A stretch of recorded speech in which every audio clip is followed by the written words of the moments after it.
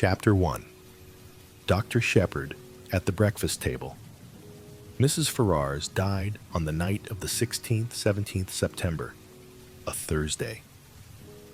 I was sent for at 8 o'clock on the morning of Friday the 17th. There was nothing to be done. She had been dead some hours. It was just a few minutes after 9 when I reached home once more. I opened the front door with my latchkey and purposely delayed a few moments in the hall, hanging up my hat and the light overcoat that I had deemed a wise precaution against the chill of an early autumn morning. To tell the truth, I was considerably upset and worried. I am not going to pretend that at that moment I foresaw the events of the next few weeks. I emphatically did not do so. But my instinct told me that there were stirring times ahead. From the dining room on my left, there came the rattle of teacups and the short, dry cough of my sister Caroline. "Is that you, James?" she called, an unnecessary question, since who else could it be to tell the truth? It was precisely my sister Caroline who was the cause of my few minutes' delay. The motto of the mongoose family, so Mr. Kipling tells us, is "Go and find out." If Caroline ever adopts a crest, I should certainly suggest a mongoose rampant. One might omit the first part of the motto. Caroline can do any amount of finding out by sitting placidly at home. I don't know how she manages it, but there it is. I suspect that the servants and the tradesmen constitute her intelligence corps. When she goes out, it is not to gather in information, but to spread it. At that, too, she is amazingly expert. It was really this last named trait of hers which was causing me these pangs of indecision. Whatever I told Caroline now concerning the demise of Mrs. Ferrars would be common knowledge all over the village within the space of an hour and a half. As a professional man, I naturally aim at discretion. Therefore, I have got into the habit of continually withholding all information possible from my sister. She usually finds out just the same, but I have the moral satisfaction of knowing that I am in no way to blame. Mrs. Ferrars' husband died just over a year ago, and Caroline has 3 constantly asserted, without the least foundation for the assertion, that his wife poisoned him. She scorns my invariable rejoinder that Mr. Ferrars died of acute gastritis, helped on by habitual overindulgence in alcoholic beverages. The symptoms of gastritis and arsenical poisoning are not, I agree, unlike, but Caroline bases her accusation on quite different lines. You've only got to look at her. I have heard her say, Mrs. Ferrars, though not in her first youth, was a very attractive woman, and her clothes, though simple, always seemed to fit her very well. But all the same, lots of women buy their clothes in Paris, and have not, on that account, necessarily poisoned their husbands. As I stood, hesitating in the hall, with all this passing through my mind, Caroline's voice came again, with a sharper note in it. "What on earth are you doing out there? James, why don't you come and get your breakfast?" "Just coming, my dear," I said hastily. "I've been hanging up my overcoat. You could have hung up half a dozen overcoats in this time." She was quite right. I could have. I walked into the dining room, gave Caroline the accustomed peck on the cheek, and sat down to eggs and bacon. The bacon was rather cold. "You've had an early call?" remarked Caroline. "Yes," I said. "King's paddock. Mrs. Ferrars." "I know," said my sister. "How did you know?" "Annie told me." Annie is the house parlor maid, a nice girl. but an inveterate talker. There was a pause. I continued to eat eggs and bacon. My sister's nose, which is long and thin, quivered a little at the tip, as it always does when she is interested or excited over anything. "Well," she demanded, "a sad business. Nothing to be done. Must have died in her sleep." "I know," said my sister again. This time, I was annoyed. "You can't know," I snapped. "I didn't know myself until I got there, and haven't mentioned it to a soul yet. If that girl Annie knows, she must be a clairvoyant. It wasn't Annie who told me. It was the milkman. He had it from the Ferrars' cook. As I say, there is no need for Caroline to go out to get information. She sits at home, and it comes to her." My sister continued, "What did she die of heart failure?" "Didn't the milkman tell you that?" I inquired sarcastically. Sarcasm is wasted on Caroline. She takes it seriously and answers accordingly. "He didn't know," she explained. After all, Caroline was bound to hear sooner or later. She might as well hear from me. She died of an overdose of Veronal. She's been taking it lately for sleeplessness. Must have taken too much. "Nonsense," said Caroline immediately. "She took it on purpose. Don't tell me." It is odd. When you have a secret belief of your own, which you do not wish to acknowledge, the voicing of it by someone else will rouse you to a fury of denial. I burst immediately into indignant speech. "There you go again," I said, rushing along without rhyme or reason. Why on earth should Mrs. Ferrars wish to commit suicide? A widow, fairly young still, very well off, good health, and nothing to do but enjoy life. It's absurd.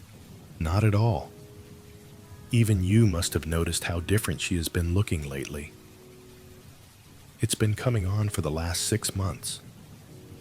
She's looked positively hag-ridden, and you have just admitted that she hasn't been able to sleep.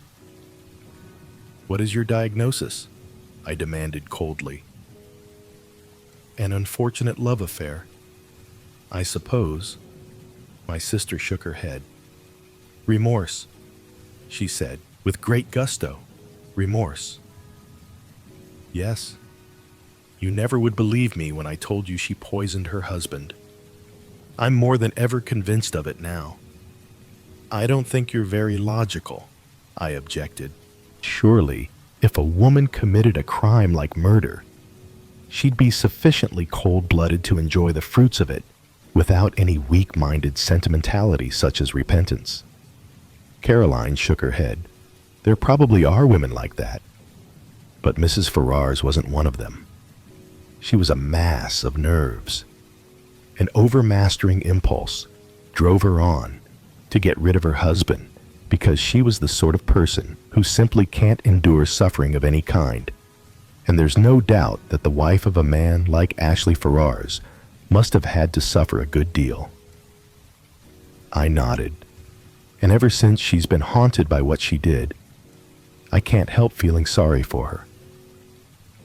I don't think Caroline ever felt sorry for Mrs. Ferrars while she was alive.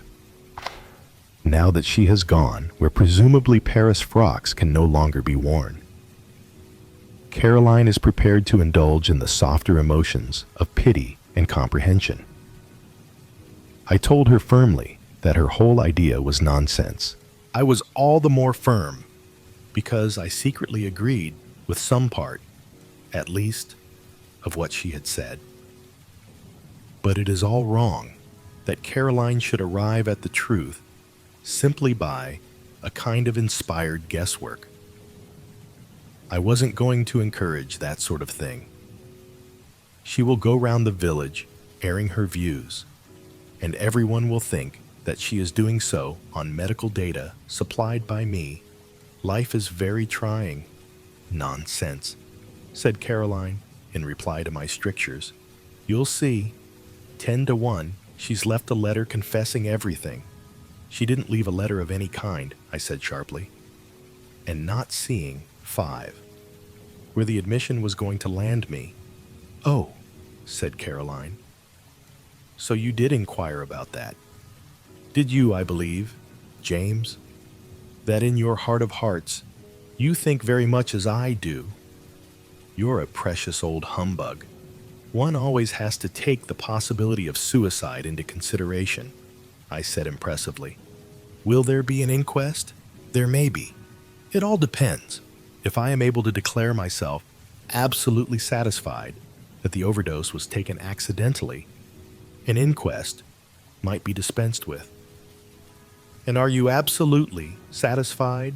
Asked my sister shrewdly. I did not answer, but got up from the table.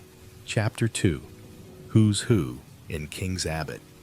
Before I proceed further with what I said to Caroline and what Caroline said to me, it might be as well to give some idea of what I should describe as our local geography. Our village, King's Abbot, is, I imagine, very much like any other village. Our big town is Cranchester, 9 miles away. We have a large railway station, a small post office, and 2 rival general stores. Able-bodied men are apt to leave the place early in life.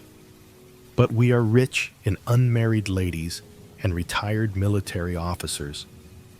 Our hobbies and recreations can be summed up in the one word, gossip. There are only 2 houses of any importance in King's Abbot. One is King's Paddock, left to Mrs. Ferrars by her late husband. The other, Fernley Park, is owned by Roger Ackroyd.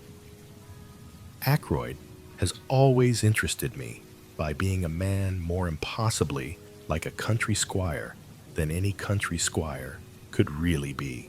He reminds one of the red-faced sportsmen who always appeared early in the first act of an old-fashioned musical comedy, the setting being the village green. They usually sang a song about going up to London. Nowadays, we have reviews, and the country squire has died out of musical fashion. Of course, Ackroyd is not really a country squire. He is an immensely successful manufacturer of, I think, wagon wheels. He is a man of nearly 50 years of age, rubicund of face and genial of manner.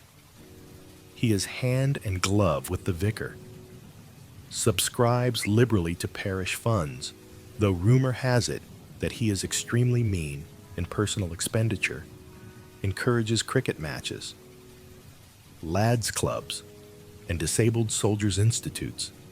He is, in fact, the life and soul of our peaceful village of King's Abbot. Now, when Roger Ackroyd was a lad of 21, he fell in love with and married a beautiful woman, some 5 or 6 years his senior. Her name was Peyton, and she was a widow with 1 child. The history of the marriage was short and painful. To put it bluntly, Mrs. Ackroyd was a dipsomaniac. She succeeded in drinking herself into her grave 4 years after her marriage. In the years that followed, Ackroyd showed no disposition to make a second matrimonial adventure. His wife's child by her first marriage was only 7 years old when his mother died. He is now 25. Ackroyd has always regarded him as his own son and has brought him up 7 accordingly. But he has been a wild lad and a continual source of worry and trouble to his stepfather. Nevertheless, we are all very fond of Ralph Peyton in King's Abbot. He is such a good-looking youngster, for one thing. As I said before, we are ready enough to gossip in our village. Everybody noticed from the first that Ackroyd and Mrs. Ferrars got on very well together. After her husband's death, the intimacy became more marked. They were always seen about together, and it was freely conjectured that at the end of her period of mourning, Mrs. Ferrars would become Mrs. Roger Ackroyd. It was felt, indeed, that there was a certain fitness in the thing. Roger Ackroyd's wife had admittedly died of drink. Ashley Ferrars had been a drunkard for many years before his death. It was only fitting that these two victims of alcoholic excess should make up to each other for all that they had previously endured at the hands of their former spouses. The Ferrars only came to live here just over a year ago, but a halo of gossip has surrounded Ackroyd for many years past. All the time that Ralph Peyton was growing up to manhood, a series of lady housekeepers presided over Ackroyd's establishment, and each in turn was regarded with lively suspicion by Caroline and her cronies. It is not too much to say that for at least 15 years, the whole village has confidently expected Ackroyd to marry one of his housekeepers, the last of them. A redoubtable lady called Miss Russell has reigned undisputed for 5 years, twice as long as any of her predecessors. It is felt that but for the advent of Mrs. Ferrars, Ackroyd could hardly have escaped. That, and one other factor, the unexpected arrival of a widowed sister-in-law with her daughter from Canada. Mrs. Cecil Ackroyd, widow of Ackroyd's ne'er-do-well younger brother, has taken up her residence at Fernley Park and has succeeded, according to Caroline, in putting Miss Russell in her proper place. I don't know exactly what a proper place constitutes. It sounds chilly and unpleasant, but I know that Miss Russell goes about with pinched lips and what I can only describe as an acid smile, and that she professes the utmost sympathy for poor Mrs. Ackroyd, dependent on the charity of her husband's brother. The bread of charity is so bitter. Is it not I should be quite miserable if I did not work for my living? I don't know what Mrs. Cecil Ackroyd thought of the Ferrars affair when it came on the tapes. It was clearly to her advantage that Ackroyd should remain unmarried.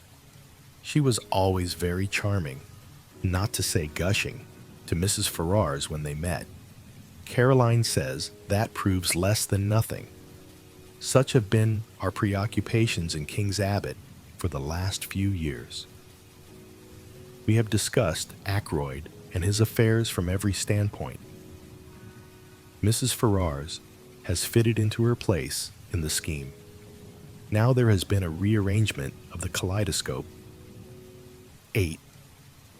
From a mild discussion of probable wedding presents, we had been jerked into the midst of tragedy. Revolving these and sundry other matters in my mind, I went mechanically on my round. I had no cases of special interest to attend, which was, perhaps, as well, for my thoughts returned again and again to the mystery of Mrs. Ferrars's death. Had she taken her own life? Surely, if she had done so, she would have left some word behind to say what she contemplated doing. Women, in my experience, if they once reach the determination to commit suicide, usually wish to reveal the state of mind that led to the fatal action. They covet the limelight.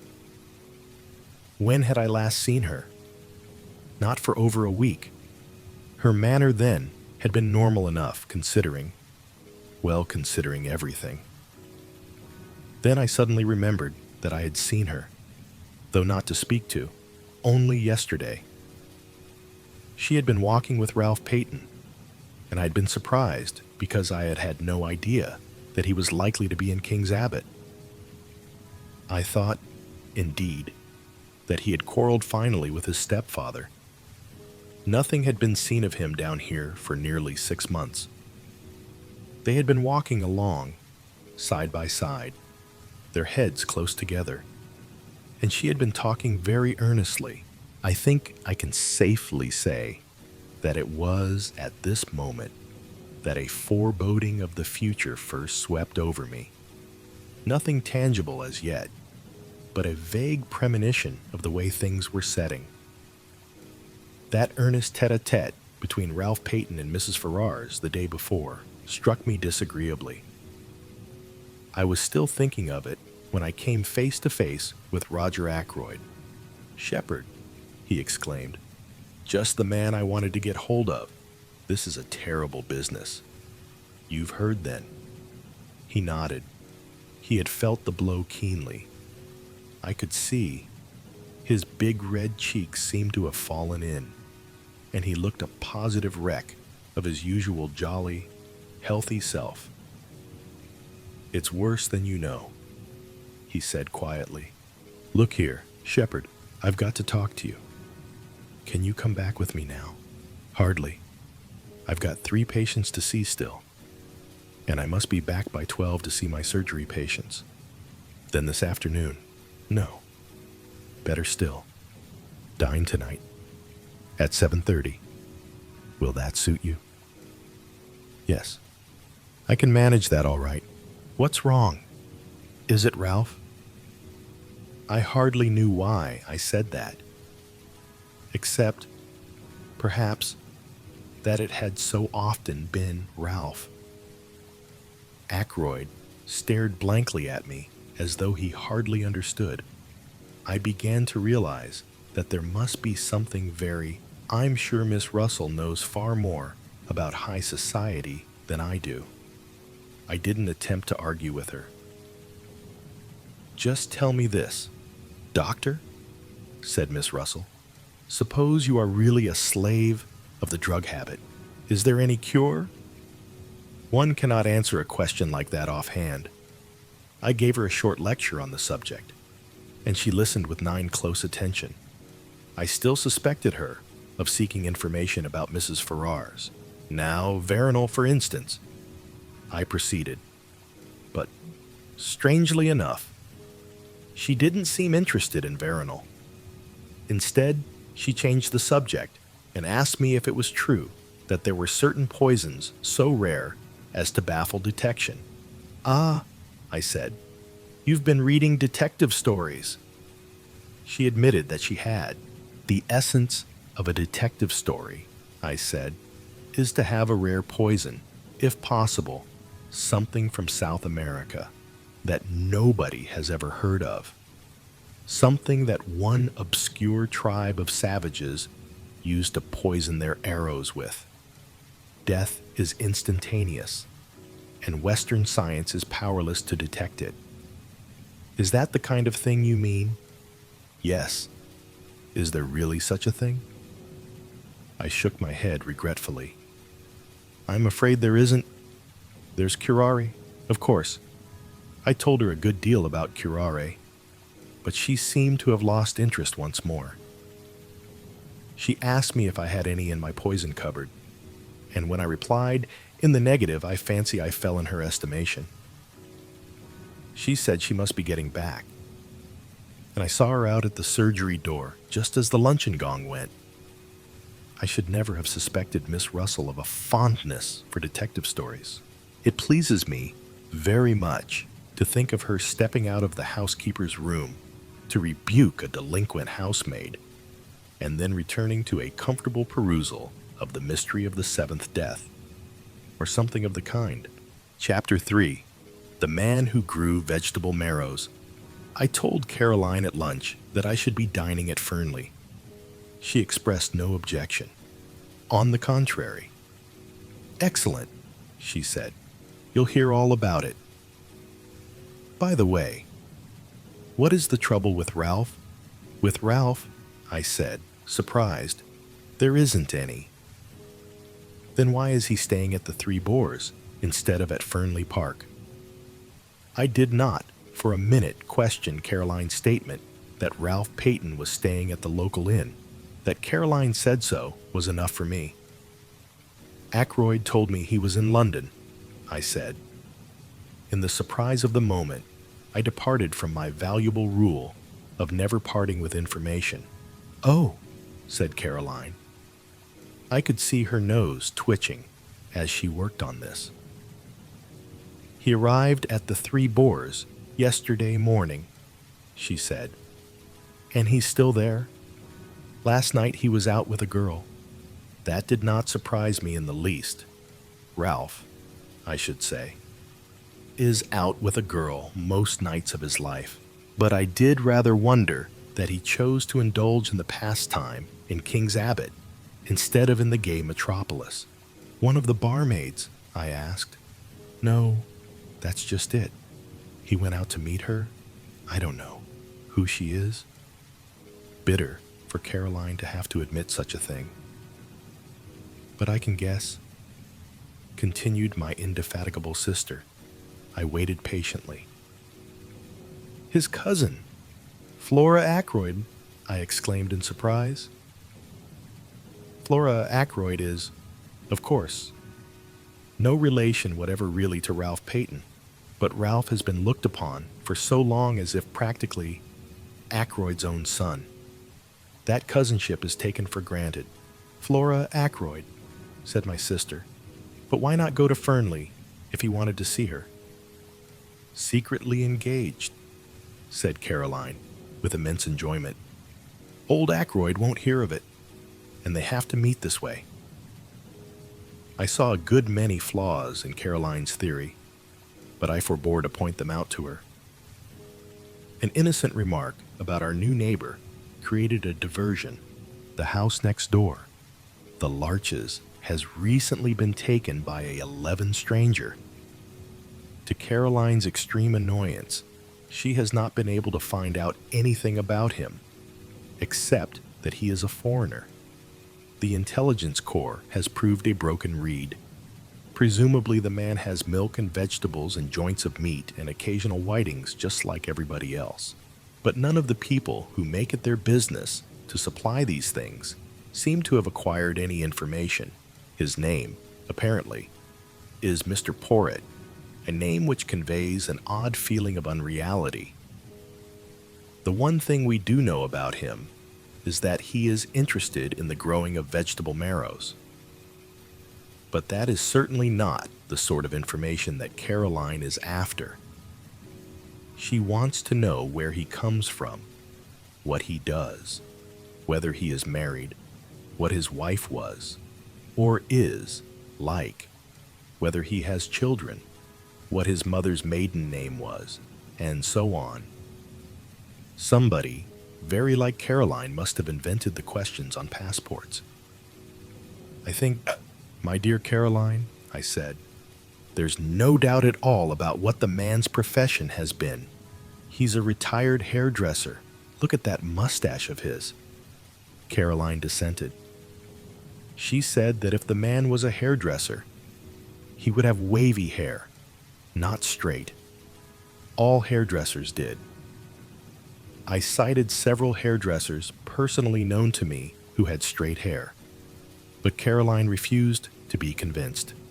"I can't make him out at all," she said in an aggrieved voice. "I borrowed some garden tools the other day, and he was most polite, but I couldn't get anything out of him.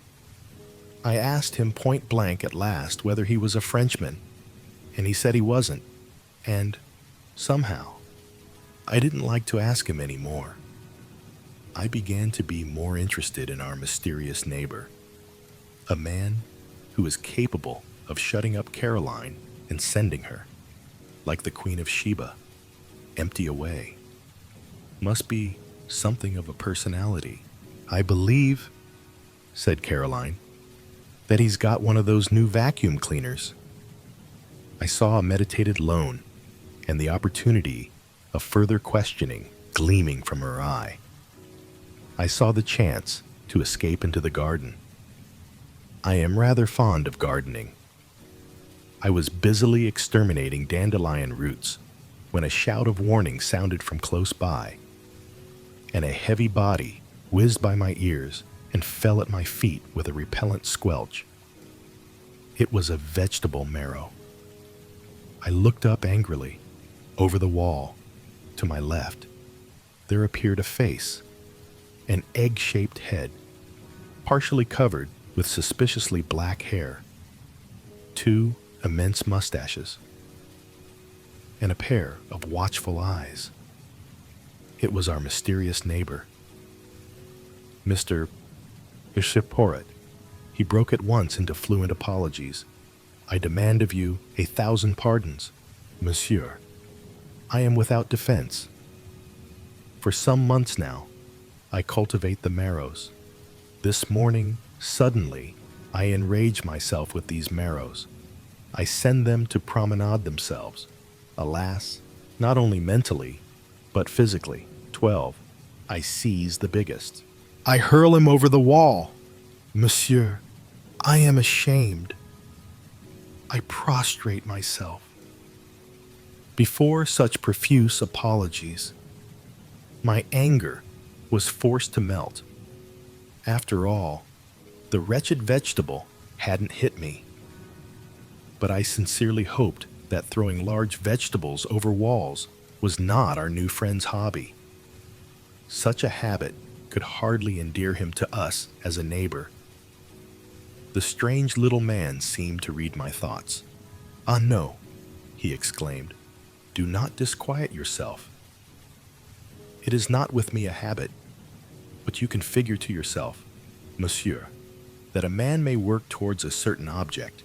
He may labor and toil to attain a certain kind of leisure and occupation, and then find that, after all, he yearns for the old busy days and the old occupations that he thought himself so glad to leave.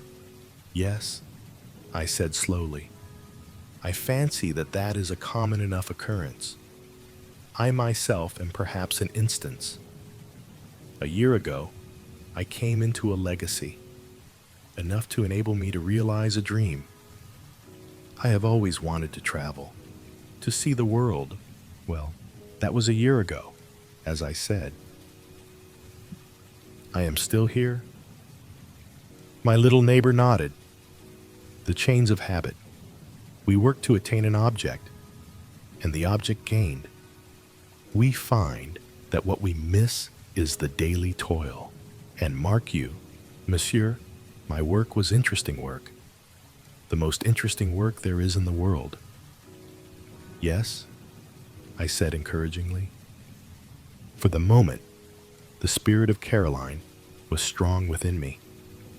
"The study of human nature, monsieur. Just so," I said kindly. Clearly a retired hairdresser. Who knows the secrets of human nature better than a hairdresser? Also, I had a friend who for many years never left my side. Occasionally of an imbecility to make one afraid. Nevertheless, he was very dear to me. Figure to yourself that I miss even his stupidity, his naivete, his honest outlook, the pleasure of delighting and surprising him by my superior gifts. All these I miss more than I can tell you." "He died?" I asked sympathetically. "Not so. He lives and flourishes, but on the other side of the world. He is now in the Argentine." "In the Argentine," I said enviously. "I have always wanted to go to South America." I sighed, and then looked up to find Mr. Poirot eyeing me sympathetically. He seemed an understanding little man. "Will you go there?" "Yes," he asked. I shook my head with a sigh. "I could have gone," I said, "a year ago, but I was foolish, and worse than foolish, greedy. I risked the substance for the shadow." "I comprehend," said Mr. Poirot. "You speculated." I nodded mournfully, but in spite of myself, I felt secretly entertained. This ridiculous little man was so portentously solemn. "Not the porcupine oil fields?" he asked suddenly. I stared. I thought of them, as a matter of fact, but in the end I plumped for a gold mine in Western Australia. My neighbor was regarding me with a strange expression, which I could not fathom. "It is fate," he said at last. "What is fate?" I asked irritably. "That I should live next to a man who seriously considers porcupine oil fields, and also West Australian gold mines. Tell me, have you also a penchant for auburn hair?" I stared at him open-mouthed, and he burst out laughing. "No, no. It is not the insanity that I suffer from. Make your mind easy. It was a foolish question that I put to you there, for, you see, my friend of whom I spoke was a young man, a man who thought all women good, and most of them beautiful. But you are a man of middle age, a doctor, a man who knows the folly and the vanity of most things in this life of ours. Well, well, we are neighbors. I beg of you to accept and present to your excellent sister my best marrow." He stooped, and with a flourish produced an immense specimen of the tribe, which I duly accepted in the spirit in which it was offered. "Indeed," said the little man cheerfully, "this has not been a wasted morning. I have made the acquaintance of a man who in some ways resembles my far-off friend. By the way, I should like to ask you a question. You doubtless know everyone in this tiny village. Who is the young man with the very dark hair and eyes and the handsome face? He walks with his head flung back and an easy smile on his lips." The description left me in no doubt. "That must be Captain Ralph Peyton," I said slowly. "I have not seen him about here before. No, he has not been here for some time. But he is the son, adopted son, rather, of Mr. Ackroyd of Fernley Park." My neighbor made a slight gesture of impatience. Of course, I should have guessed. Mr. Ackroyd spoke of him many times. "You know Mr. Ackroyd," I said, slightly surprised. "Mr. Ackroyd knew me in London when I was at work there.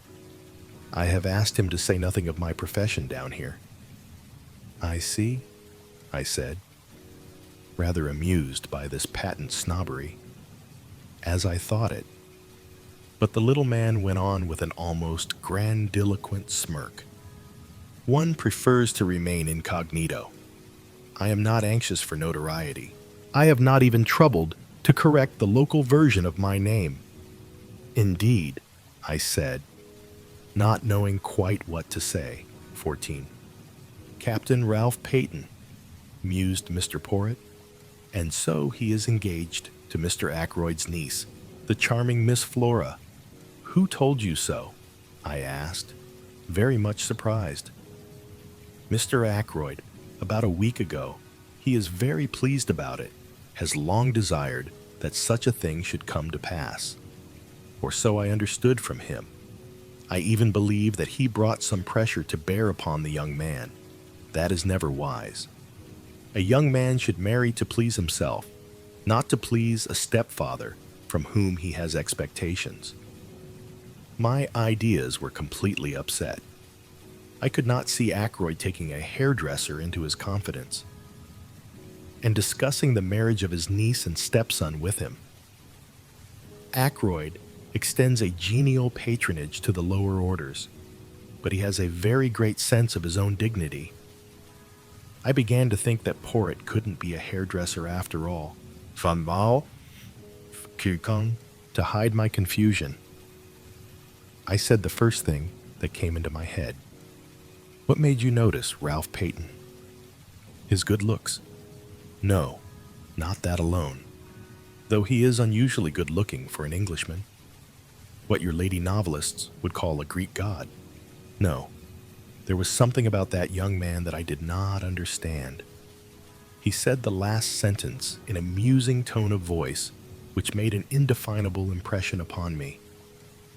It was as though he was summing up the boy by the light of some inner knowledge that I did not share. It was that impression that was left with me, for at that moment my sister's voice called me from the house. I went in. Caroline had her hat on and had evidently just come in from the village. She began without preamble. "I met Mr. Ackroyd." "Yes," I said. "I stopped him, of course, but he seemed in a great hurry and anxious to get away." I have no doubt but that was the case. He would feel towards Caroline much as he had felt towards Miss Gannett earlier in the day. Perhaps more so. Caroline is less easy to shake off. I asked him at once about Ralph. He was absolutely astonished. Had no idea the boy was down here. He actually said he thought I must have made a mistake. A mistake. Ridiculous, I said. He ought to have known you better. Then he went on to tell me that Ralph and Flora are engaged. I knew that, too, I interrupted, with modest pride. Who told you? Our new neighbor. Caroline visibly wavered for a second or two, much as if a roulette ball might coyly hover between two numbers. Then she declined the tempting red herring. "I told Mr. Ackroyd that Ralph was staying at the Three Boars. Caroline," I said, "do you never reflect that you might do a lot of harm with this habit of yours of repeating everything indiscriminately?" "Nonsense," said 15, my sister. "People ought to know things. I consider it my duty to tell them. Mr. Ackroyd was very grateful to me." "Well," I said, for there was clearly more to come, "I think he went straight off to the Three Boars. But if so, he didn't find Ralph there." No. Because as I was coming back through the wood, I interrupted. Caroline had the grace to blush. "It was such a lovely day," she exclaimed. "I thought I would make a little round. The woods with their autumnal tints are so perfect at this time of year." Caroline does not care a hang for woods at any time of year. Normally, she regards them as places where you get your feet damp and where all kinds of unpleasant things may drop on your head. No, it was good sound mongoose instinct which took her to our local wood. It is the only place adjacent to the village of King Abbot where you can talk with a young woman unseen by the whole of the village. It adjoins the Park of Fernley. "Well," I said, "go on." As I say, I was just coming back through the wood when I heard voices. Caroline paused. "Yes. One was Ralph Peyton's. I knew it at once. The other was a girl's. Of course I didn't mean to listen."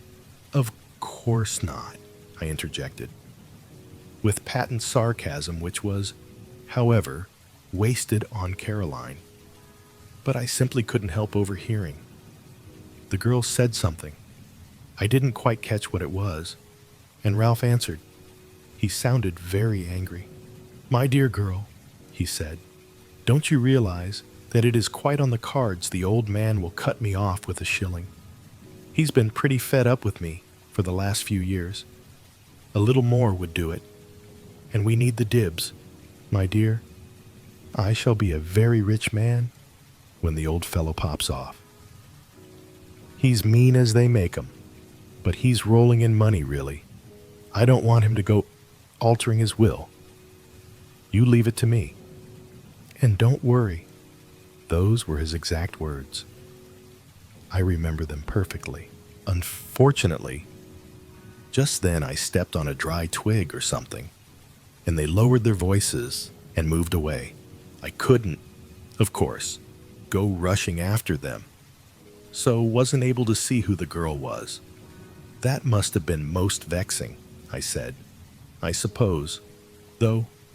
You hurried on to the Three Boars, felt faint, and went into the bar for a glass of brandy, and so were able to see if both the barmaids were on duty. "It wasn't a barmaid," said Caroline unhesitatingly.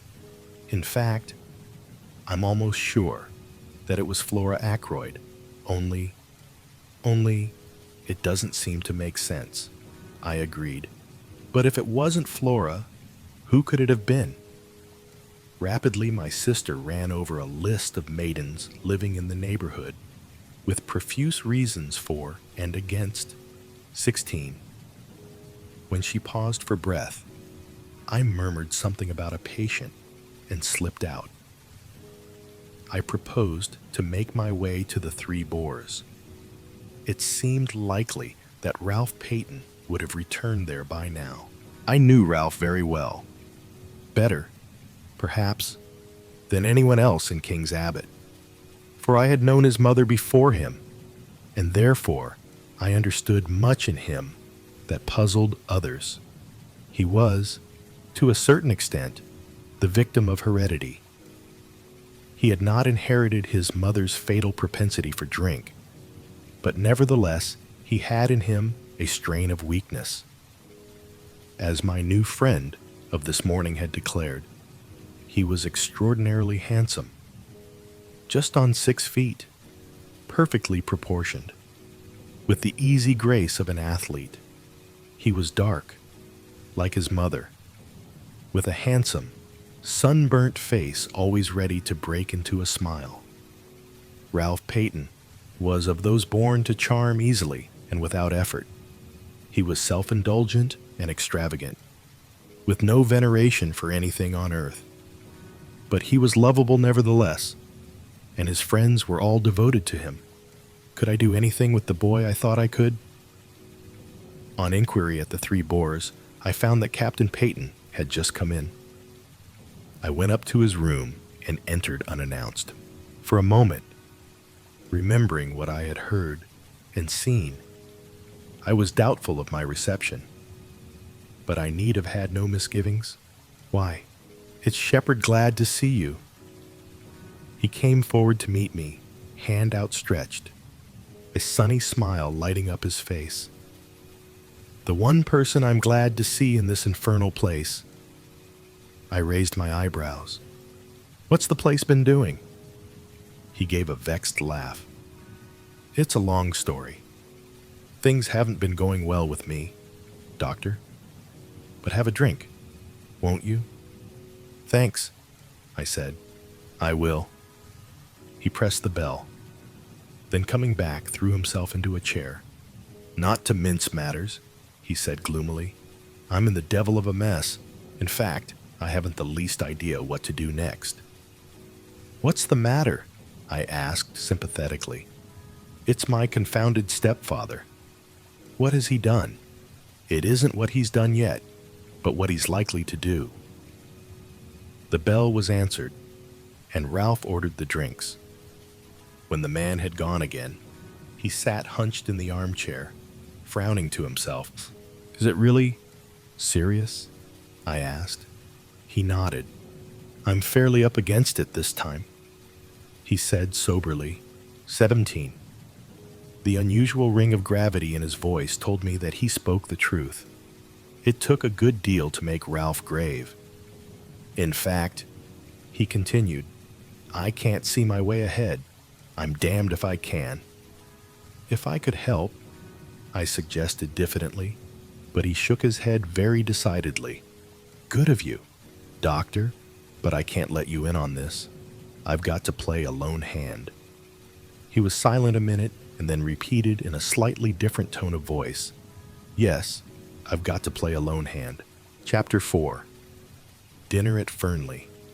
It was just a few minutes before 7:30 when I rang the front doorbell of Fernley Park. The door was opened with admirable promptitude by Parker. The butler. The night was such a fine one that I had preferred to come on foot. I stepped into the big square hall, and Parker relieved me of my overcoat. Just then, Ackroyd's secretary, a pleasant young fellow by the name of Raymond, passed through the hall on his way to Ackroyd's study, his hands full of papers. Good evening, Doctor. Coming to dine? Or is this a professional call? The last was in allusion to my black bag, which I had laid down on the oak chest. I explained that I expected a summons to into a confinement case at any moment, and so had come out prepared for an emergency call. Raymond nodded and went on his way. Calling over his shoulder, "Go into the drawing room. You know the way. The ladies will be down in a minute. I must just take these papers to Mr. Ackroyd, and I'll tell him you're here." On Raymond's appearance, Parker had withdrawn, so I was alone in the hall. I settled my tie, glanced in a large mirror which hung there, and crossed to the door directly facing me, which was, as I knew, the door of the drawing room. I noticed, just as I was turning the handle, a sound from within, the shutting down of a window. I took it to be, I noticed it, I may say, quite mechanically, without attaching any importance to it at the time. I opened the door and walked in. As I did so, I almost collided with Miss Russell, who was just coming out. We both apologized. For the first time, I found myself appraising the housekeeper and thinking what a handsome woman she must once have been, indeed, as far as that goes, still was. Her dark hair was unstreaked with gray, and when she had a color, as she had at this minute, the stern quality of her looks was not so apparent.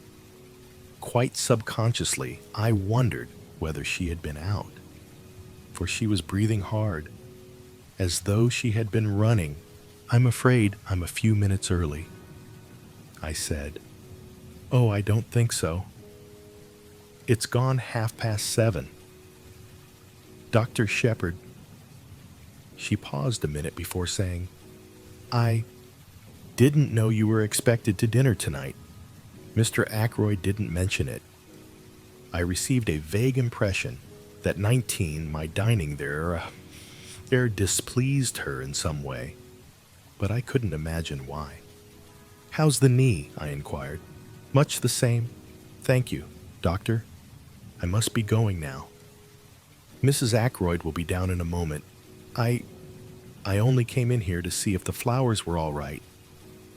She passed quickly out of the room. I strolled to the window, wondering at her evident desire to justify her presence in the room. As I did so, I saw what, of course, I might have known all the time had I troubled to give my mind to it, namely, that the windows were long French ones opening on the terrace. The sound I had heard, therefore, could not have been that of a window being shut down, quite idly, and more to distract my mind from painful thoughts than for any other reason. I amused myself by trying to guess what could have caused the sound in question. Coals on the fire. No, that was not the kind of noise at all. A drawer of a bureau pushed in, no, not that. Then my eye was caught by what, I believe, is called a silver table, the lid of which lifts, and through the glass of which you can see the contents. I crossed over to it, studying the contents. There were 1 or 2 pieces of old silver, a baby shoe belonging to King Charles I, some Chinese jade figures, and quite a number of African implements and curios. Wanting to examine one of the jade figures more closely, I lifted the lid. It slipped through my fingers and fell. At once, I recognized the sound I had heard. It was this same table lid being shut down gently and carefully. I repeated the action once or twice for my own satisfaction. Then I lifted the lid to scrutinize the contents more closely. I was still bending over the open silver table when Flora Ackroyd came into the room. Quite a lot of people do not like Flora Ackroyd, but nobody can help admiring her. and to her friends, she can be very charming. The first thing that strikes you about her is her extraordinary fairness. She has the real Scandinavian pale gold hair. Her eyes are blue, blue as the waters of a Norwegian fjord, and her skin is cream and roses. She has square, boyish shoulders and slight hips, and to a jaded medical man, it is very refreshing to come across such perfect health. A simple, straightforward English girl. I may be old-fashioned, but I think the genuine article takes a lot of beating. Flora joined me by the silver table and expressed heretical doubts as to King Charles I ever having worn the baby shoe. And anyway, continued Miss Flora, all this making a fuss about things because someone wore or used them seems to me all nonsense. They're not 20 wearing or using them now. That pen that George Eliot wrote The Mill on the Floss with, that sort of thing. Well, it's only just a pen after all. If you're really keen on George Eliot, why not get The Mill on the Floss in a cheap edition and read it? I suppose you never read such old out-of-date stuff. Miss Flora, you're wrong. Dr. Shepherd, I love The Mill on the Floss. I was rather pleased to hear it. The things young women read nowadays and profess to enjoy positively frighten me. You haven't congratulated me yet, Dr. Shepherd, said Flora. Haven't you heard? She held out her left hand. On the third finger of it was an exquisitely set single pearl. I'm going to marry Ralph. You know, she went on, Uncle is very pleased. It keeps me in the family. You see, I took both her hands in mine. My dear, I said, I hope you'll be very happy. We've been engaged for about a month, continued Flora in her cool voice, but it was only announced yesterday. Uncle is going to do up Crossstones and give it to us to live in, and we're going to pretend to farm. Really, we shall hunt all the winter, town for the season, and then go yachting. I love the sea. And, of course, I shall take a great interest in the parish affairs and attend all the mothers' meetings. Just then, Mrs. Ackroyd rustled in, full of apologies for being late. I am sorry to say I detest Mrs. Ackroyd. She is all chains and teeth and bones, a most unpleasant woman. She has small, pale, flinty blue eyes, and however gushing her words may be, those eyes others always remain coldly speculative. I went across to her, leaving Flora by the window. She gave me a handful of assorted knuckles and rings to squeeze, and began talking volubly. Had I heard about Flora's engagement, so suitable in every way? The dear young things had fallen in love at first sight. Such a perfect pair. He's so dark, and she's so fair. I can't tell you, my dear Dr. Shepherd, the relief to a mother's heart. Mrs. Ackroyd sighed, a tribute to her mother's heart, whilst her eyes remained shrewdly observant of me. I was wondering, you are such an old friend of dear Roger's. We know how much he trusts to your judgment. So difficult for me, in my position as poor Cecil's widow. But there are so many tiresome things. Settlements. You know, all that. I fully believe that Roger intends to make settlements upon dear Flora. But, as you know, he is just a leetle peculiar about money. Very usual. I've heard 21 amongst men who are captains of industry. I wondered, you know, if you could just sound him on the subject. Flora is so fond of you. We feel you are quite an old friend. although we have only really known you just over 2 years." Mrs. Ackroyd's eloquence was cut short as the drawing room door opened once more. I was pleased at the interruption. I hate interfering in other people's affairs, and I had not the least intention of tackling Ackroyd on the subject of Flora's settlements. In another moment, I should have been forced to tell Mrs. Ackroyd as much. "You know Major Blunt, don't you, Doctor?" "Yes, indeed," I said. "A lot of people know Hector Blunt, at least by repute. He has shot more wild animals in unlikely places than any man living. I suppose, when you mention him, people say Blunt. You don't mean the big game man, do you?"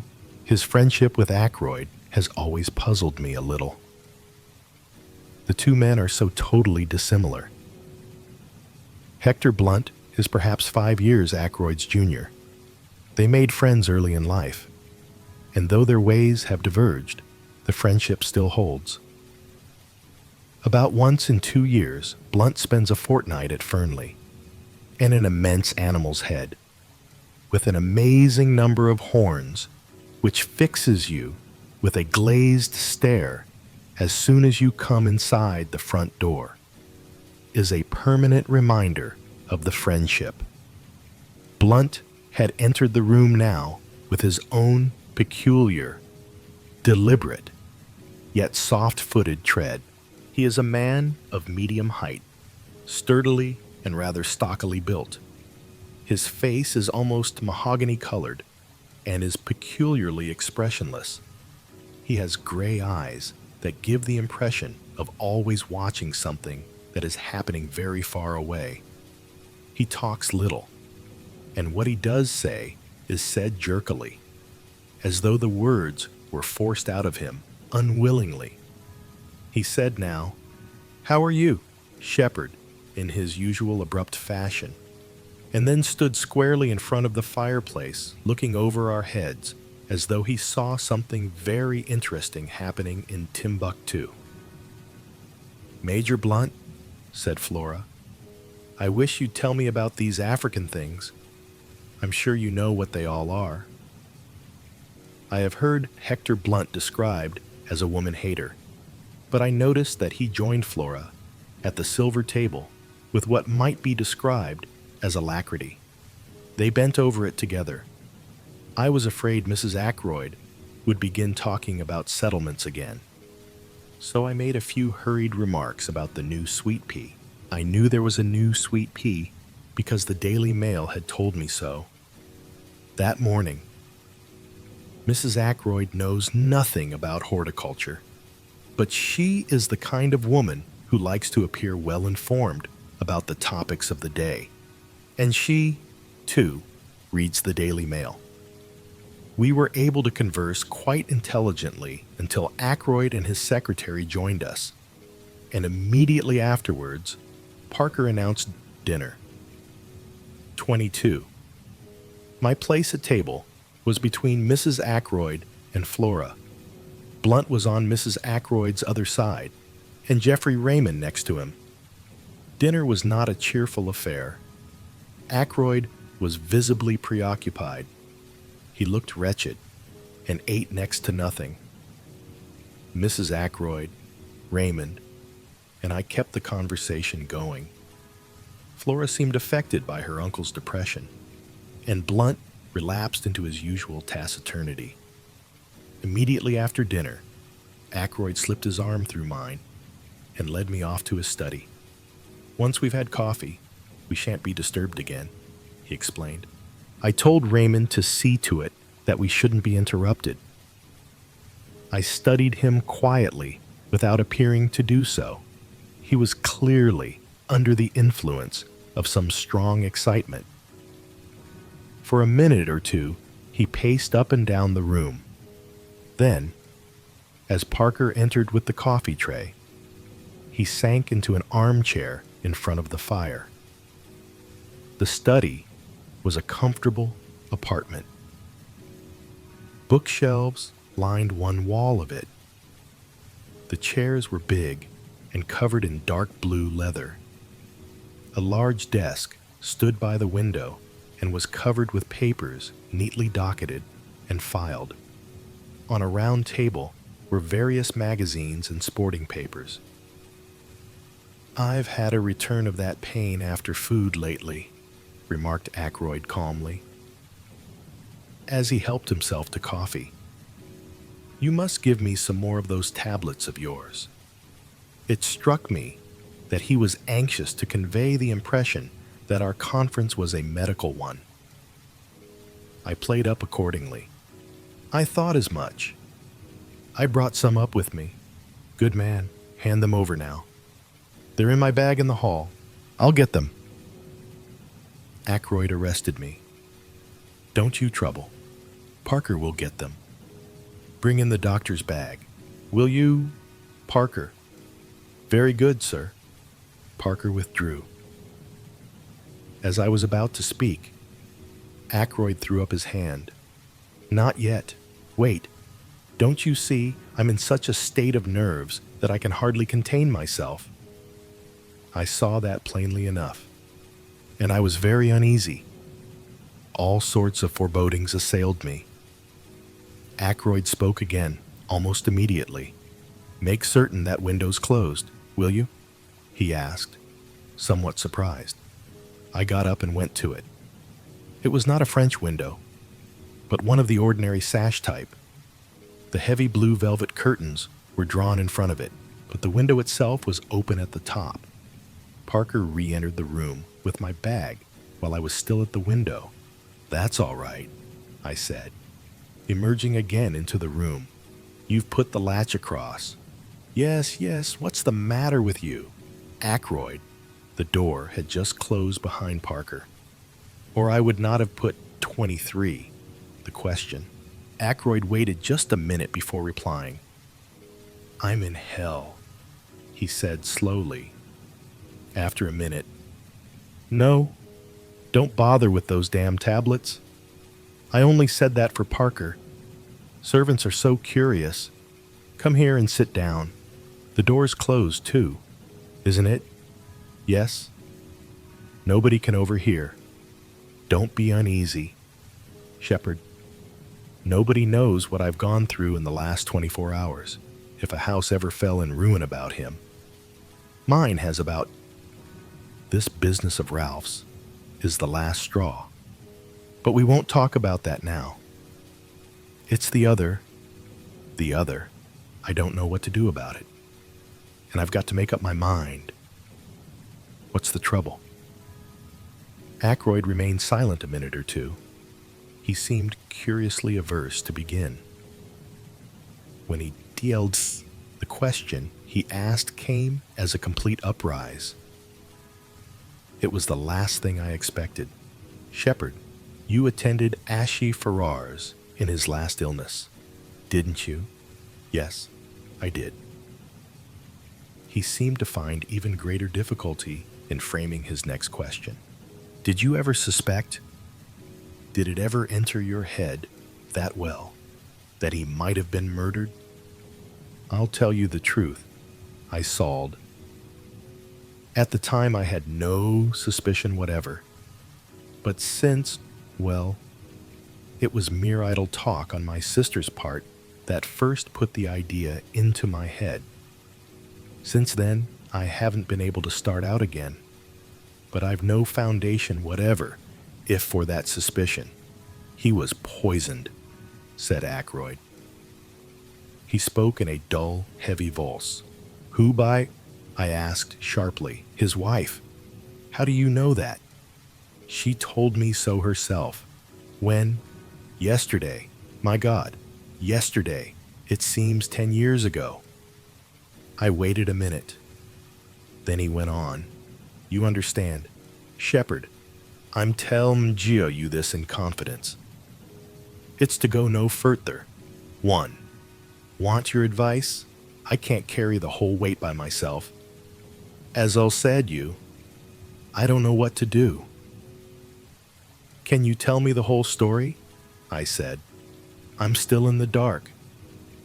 How did Mrs. Farrar's come to make this confession to you? It's like this.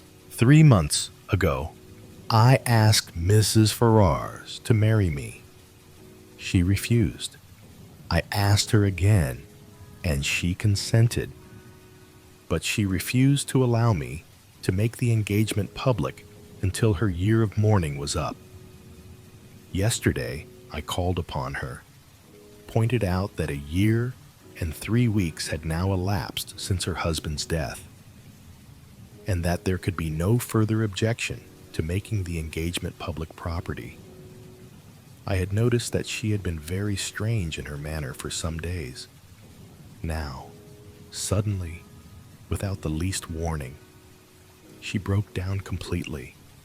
She told me everything. Her hatred of her brute of a husband, her growing love for me, and the dreadful means she had taken. Poison, my God. It was murder in cold blood. I saw the repulsion, the horror, in Ackroyd's face, so Mrs. Ferrars must have seen it. Ackroyd is not the type of the great lover who can forgive all for love's sake. He is 24, fundamentally a good citizen. All that was sound and wholesome and law-abiding in him must have turned from her utterly in that moment of revelation. Yeah, he went on in a low, monotonous voice. She confessed everything. It seems that there is one person who has known all along, who has been blackmailing her for huge sums. It was the strain of that drove her nearly mad. Who was the man? Suddenly before my eyes, there arose the picture of Ralph Peyton and Mrs. Ferrars side by side, their heads so close together. I felt a momentary throb of anxiety. Supposing, oh, but surely that was impossible. I remembered the frankness of Ralph's greeting that very afternoon. Absurd. She wouldn't tell me his name, said Ackroyd slowly.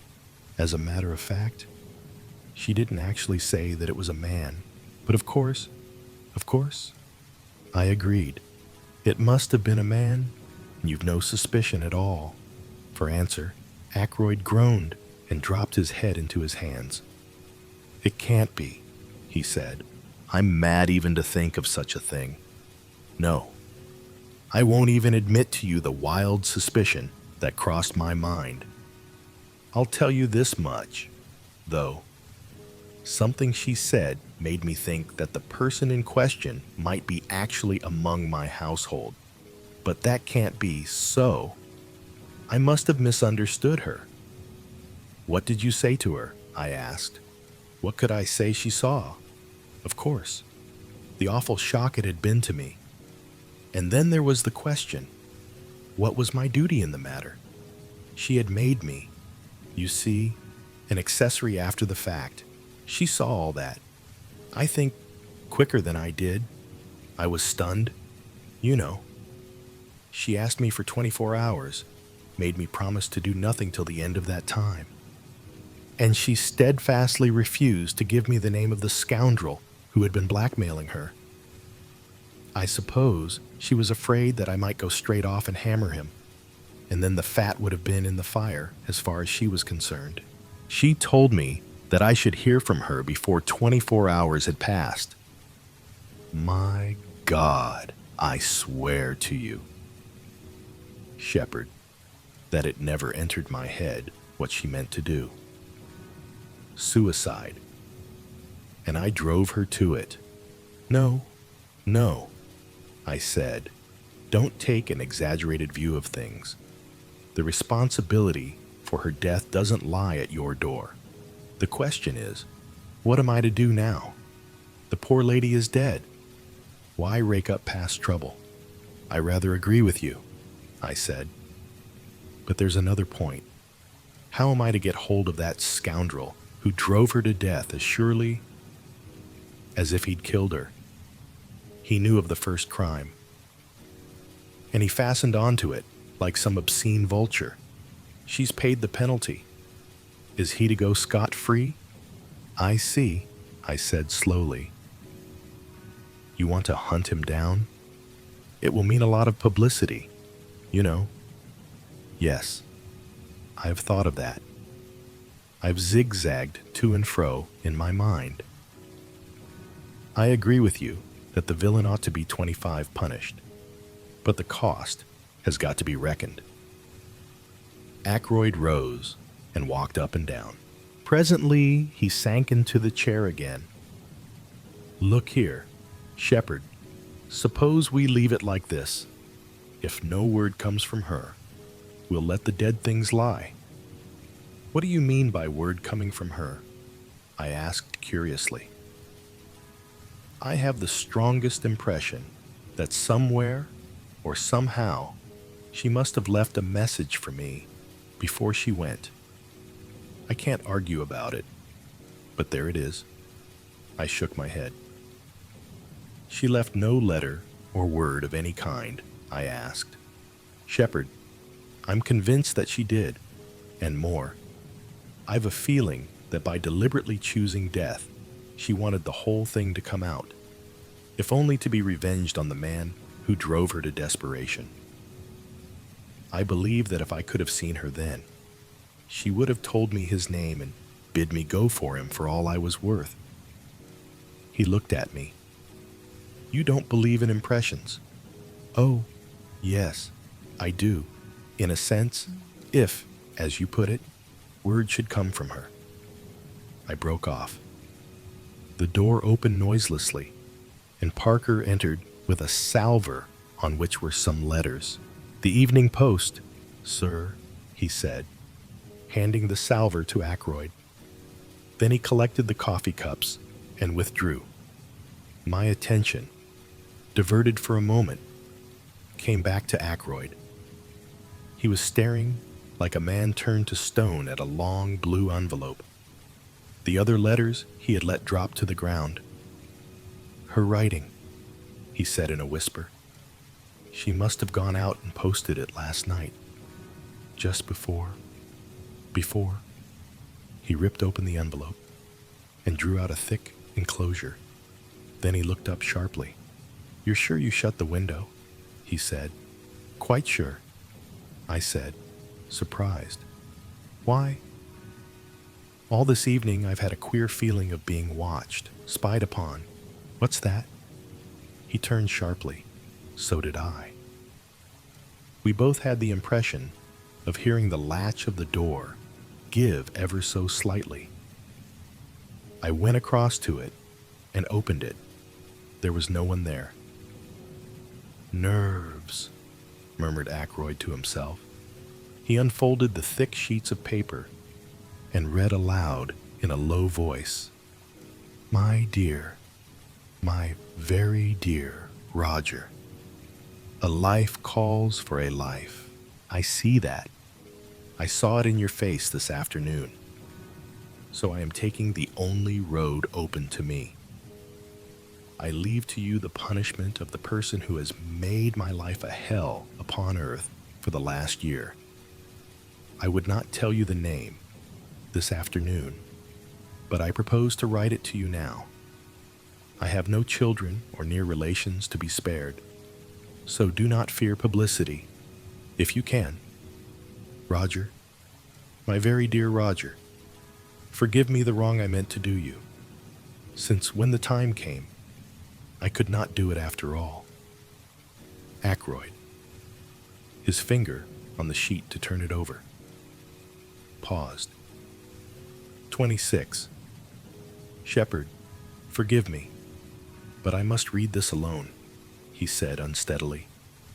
It was meant for my eyes, and my eyes only. He put the letter in the envelope and laid it on the table. Later, when I'm alone. No, I cried impulsively. Read it now. Ackroyd stared at me in some surprise. I beg your pardon, I said, reddening. I do not mean read it aloud to me, but read it through whilst I am still here. Ackroyd shook his head. No, I'd rather wait. But for some reason, obscure to myself, I continued to urge him. At least, read the name of the man. I said. Now Ackroyd is essentially pig-headed. The more you urge him to do a thing, the more determined he is not to do it. All my arguments were in vain. The letter had been brought in at 20 minutes to 9. It was just on 10 minutes to 9 when I left him. The letter still unread. I hesitated with my hand on the door handle, looking back and wondering if there was anything I had left undone. I could think of nothing. With a shake of the head, I passed out and closed the door behind me. I was startled by seeing the figure of Parker close at hand. He looked embarrassed, and it occurred to me that he might have been listening at the door. What a fat, smug, oily face the man had, and surely there was something decidedly shifty in his eye. Mr. Ackroyd particularly does not want to be disturbed, I said coldly. He told me to tell you so. Quite so, sir. I fancied I heard the bell ring. This was such a palpable untruth that I did not trouble to reply, preceding me to the hall. Parker helped me on with my overcoat, and I stepped out into the night. The moon was overcast, and everything seemed very dark and still. The village church clock chimed 9 o'clock as I passed through the lodge gates. I turned to the left towards the village, and almost cannoned into a man coming in the opposite direction. "This the way to Fernley Park, mister?" asked the stranger in a hoarse voice. I looked at him. He was wearing a hat pulled down over his eyes, and his coat collar turned up. I could see little or nothing of his face, but he seemed a young fellow. The voice was rough and uneducated. "These are the lodge gates here," I said. "Thank you, mister." He paused, and then added, quite unnecessarily, "I'm a stranger in these parts. You see," he went on, passing through the gates as I turned to look after him. The odd thing was that his voice reminded me of someone's voice that I knew. But whose it was, I could not think. 27. 10 minutes later, I was at home once more. Caroline was full of curiosity to know why I had returned so early. I had to make up a slightly fictitious account of the evening in order to satisfy her, and I had an uneasy feeling that she saw through the transparent device. At 10 o'clock, I rose, yawned, and suggested bed. Caroline acquiesced. It was Friday night, and on Friday night I wind the clocks. I did it as usual, whilst Caroline satisfied herself that the servants had locked up the kitchen properly. It was 10:15 as we went up the stairs. I had just reached the top when the telephone rang in the hall below. "Mrs. Bates?" said Caroline immediately. "I'm afraid so," I said ruefully. I ran down the stairs and took up the receiver. "What?" I said. "When?" "Certainly.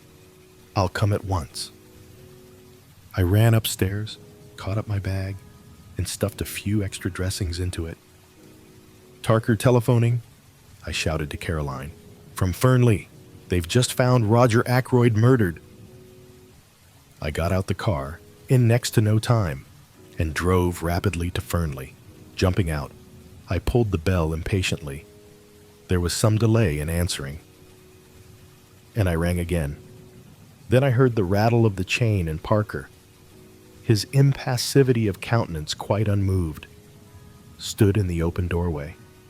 I pushed past him into the hall. "Where is he?" I demanded sharply. "I beg your pardon, sir. Your master, Mr. Ackroyd. Don't stand there staring at me. Man, have you notified the police?" "The police? Sir, did you say the police?" Parker stared at me as though I were a ghost. "What's the matter with you? Parker, if, as you say, your master has been murdered, A gasp broke from Parker. "The master murdered impossible, sir." It was my turn to stare. "Didn't you telephone to me? Not 5 minutes ago. And tell me that Mr. Ackroyd had been found murdered?" Sir. "Oh, no indeed, sir. I wouldn't dream of doing such a thing. Do you mean to say it's all a hoax? That there's nothing the matter with Mr. Ackroyd?" "Excuse me, sir? Did the person telephoning use my name? I'll give you the exact words I heard." "Is that Dr. Shepard Parker, the butler at Fernley?" "Speaking. Will you please come at once, sir? Mr. Ackroyd has been murdered." Parker and I stared at each other blankly. "A very wicked joke to play, sir," he said at last, in a shocked tone. "Fancy saying a thing like that." "Where is Mr. Ackroyd?" I asked suddenly. "Still in the study, I fancy. Sir, the ladies have gone to bed, and Major Blunt and Mr. Raymond are in the billiard room. I think I'll just look in and 28 see him for a minute," I said. I know he didn't want to be disturbed again, but this odd practical joke has made me uneasy. I'd just like to satisfy myself that he's all right. "Quite so, sir. It makes me feel quite uneasy myself. If you don't object to my accompanying you as far as the door, sir." "Not at all," I said. "Come along." I passed through the door on the right, Parker on my heels, traversed the little lobby where a small flight of stairs led upstairs to Ackroyd's bedroom, and tapped on the study door. There was no answer. I turned the handle, but the door was locked. "Allow me, sir," said Parker, very nimbly, for a man of his build. He dropped on one knee and applied his eye to the keyhole. "Key is in the lock all right, sir," he said, rising. "On the inside." Mr. Ackroyd must have locked himself in and possibly just dropped off to sleep. I bent down and verified Parker's statement. "It seems all right," I said. "But, all the same, Parker, I'm going to wake your master up. I shouldn't be satisfied to go home without hearing from his own lips that he's quite all right." So saying, I rattled the handle and called out, "Ackroyd, Ackroyd, just a minute." But still there was no answer. I glanced over my shoulder. "I don't want to alarm the household," I said hesitatingly.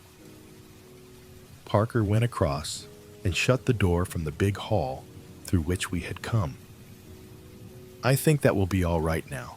Sir, the billiard room is at the other side of the house, and so are the kitchen quarters and the ladies' bedrooms." I nodded comprehendingly.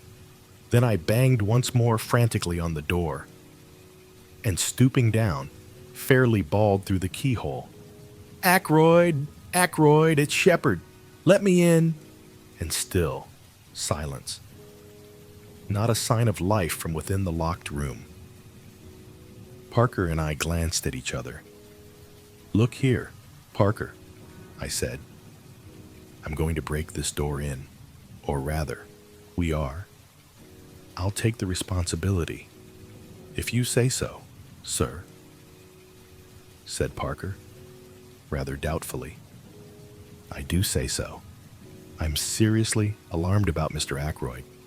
I looked round the small lobby and picked up a heavy oak chair. Parker and I held it between us and advanced to the assault. Once, twice, and 3 times we hurled it against the lock. At the 3rd blow it gave, and we staggered into the room. Ackroyd was sitting as I had left him in the armchair before the fire. His head had fallen sideways, and clearly visible, just below the collar of his coat, was a shining piece of twisted metalwork. Parker and I advanced, till we stood over the recumbent figure. I heard 29. Chapter 5. The Tunisian Dagger. At the inspector. Just coming from the door which led into the kitchen quarters. How's the young lady? Doctor? Coming round nicely. Her mother's with her. That's good. I've been questioning the servants.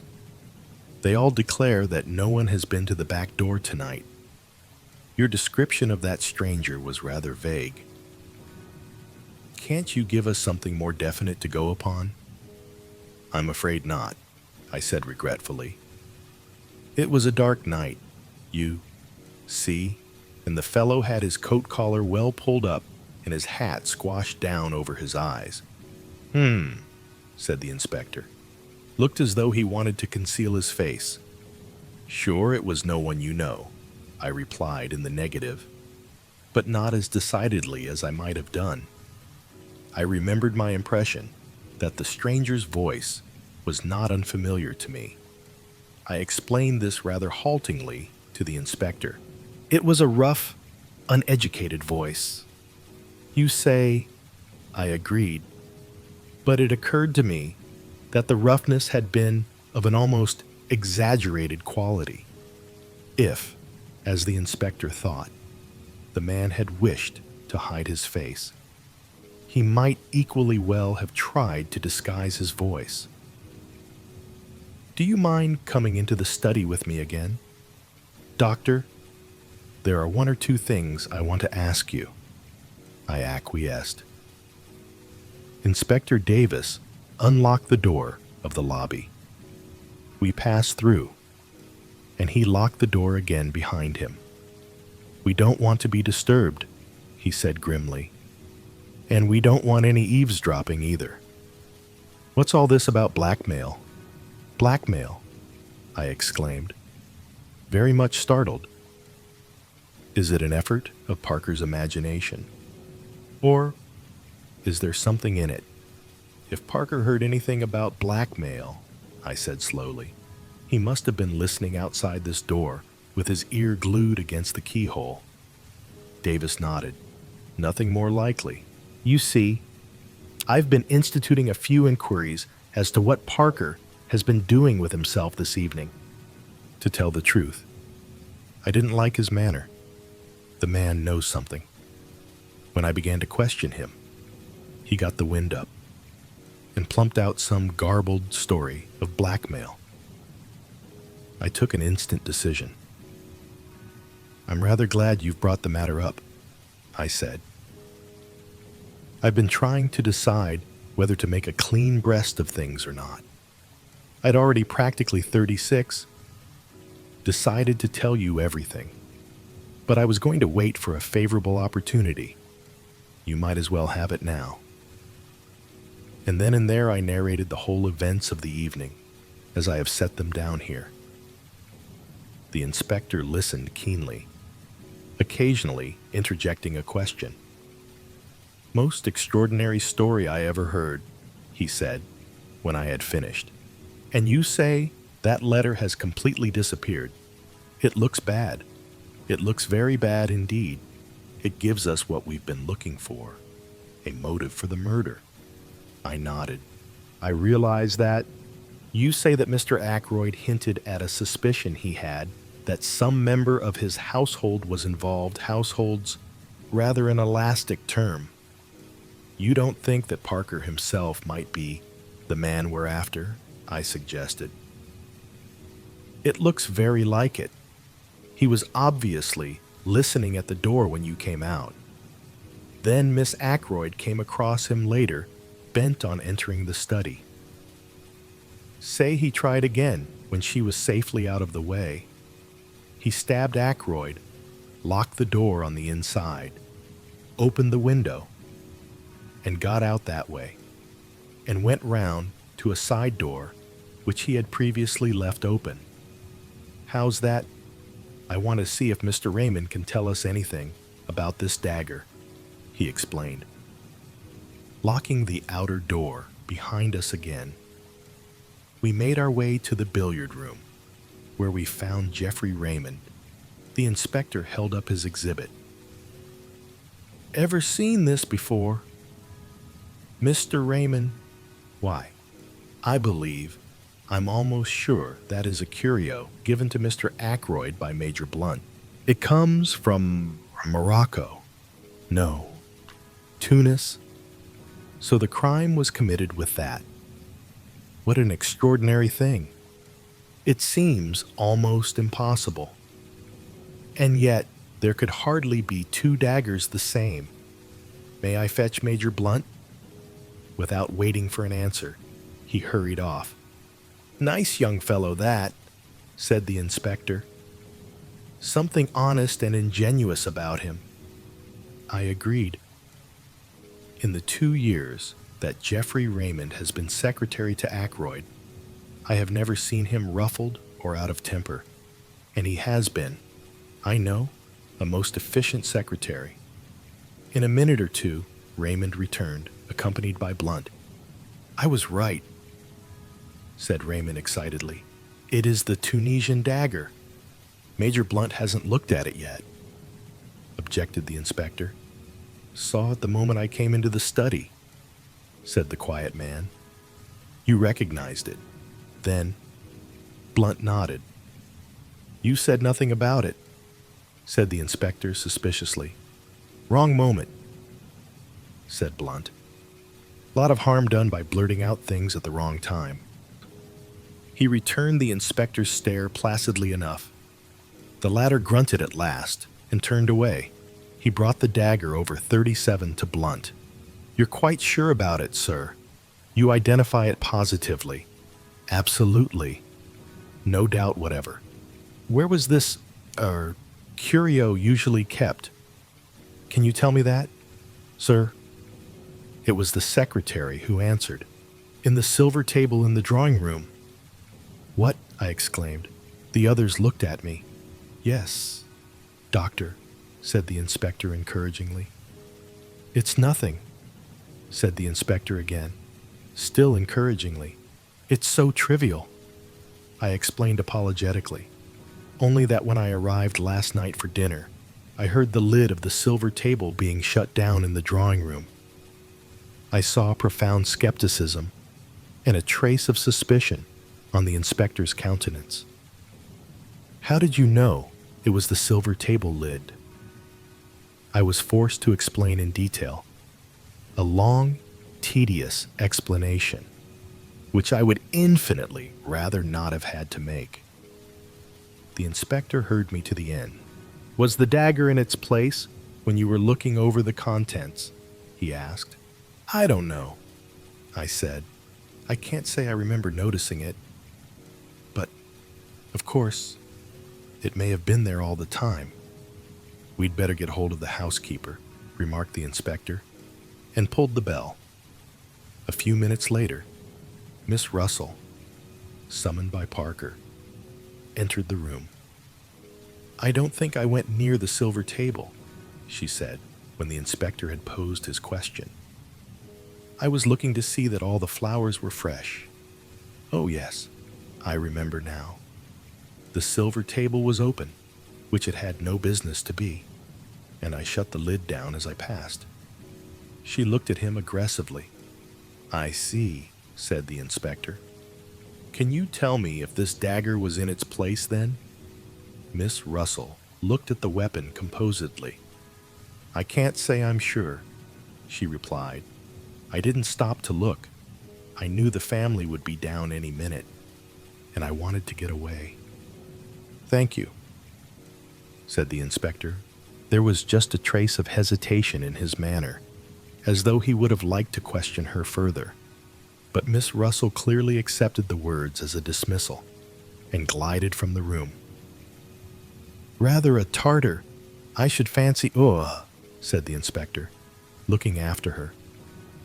Let me see. This silver table is in front of one of the windows. I think you said, Doctor? Raymond answered for me. Yes, the left-hand window. And the window was open? They were both ajar? Well, I don't think we need go into the question much further. 38. Somebody, I'll just say somebody, could get that dagger any time he liked.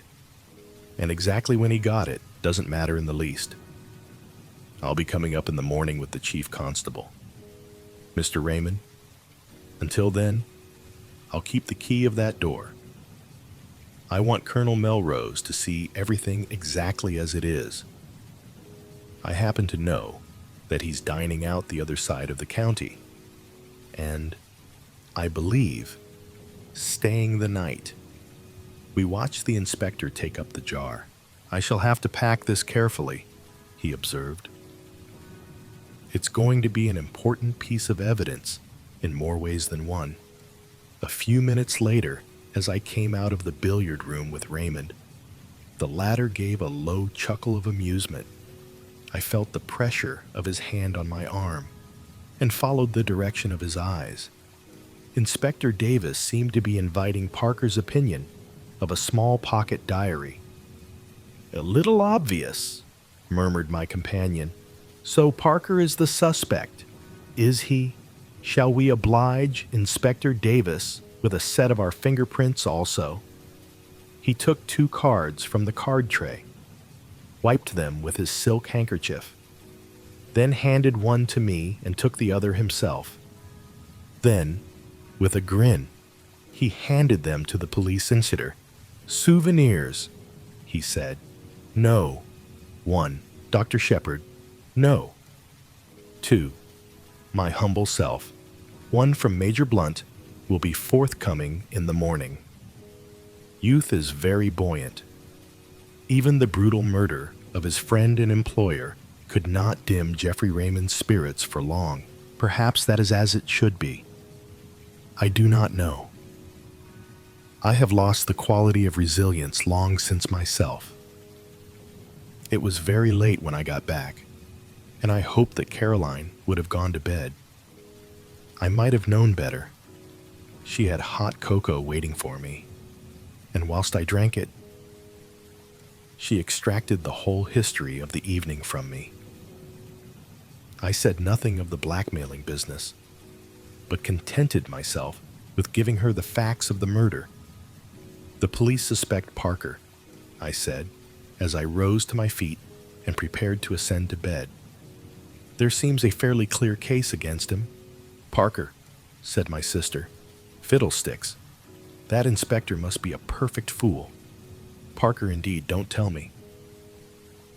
With which obscure pronouncement we went up to bed. Chapter 6. I learn my neighbor's profession. On the following morning, I hurried unforgivably over my round.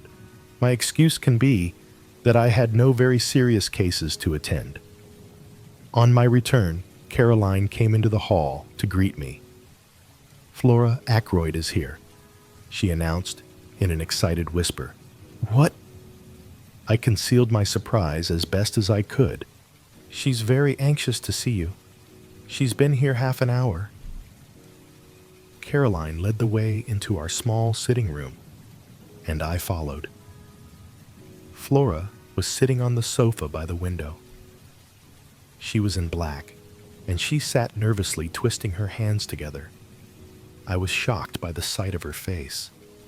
All the color had faded away from it, but when she spoke, her manner was as composed and resolute as possible. "Dr. Shepard, I have come to ask you to help me." "Of course he'll help you, my dear," said Caroline.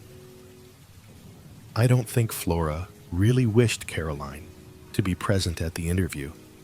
She would, I am sure, have infinitely preferred to speak to me privately, but she also wanted to waste no time, so she made the best of it. "I want you to come to the Larches with me." "The Larches?" I queried, surprised.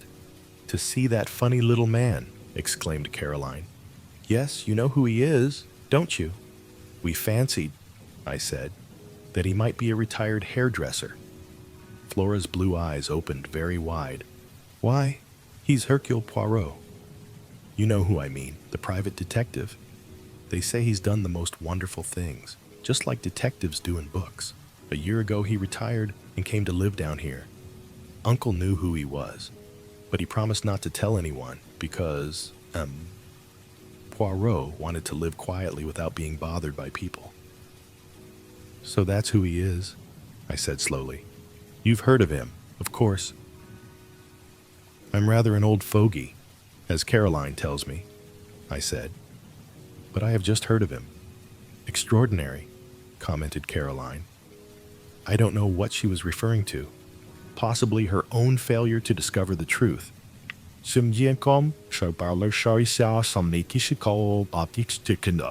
You want to go and see him?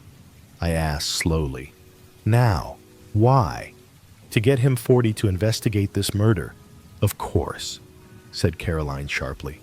Don't be so stupid. James, I was not really being stupid. Caroline does not always understand what I am driving at.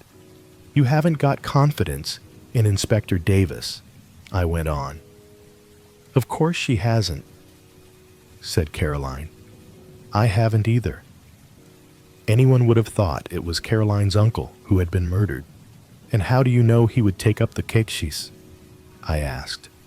Remember, he has retired from active work. That's just it, said Flora simply. I've got to persuade him. You are sure you are doing wisely? I asked gravely.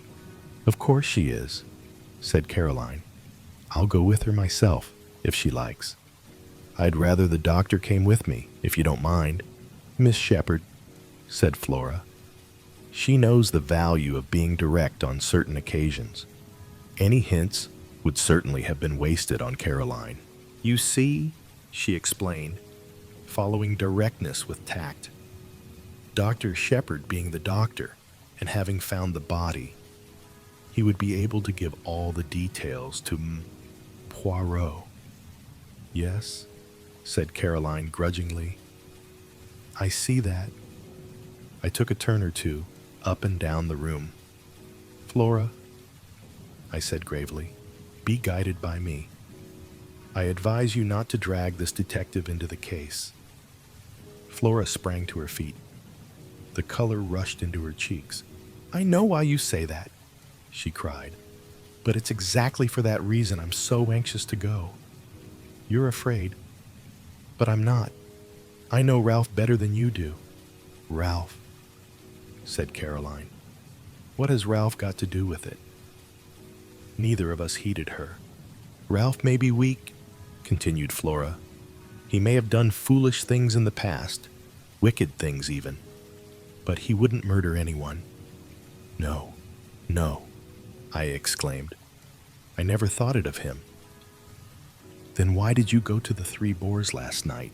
Demanded Flora. On your way home, after Uncle's body was found. I was momentarily silenced.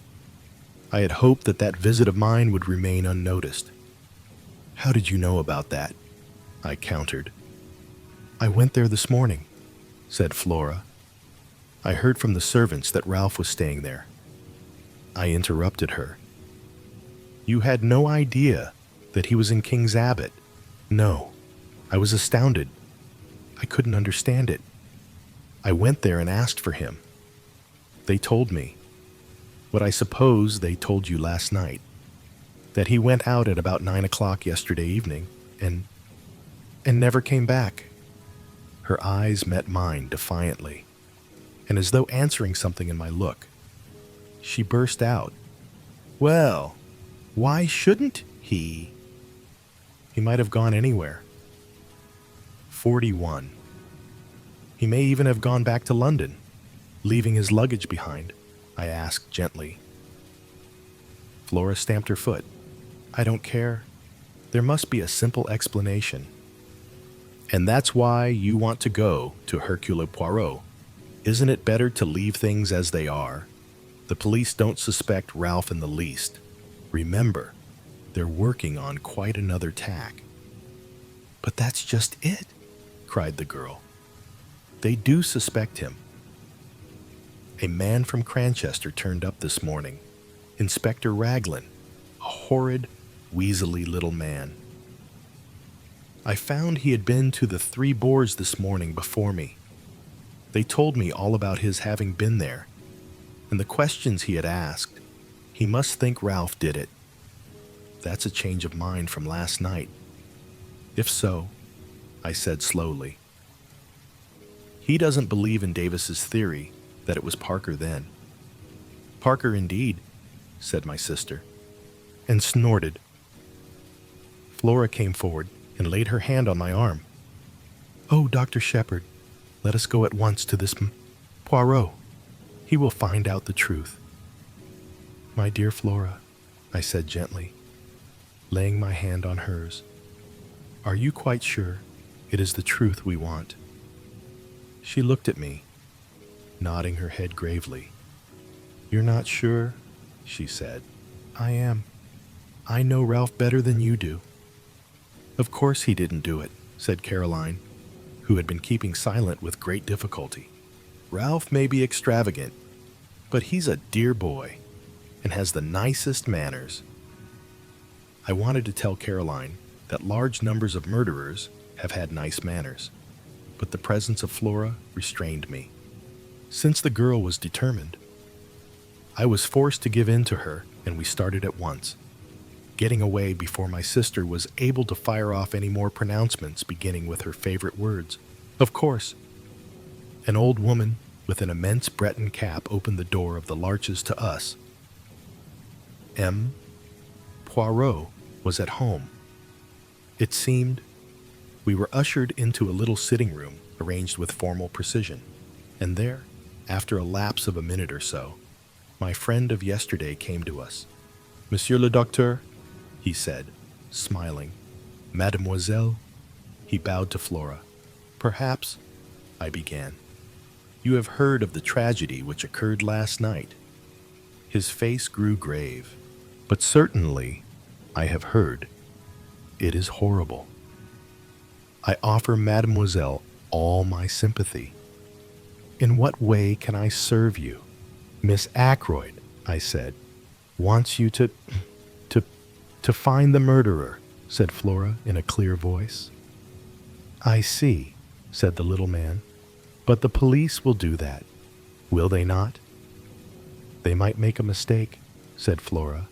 They are on their way to make a 42 mistake now. I think, please, Poirot, won't you help us? If it is a question of money. Poirot held up his hand. Not that. I beg of you, mademoiselle.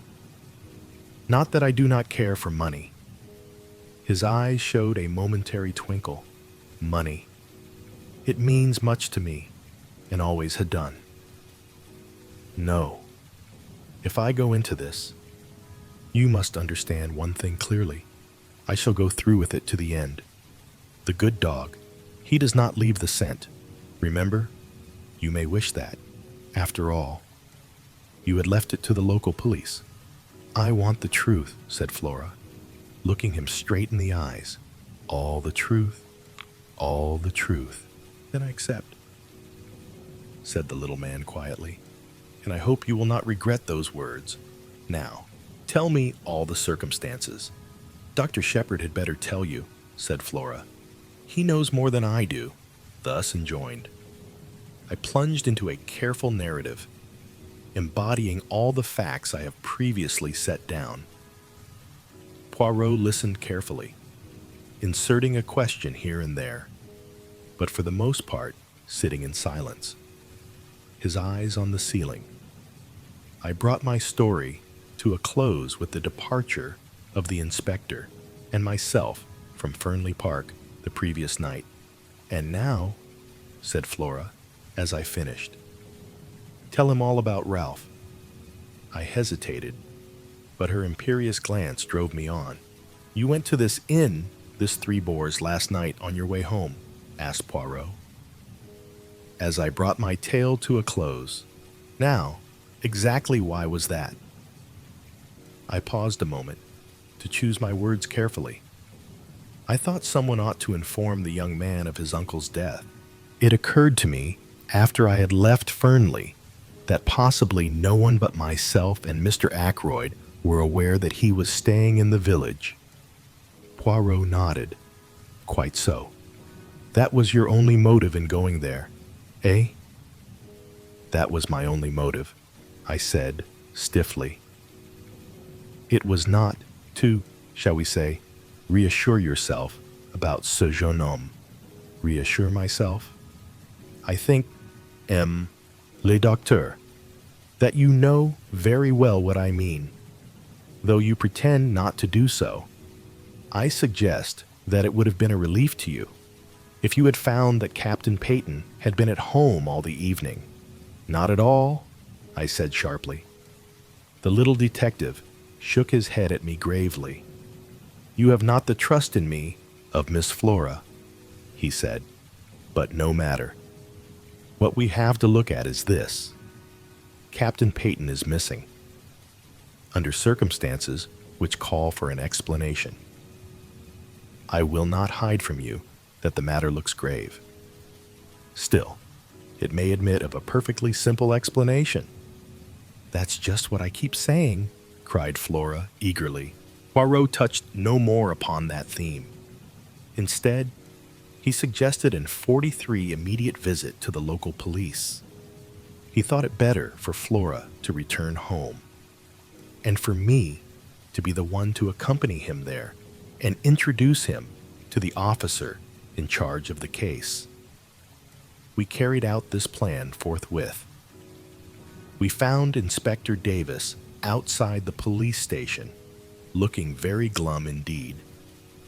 With him was Colonel Melrose, the chief constable, and another man whom, from Flora's description of Weasley, I had no difficulty in recognizing as Inspector Raglan from Cranchester.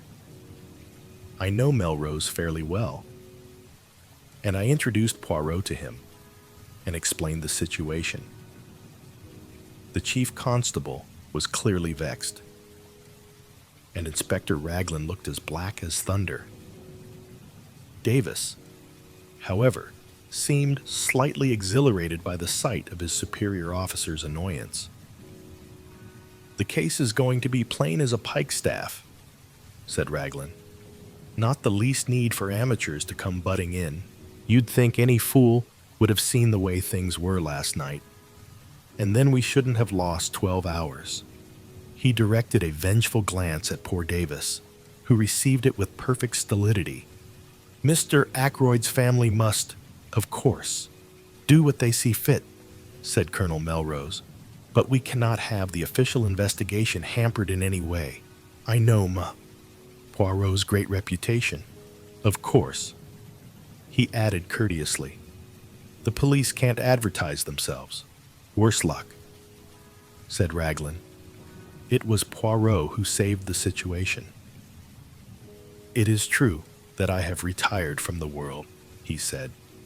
I never intended to take up a case again. Above all things, I have a horror of publicity.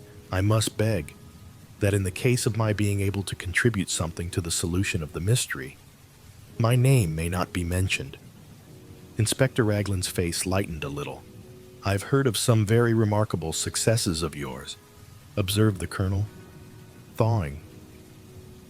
I have had much experience, said Poirot quietly, but most of my successes have been obtained by the aid of the police. I admire enormously your English police. If Inspector Raglan permits me to assist him, I shall be both honored and flattered.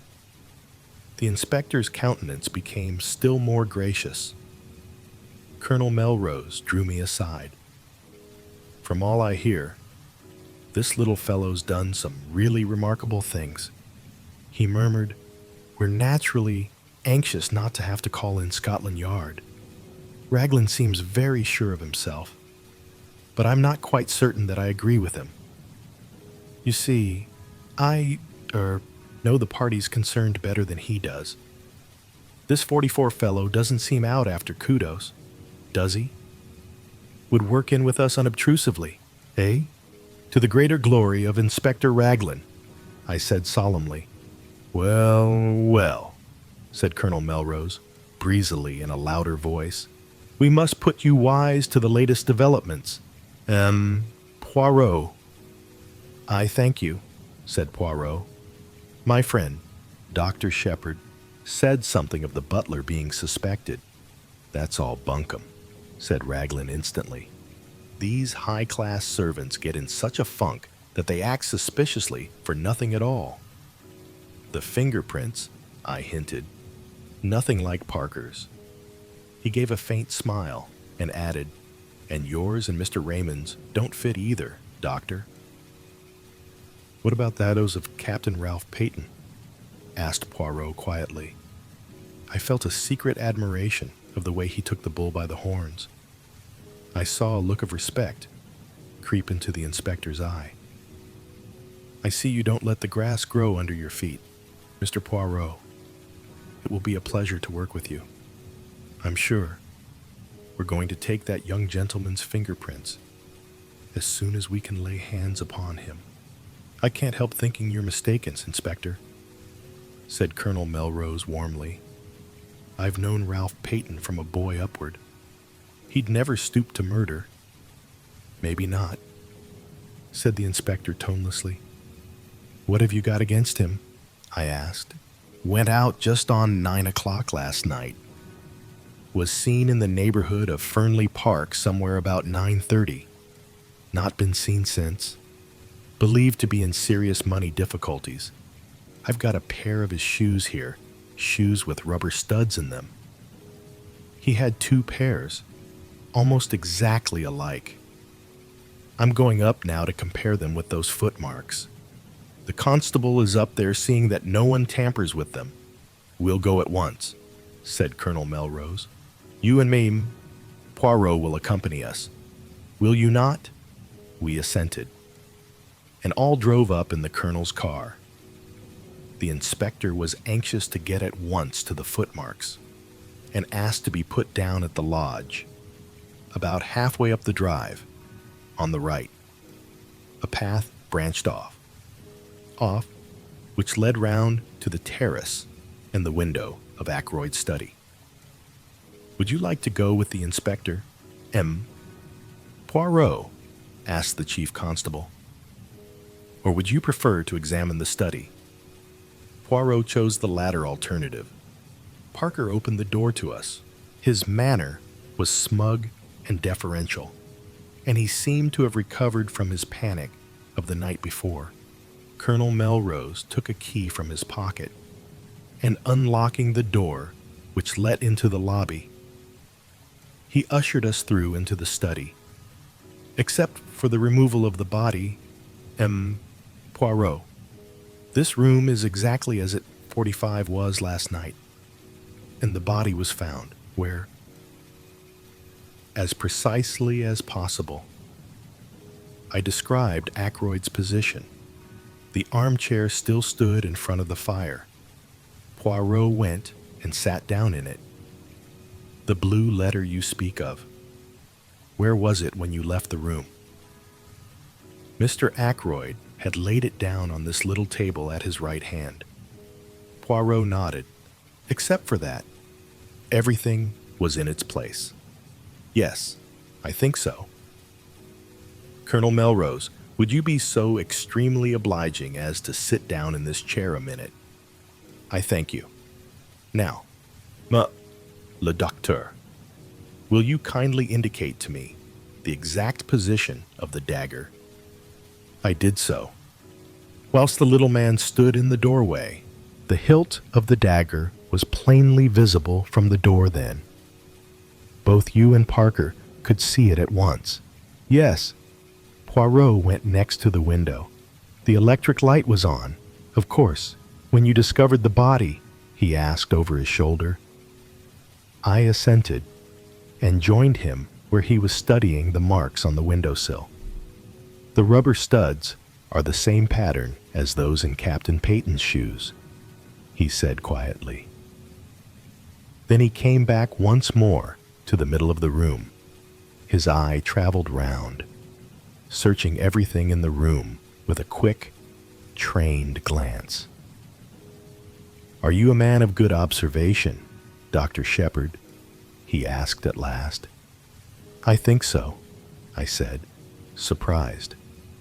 There was a fire in the grate, I see. When you broke the door down and found Mr. Ackroyd dead. How was the fire?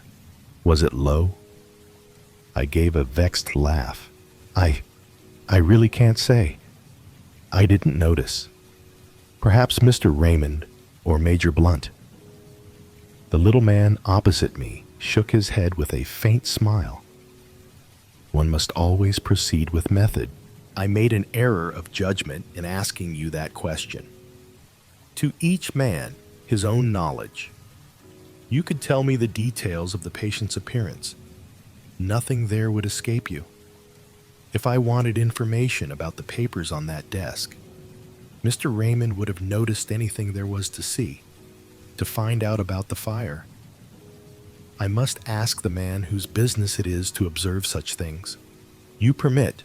He moved swiftly to the fireplace and rang the bell. After a lapse of a minute or two, Parker appeared. "The bell rang, sir," he said hesitatingly. "Come in." "Parker," said Colonel Melrose. "This gentleman wants to ask 46 you something." Parker transferred a respectful attention to Poirot. "Parker," said the little man, "when you broke down the door with Dr. Shepherd last night and found your master dead, what was the state of the fire?" Parker replied, without a pause. "It had burned very low, sir. It was almost out." "Ah," said Poirot. The exclamation sounded almost triumphant. He went on, "Look round you, my good Parker. Is this room exactly as it was then?" The butler's eye swept round. It came to rest on the windows. "The curtains were drawn, sir, and the electric light was on." Poirot nodded approval. "Anything else?" "Yes, sir. This chair was drawn out a little more." He indicated a big grandfather chair to the left of the door between its head and the window. "I append a plan of the room with the chair in question marked with an X." "Just show me," said Poirot. The butler drew the chair in question out a good 2 feet from the wall, turning it so that the seat faced the door. "Voilà ce qui est curieux," murmured Poirot. "No one would want to sit in a chair in such a position, I fancy. Now who pushed it back into place again? I wonder, did you, my friend?" "No, sir," said Parker. "I was too upset with seeing the master and all." Poirot looked across at me. "Did you, doctor?" I shook my head. "It was back in position when I arrived with the police, sir," put in Parker. "I'm sure of that." "Curious," said Poirot again. "Raymond or Blunt must have pushed it back." I suggested, "Surely it isn't important." "It is completely unimportant," said Poirot. "That is why it is so interesting," he added softly. "Excuse me a minute," said Colonel Melrose. He left the room with Parker. "Do you think Parker is speaking the truth?" I asked. "About the chair?" "Yes. Otherwise I do not know.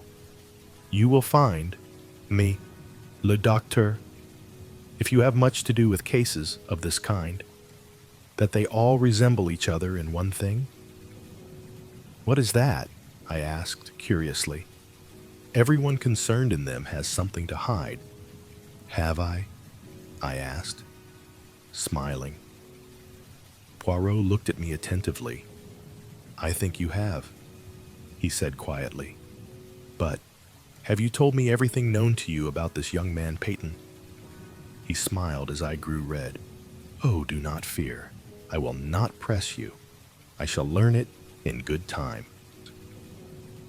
"I wish you'd tell me something of your methods," I said hastily, to cover my confusion.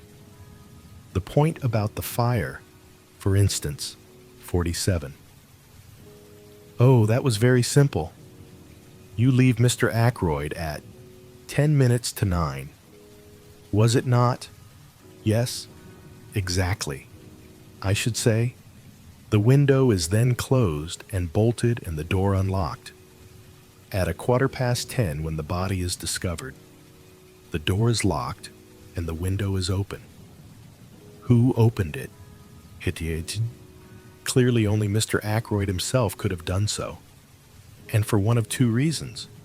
Either because the room became unbearably hot, but since the fire was nearly out, and there was a sharp drop in temperature last night, that cannot be the reason, or because he admitted someone that way. And if he admitted someone that way, it must have been someone well known to him, since he had previously shown himself uneasy on the subject of that same window. It sounds very simple, I said. Everything is simple. If you arrange the facts methodically, we are concerned now with the personality of the person who was with him at 9:30 last night. Everything goes to show that that was the individual admitted by the window. And though Mr. Ackroyd was seen alive later by Miss Flora, we cannot approach a solution of the mystery until we know that visitor was. The window may have been left open after his departure and so afforded entrance to the murderer, or the same person may have returned a second time. Ah, here is the Colonel who returns. Colonel Melrose entered with an animated manner. That telephone call has been traced at last, he said. It did not come from here. It was put through to Dar Shepherd at 10:15 last night from a public call office at King's Abbot Station. And at 10:23, the night mail leaves for Liverpool. Chapter 7. Inspector Raglan is confident. We looked at each other. You'll have inquiries made at the station. Of course, I said. Naturally, but I'm not over-sanguine as to the result. You know what that station is like. I did. King's Abbot is a mere village, but its station happens to be an important junction. Most of the big expresses stop there, and trains are shunted, resorted, and made up. It has 2 or 3 public telephone boxes. At that time of night, 3 local trains come in close upon each other to catch the connection with the express for the north, which comes in at 10:20 and leaves at 10:23. The whole place is in a bustle, and the chances of one particular person being noticed telephoning or getting into the express are very small indeed. But why telephone at all? Demanded Melrose. That is what I find so extraordinary. There seems no rhyme or reason in the thing. Poirot carefully straightened a china ornament on one of the bookcases. Be sure there was a reason, he said over his shoulder. But what reason could it be? When we know that, we shall know everything. This case is very curious and very interesting. There was something almost indescribable in the way he said those last words. I felt that he was looking at the case from some peculiar angle of his own, and what he saw, I could not tell. He went to the window and stood there looking out. You say it was 9 o'clock, Dr. Shepherd, when you met this stranger outside the gate. He asked the question without turning round. Yes, I replied. I heard the church clock chime the hour. How long would it take him to reach the house, to reach this window? For instance, 5 minutes at the outside, 2 or 3 minutes only if he took the path at the right of the drive and came straight here. But to do that, he would have to know the way. How can I explain myself? It would mean that he had been here before, that he knew his surroundings. That is true, replied Colonel Melrose. We could find out, doubtless. If Mr. Ackroyd had received any strangers during the past week, young Raymond could tell us that, I said. Or Parker, suggested Colonel Melrose, 49. From Tons-les-Deux, suggested Poirot, smiling. Colonel Melrose went in search of Raymond, and I rang the bell once more for Parker. Colonel Melrose returned almost immediately, accompanied by the young secretary, whom he introduced to Poirot. Geoffrey Raymond was fresh and debonair as ever. He seemed surprised and delighted to make Poirot's acquaintance. "No idea you'd been living among us incognito, Poirot," he said. "It will be a great privilege to watch you at work. Hello, what's this?" Poirot had been standing just to the left of the door. Now, he moved aside suddenly, and I saw that while my back was turned, he must have swiftly drawn out the armchair, till it stood in the position Parker had indicated. "Want me to sit in the chair whilst you take a blood test?" asked Raymond good-humoredly. "What's the idea?" Raymond, this chair was pulled out, so last night, when Mr. Ackroyd was found killed, someone moved it back again into place. Did you do so?" The secretary's reply came without a second's hesitation. "No, indeed I didn't. I don't even remember that it was in that position, but it must have been if you say so. Anyway, somebody else must have moved it back to its proper place. Have they destroyed a clue in doing so? Too bad." "It is of no consequence," said the detective. "Of no consequence whatever. What I really want to ask you is this, Raymond. Did any stranger come to see Mr. Ackroyd during this past week?" The secretary reflected for a minute or two, knitting his brows, and during the pause Parker appeared in answer to the bell. "No," said Raymond at last. "I can't remember anyone. Can you—" "Parker, I beg your pardon, sir. Any stranger coming to see Mr. Ackroyd this week?" The butler reflected for a minute or two.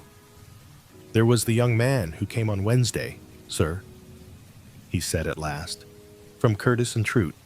I understood he was—" Raymond moved this aside with an impatient hand. "Oh yes, I remember. But that is not the kind of stranger this gentleman means." He turned to Poirot. "Mr. Ackroyd had some idea of purchasing a dictaphone," he explained. "It would have enabled us to get through a lot more work in a limited time.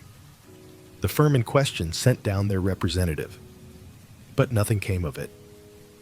Mr. Ackroyd did not make up his mind to purchase." Poirot turned to the butler.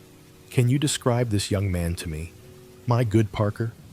"He was fair-haired, sir, and short, very neatly dressed in a blue serge suit, a very presentable young man, sir, for his station in life." Poirot turned to me. 50. "The man you met outside the gate, doctor, was tall, was he not?" "Yes," I said. "Somewhere about 6 feet, I should say." "There is nothing in that, then," declared the Belgian. "I thank you. Parker," the butler spoke to Raymond. "Mr. Hammond has just arrived, sir," he said. "He is anxious to know if he can be of any service, and he would be glad to have a word with you." "I'll come at once," said the young man. He hurried out. Poirot looked inquiringly at the chief constable. "The family solicitor, Poirot," said the latter. "It is a busy time for this young man, Raymond," murmured Monsieur Poirot. "He has the air efficient, that one." "I believe Mr. Ackroyd considered him a most able secretary. He has been here. How long?" "Just on 2 years, I fancy. His duties he fulfills punctiliously, of that I am sure." "In what manner does he amuse himself? Does he go in for le sport?" "Private secretaries haven't much time for that sort of thing," said Colonel Melrose, smiling. "Raymond plays golf, I believe, and tennis in the summertime. He does not attend the courses, one should say the running of the horses. Race meetings, no. I don't think he's interested in racing." Poirot nodded and seemed to lose interest. He glanced slowly round the study. "I have seen, I think, all that there is to be seen here. I, too, looked round. If those walls could speak, I murmured. Poirot shook his head. A tongue is not enough, he said. They would have to have also eyes and ears. But do not be too sure that these dead things, he touched the top of the bookcase as he spoke, are always dumb. To me they speak sometimes. Chairs, tables, they have their message. He turned away towards the door. What message? I cried. What have they said to you today? He looked over his shoulder and raised one eyebrow quizzically. An opened window, he said. A locked door. A chair that apparently moved itself. To all three I say why, and I find no answer. He shook his head, puffed out his chest, and stood blinking at us. He looked ridiculously full of his own importance. It crossed my mind to wonder whether he was really any good as a detective. Had his big reputation been built up on a series of lucky chances? I think the same thought must have occurred to Colonel Melrose, for he frowned. Anything more you want to see, M. Poirot? He inquired brusquely. You would perhaps be so kind as to show me the silver table from which the weapon was taken after that. I will trespass on your kindness no 51 longer. We went to the drawing room, but on the way the constable waylaid the colonel, and after a muttered conversation the latter excused himself and left us together. I showed Poirot the silver table, and after raising the lid once or twice and letting it fall, he pushed open the window and stepped out on the terrace. I followed him. Inspector Raglan had just turned the corner of the house and was coming towards us. His face looked grim and satisfied. So there you are, M. Poirot, he said. Well, this isn't going to be much of a case. I'm sorry, too. A nice enough young fellow gone wrong. Poirot's face fell, and he spoke very mildly. I am afraid I shall not be able to be of much aid to you. Then, next time, perhaps, said the inspector soothingly. Though we don't have murders every day in this quiet little corner of the world. Poirot's gaze took on an admiring quality.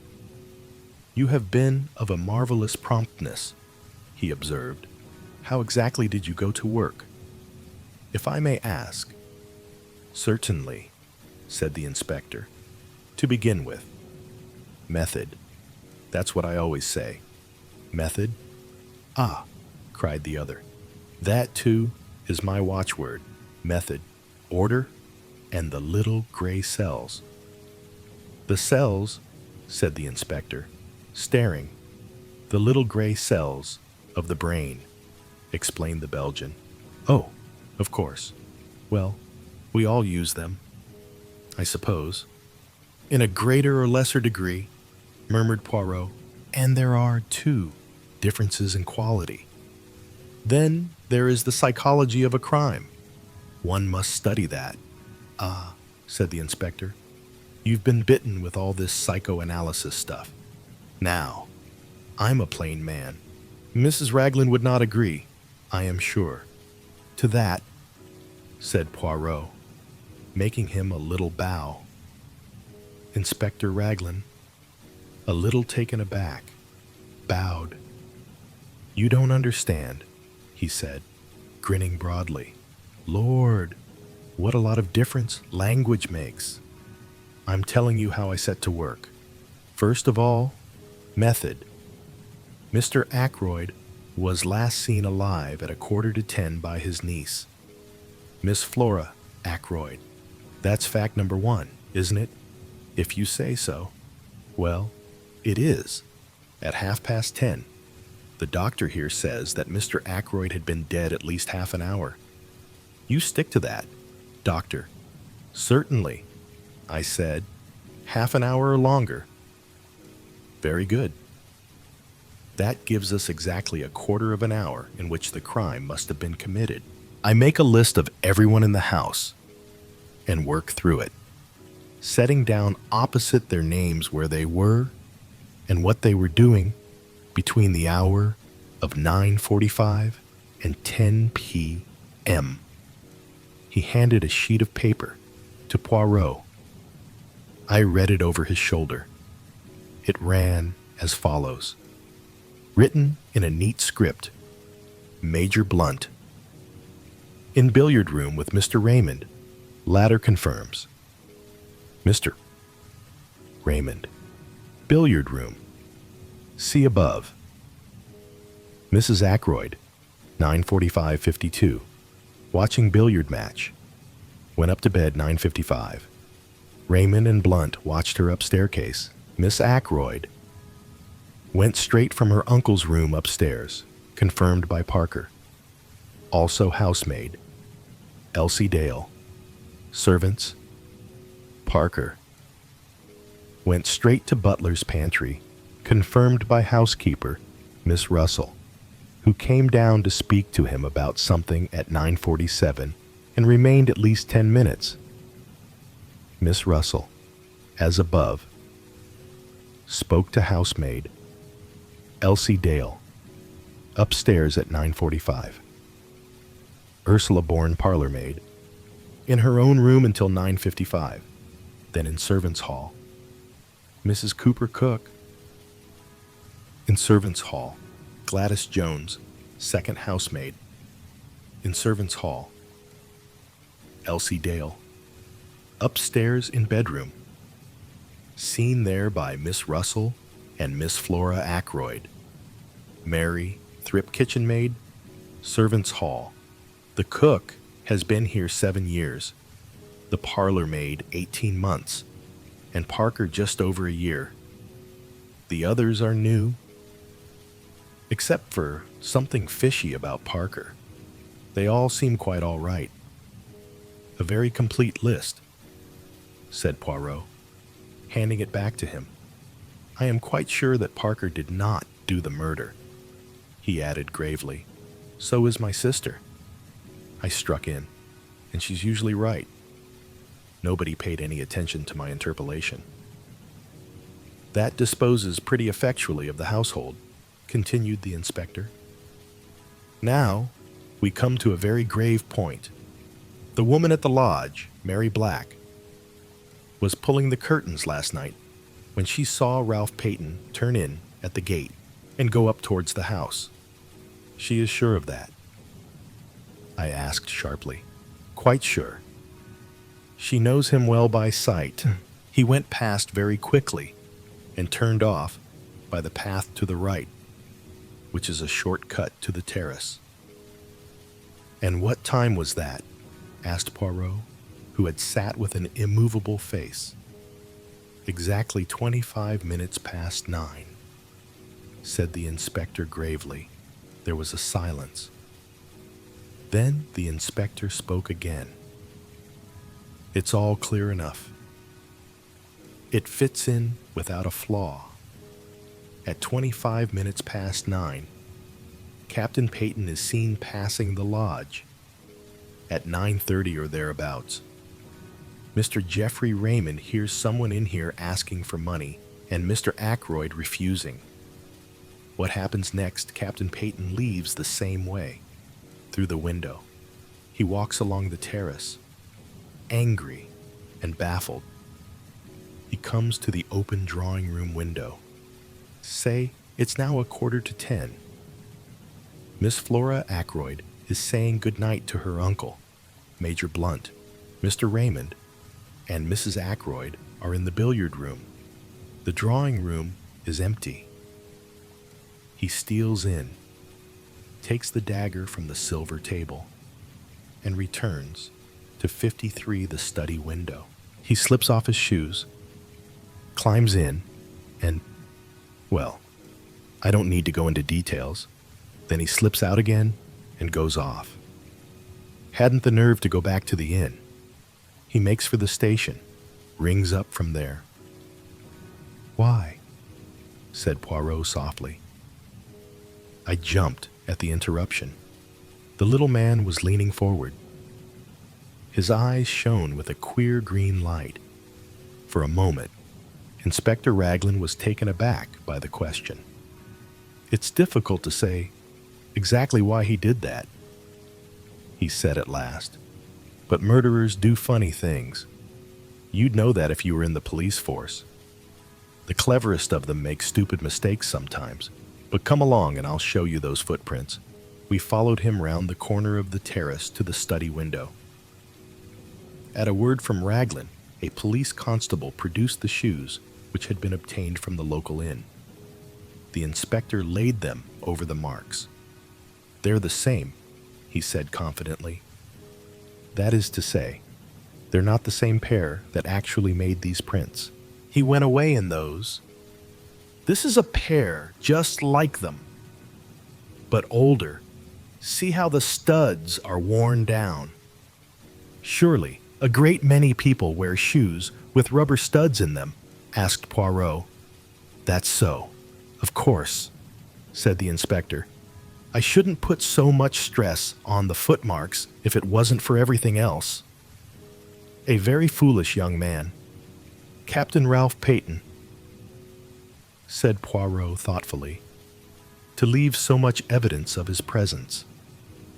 Ah, well, said the inspector. It was a dry, fine night. You know, he left no prints on the terrace or on the graveled path, but, unluckily for him, a spring must have welled up just lately at the end of the path from the drive. See here. A small graveled path joined the terrace a few feet away.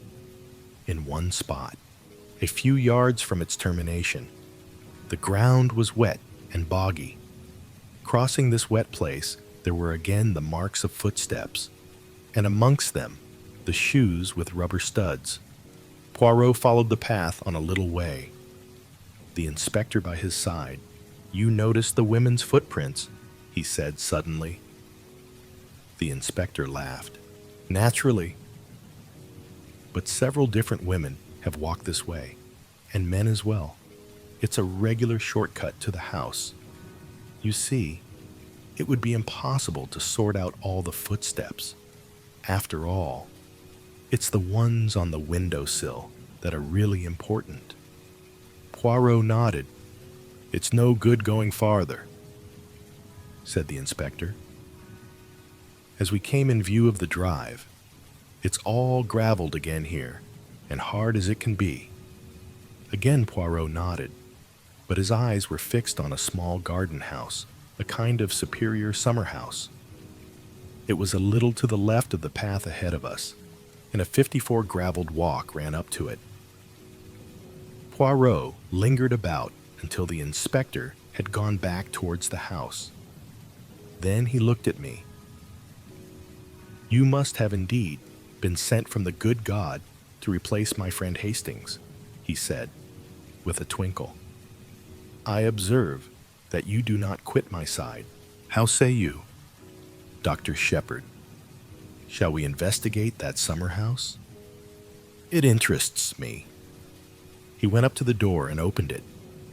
Inside, the place was almost dark. There were one or two rustic seats, a croquet set, and some folded deck chairs. I was startled to observe my new friend. He had dropped to his hands and knees and was crawling about the floor. Every now and then he shook his head, as though not satisfied. Finally, he sat back on his heels. Nothing, he murmured.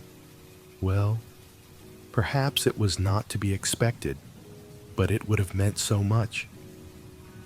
He broke off, stiffening all over. Then he stretched out his hand to one of the rustic chairs. He detached something from one side of it. What is it? I cried. What have you found? He smiled, unclosing his hand so that I should see what lay in the palm of it. A scrap of stiff white cambric. I took it from him. looked at it curiously, and then handed it back. "What do you make of it, eh, my friend?" he asked, eyeing me keenly. "A scrap torn from a handkerchief," I suggested, shrugging my shoulders. He made another dart and picked up a small quill, a goose quill by the look of it. "And that," he cried triumphantly.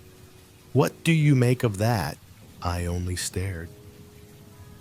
He slipped the quill into his pocket and looked again at the scrap of white stuff.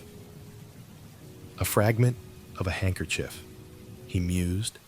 "Perhaps you are right, but remember this: a good laundry does not starch a handkerchief." He nodded at me triumphantly. Then he put away the scrap carefully in his pocketbook. Chapter 8. The Goldfish Pond. We walked back to the house together. There was no sign of the inspector. Poirot paused on the terrace and stood with his back to the house, slowly turning his head from side to side. "Un bel propriétaire," he said at last appreciatively. "Who inherits it?" His words gave me almost a shock. It is an odd thing, but until that moment, the question of inheritance had never come into my head. Poirot watched me keenly. "It is a new idea to you, that," he said at last. "You had not thought of it before, eh?" "No," I said truthfully. "I wish I had." He looked at me again curiously. "I wonder just what you mean by that," he said thoughtfully. "Oh no." As I was about to speak, a noodle. "You would not tell me your real thought. Everyone has something to hide," I quoted, smiling. "Exactly. You still believe that more than ever, my friend. But it is not easy to hide things from Hercule Poirot. He has a knack of finding out." He descended the steps of the Dutch garden as he spoke. "Let us walk a little," he said over his shoulder. "The air is pleasant today." I followed him. He led me down a path to the left, enclosed in yew hedges. A walk led down the middle, bordered each side with formal flower beds, and at the end was a round paved recess with a seat and a pond of goldfish. Instead of pursuing the path to the end, Poirot took another which wound up the side of a wooded slope. In one spot, the trees had been cleared away, and a seat had been put. Sitting there, one had a splendid view over the countryside, and one looked right down on the paved recess and the goldfish pond. "England is very beautiful," said Poirot, his eyes straying over the prospect. Then he smiled. "And so are English girls," he said in a lower voice. "Hush, my friend, and look at the pretty picture below us." It was then that I saw Flora. She was moving along the path we had just left, and she was humming a little snatch of song. Her step was more dancing than walking, and, in spite of her black dress, there was nothing but joy in her whole attitude. She gave a sudden pirouette on her toes, and her black draperies, 56, swung out. At the same time, she flung her head back and laughed outright. As she did so, a man stepped out from the trees. It was Hector Blunt. The girl started. Her expression changed a little. "How you startled me!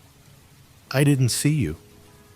Blunt said nothing, but stood looking at her for a minute or two in silence. "What I like about you," said Flora, with a touch of malice, "is your cheery conversation." I fancy that at that Blunt reddened under his tan. His voice, when he spoke, sounded different. It had a curious sort of humility in it. Never was much of a fellow for talking. Not even when I was young. That was a very long time ago, I suppose, said Flora gravely. I caught the undercurrent of laughter in her voice, but I don't think Blunt did. Yes, he said simply. It was... How does it feel to be Methuselah? Asked Flora. This time, the laughter was more apparent. But Blunt was following out an idea of his own. Remember the Johnny who sold his soul to the devil in return for being made young again? There's an opera about it. Faust. You mean, that's the beggar. Rum story. Some of us would do it if we could. Anyone would think you were creaking at the joints to hear you talk, cried Flora, half vexed, half amused. Blunt said nothing for a minute or two. Then he looked away from Flora into the middle distance and observed to an adjacent tree trunk that it was about time he got back to Africa. Are you going on another expedition? Shooting things. Expect so. Usually do. You know. Shoot things. I mean, you shot that head in the hall, didn't you? Blunt nodded. Then he jerked out, going rather red as he did so. Care for some decent skins any time? If so, I could get 'em for you. Oh, please do, cried Flora. Will you really? You won't forget? I shan't forget, said Hector Blunt. He added, in a sudden burst of communicativeness. Time I went. I'm no good in this sort of life. Haven't got the manners for it. I'm a rough fellow. No use in society. Never remember the things one's expected to say. Yes, time I went. But you're not going at once, cried Flora. No, not while we're in all this trouble. Oh, please. If you go... She turned away a little. You want me to stay? Asked Blunt. He spoke deliberately, but quite simply. We all... I meant you personally, said Blunt, with directness. Flora turned slowly back again and met his eyes. I want you to stay, she said. If that makes any difference? It makes 57 all the difference, said Blunt. There was a moment's silence. They sat down on the stone seat by the goldfish pond. It seemed as though neither of them knew quite what to say next. It's such a lovely morning, said Flora at last. You know, I can't help feeling happy, in spite of everything. That's awful, I suppose. Quite natural, said Blunt. Never saw your uncle until 2 years ago. Did you? Can't be expected to grieve very much. Much better to have no humbug about it. There's something awfully consoling about you, said Flora. You make things seem so simple. Things are simple as a rule, said the big game hunter. Not always, said Flora. Her voice had lowered itself, and I saw Blunt turn and look at her, bringing his eyes back from apparently the coast of Africa to do so. He evidently put his own construction on her change of tone, for he said, after a minute or two, in rather an abrupt manner, I say, you know, you mustn't worry about that young chap. I mean, Inspector's an ass. Everybody knows utterly absurd to think he could have done it. Man from outside. Burglar chap. That's the only possible solution. Flora turned to look at him. You really think so? Don't you? Said Blunt quickly. Oh, yes. Of course. Another silence. And then Flora burst out, I'll tell you why I felt so happy this morning. However heartless you think me, I'd rather tell you. It's because the lawyer has been Mr. Hammond. He told us about the will. Uncle Roger has left me 20,000 pounds. Think of it, 20,000 beautiful pounds. Blunt looked surprised. Does it mean so much to you? Mean much to me? Why, it's everything. Freedom, life, no more scheming and scraping and lying. Lying, said Blunt, sharply interrupting. Flora seemed taken aback for a minute. You know what I mean, she said uncertainly, pretending to be thankful for all the nasty cast-off things rich relations give you. Last year's coat and skirts and hats. Don't know much about ladies' clothes. Should have said you were always very well turned out. It cost me something, though, said Flora in a low voice. Let's talk of horrid things. I'm so happy. I'm free. Free to do what I like. Free not to. She stopped suddenly. Not to what? Asked Blunt quickly. I forget now. Nothing important. Blunt had a stick in his hand, and he thrust it into the pond, poking at something. What are you doing, Major Blunt? There's something bright down 58 there. Wondered what it was. Looks like a gold brooch. Now I've stirred up the mud, and it's gone. Perhaps it's a crown, suggested Flora, like the one Melisande saw in the water.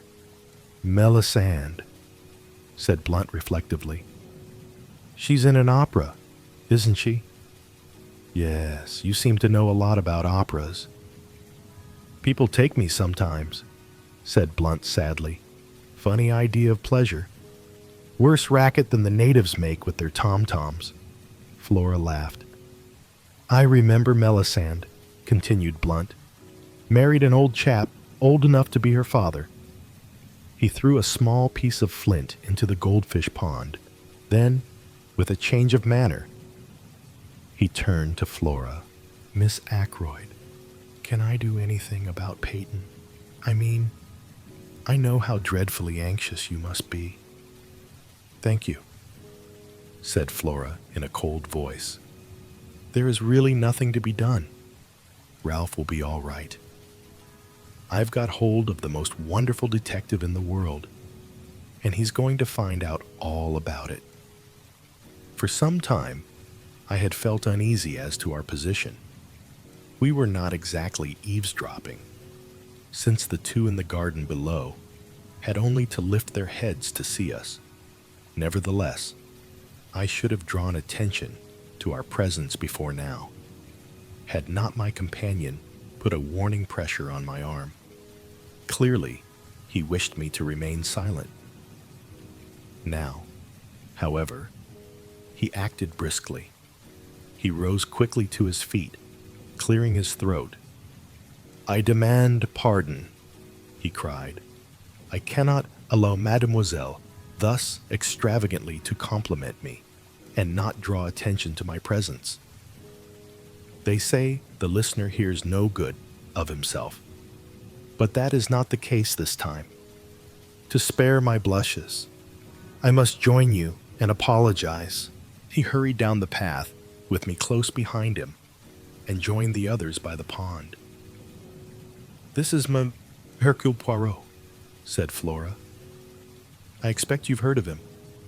Poirot bowed. I know Major Blunt by reputation, he said politely. I am glad to have encountered you. Monsieur, I am in need of some information that you can give me. Blunt looked at him inquiringly. When did you last see him? Ackroyd alive. At dinner. And you neither saw nor heard anything of him after that? Didn't see him. Heard his voice. How was that?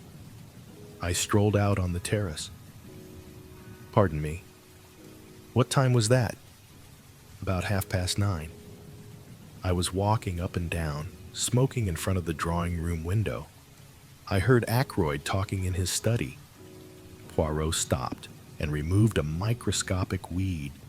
Surely, you couldn't hear voices in the study from that part of the terrace, he murmured.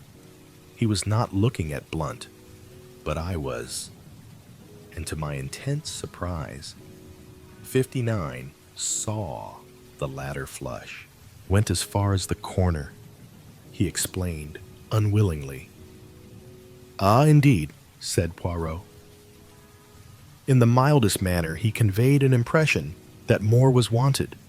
Thought I saw a woman disappearing into the bushes. Just a gleam of white, you know. Must have been mistaken. It was while I was standing at the corner of the terrace that I heard Ackroyd's voice speaking to that secretary of his. Speaking to Mr. Geoffrey Raymond.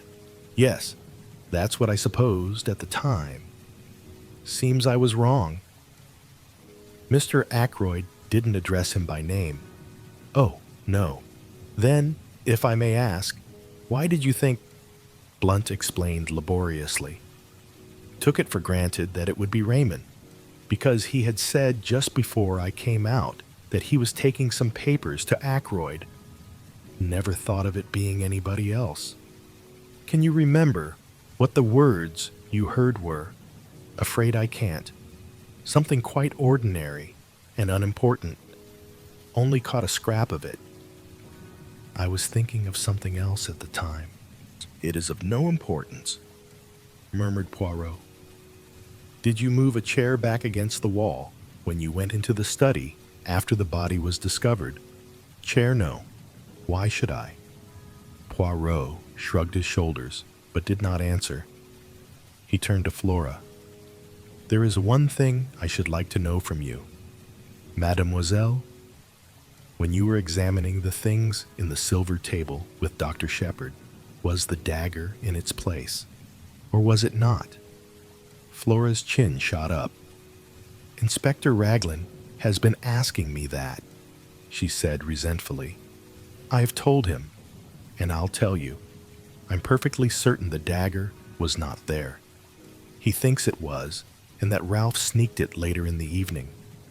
And he doesn't believe me. He thinks I'm saying it so. To shield Ralph. And aren't you? I asked gravely. Flora stamped her foot. You, too, Dr. Shepherd? Oh, it's too bad. Poirot tactfully made a diversion. It is true what I heard you say. Major Blunt, there is something that glitters in this pond. Let us see if I can reach it. He knelt down by the pond, baring his arm to the elbow, and lowered it in very slowly, so as not to disturb the bottom of the pond. But in spite of all his precautions, the mud eddied and swirled, and he was forced to draw his arm out again empty-handed. He gazed ruefully at the mud upon his arm. I offered him my handkerchief, which he accepted with fervent protestations of thanks. Blunt looked at his watch. 60. Nearly lunchtime, he said. We'd better be getting back to the house. You will lunch with us, M. Poirot, asked Flora. I should like you to meet my mother. She is very fond of Ralph. The little man bowed. I shall be delighted, mademoiselle. And you will stay, too, won't you, Dr. Shepherd? I hesitated. Oh, do. I wanted to. So I accepted the invitation without further ceremony. We set out towards the house, Flora and Blunt walking ahead. What hair? Said Poirot to me in a low tone, nodding towards Flora. The real gold, they will make a pretty couple. She and the dark, handsome Captain Patten.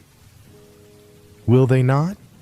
I looked at him inquiringly, but he began to fuss about a few microscopic drops of water on his coat sleeve. The man reminded me, in some ways, of a cat. His green eyes and his finicking habits. And all for nothing, too, I said sympathetically. I wonder what it was in the pond. Would you like to see?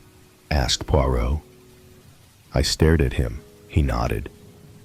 My good friend, he said gently and reproachfully, Hercule Poirot does not run the risk of disarranging his costume without being sure of attaining his object. To do so would be ridiculous and absurd. I am never ridiculous. But you brought your hand out empty, I objected. There are times when it is necessary to have discretion. Do you tell your patients everything? But everything. Doctor, I think not. Nor do you tell your excellent sister everything either. Is it not so? Before showing my empty hand, I dropped what it contained into my other hand. You shall see what that was. He held out his left hand, palm open. On it lay a little circlet of gold, a woman's wedding ring. I took it from him. Look inside, commanded Poirot. I did so. Inside was an inscription in fine writing from R. March 13th. I looked at Poirot, but he was busy inspecting his appearance in a tiny pocket glass. He paid particular attention to his mustaches, and none at all to me. I saw that he did not intend to be communicative. Chapter 9. The parlor maid. We found Mrs. Ackroyd in the hall. With her was a small, dried-up little man with an aggressive chin and sharp gray eyes, and lawyer written all over him. Mr. Hammond is staying to lunch with us, said Mrs. Ackroyd. You know Major Blunt, Mr. Hammond, and dear Dr. Shepherd, also a close friend of poor Roger's, and let me see. She paused, surveying Hercule Poirot in some perplexity. This is Poirot, mother, said Flora. I told you about him this morning. Oh, yes, said Mrs. Ackroyd vaguely. Of course, my dear, of course. He is to find Ralph, is he not? He is to find out who killed Uncle, said Flora. Oh, my dear, cried her mother. Please, my poor nerves. I am a wreck this morning, a positive wreck. Such a dreadful thing to happen. I can't help feeling that it must have been an accident of some kind. Roger was so fond of handling queer curios, his hand must have slipped, or something. This theory was received in polite silence. I saw Poirot edge up to the lawyer and speak to him in a confidential undertone. They moved aside into the embrasure of the window. I joined them, then hesitated. Perhaps I'm intruding, I said. Not at all, cried Poirot heartily. You and I, le docteur, we investigate this affair side by side. Without you, I should be lost. I desire a little information from the good Mr. Hammond. You are acting on behalf of Captain Ralph Peyton, I understand, said the lawyer cautiously. Poirot shook his head. Not so. I am acting in the interests of justice. Miss Ackroyd has asked me to investigate the death of her uncle. Mr. Hammond seemed slightly taken aback.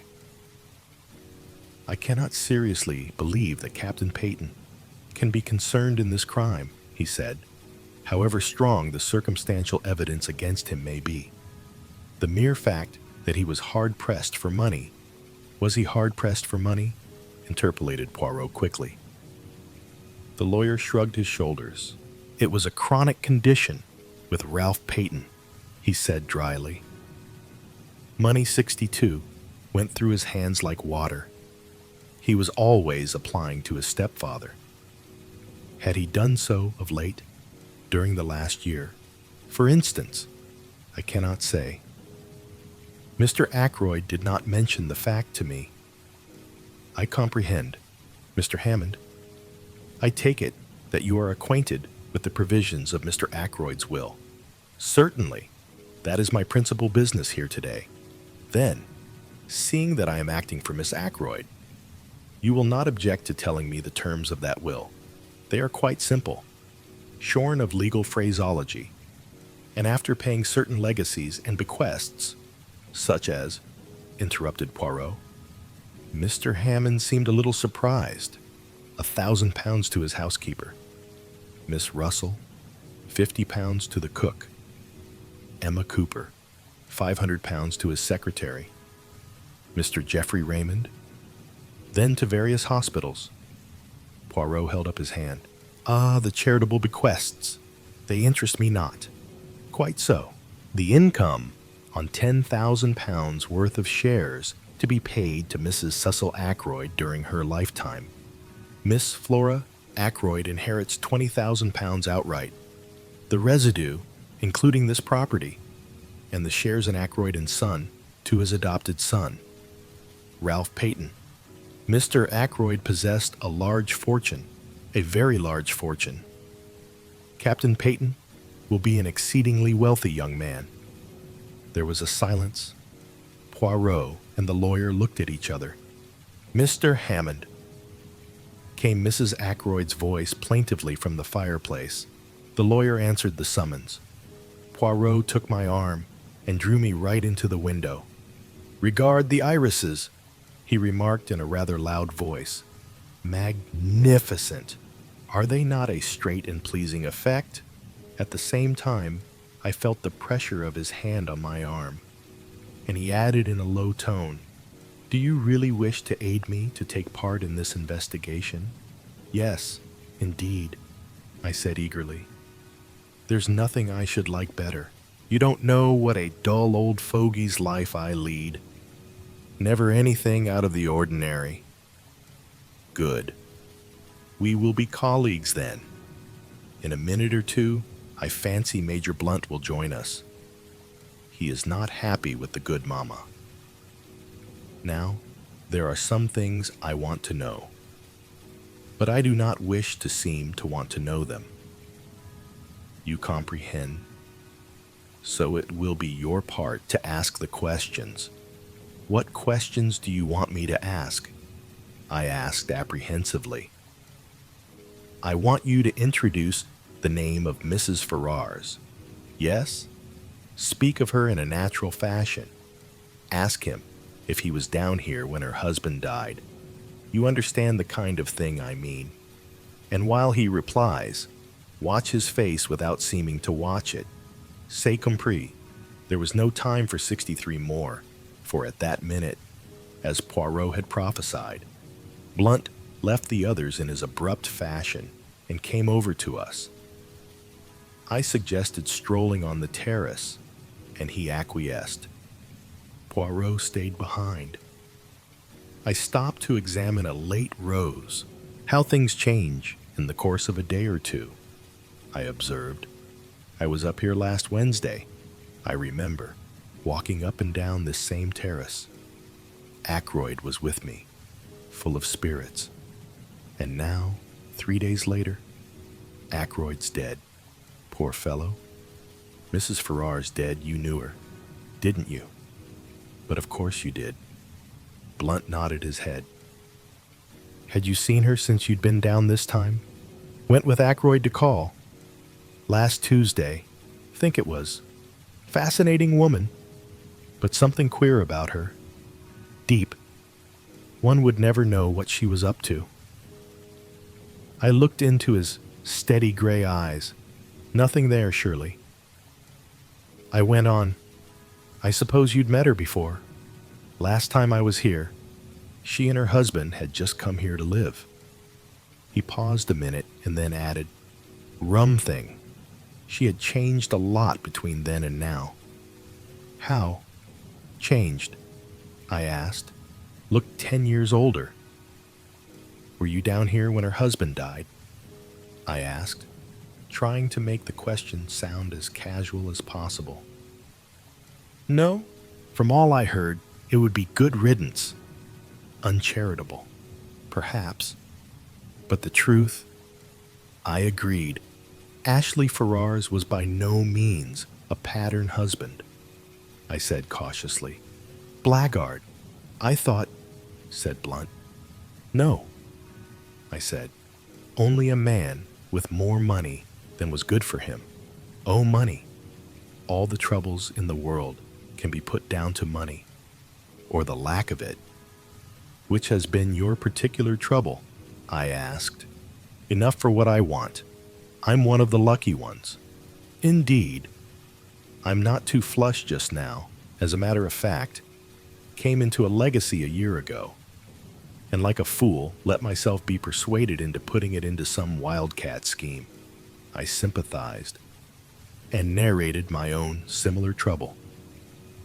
Then the gong pealed out, and we all went into lunch.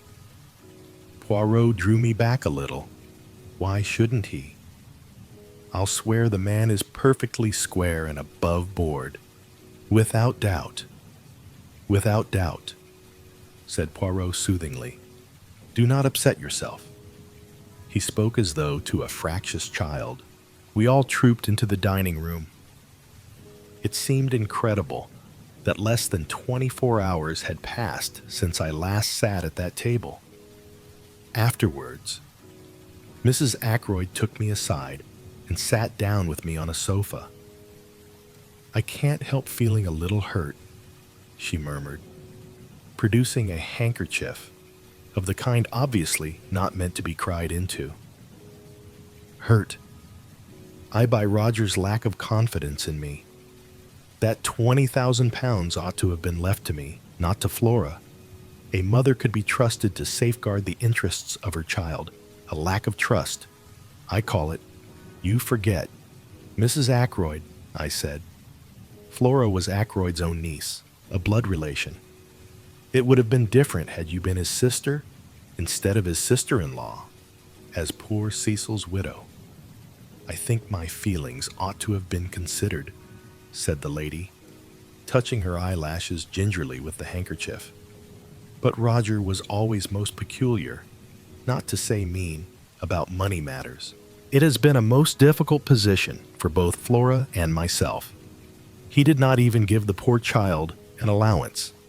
He would pay her bills, you know, and even that with a good deal of reluctance, and asking what she wanted all those fal lals for so like a man. But now I've forgotten what it was. I was going to say, oh, yes, not a penny we could call our own. You know, Flora resented it. Yes, I must say she resented it. Very strongly, though devoted to her uncle, of course, but any girl would have resented it. Yes, I must say, Roger had very strange ideas about money. He wouldn't even buy new face towels, though I told him the old ones were in bowls. And then, proceeded Mrs. Ackroyd, with a sudden leap highly characteristic of her conversation, to leave all that money, 1,000 pounds, fancy, 1,000 pounds to that woman. What woman? That Russell woman. Something very queer about her. And so I've always said. But Roger wouldn't hear a word against her. Said she was a woman of great force of character, and that he admired and respected her. He was always going on about her rectitude and independence and moral worth. Think there's something fishy about her. She was certainly doing her best to marry Roger. But I soon put a stop to that. She always hated me. Naturally. Saw through her. I began to wonder if there was any chance of stemming Mrs. Ackroyd's eloquence and getting away. Mr. Hammond provided the necessary diversion by coming up to say goodbye. I seized my chance and rose also.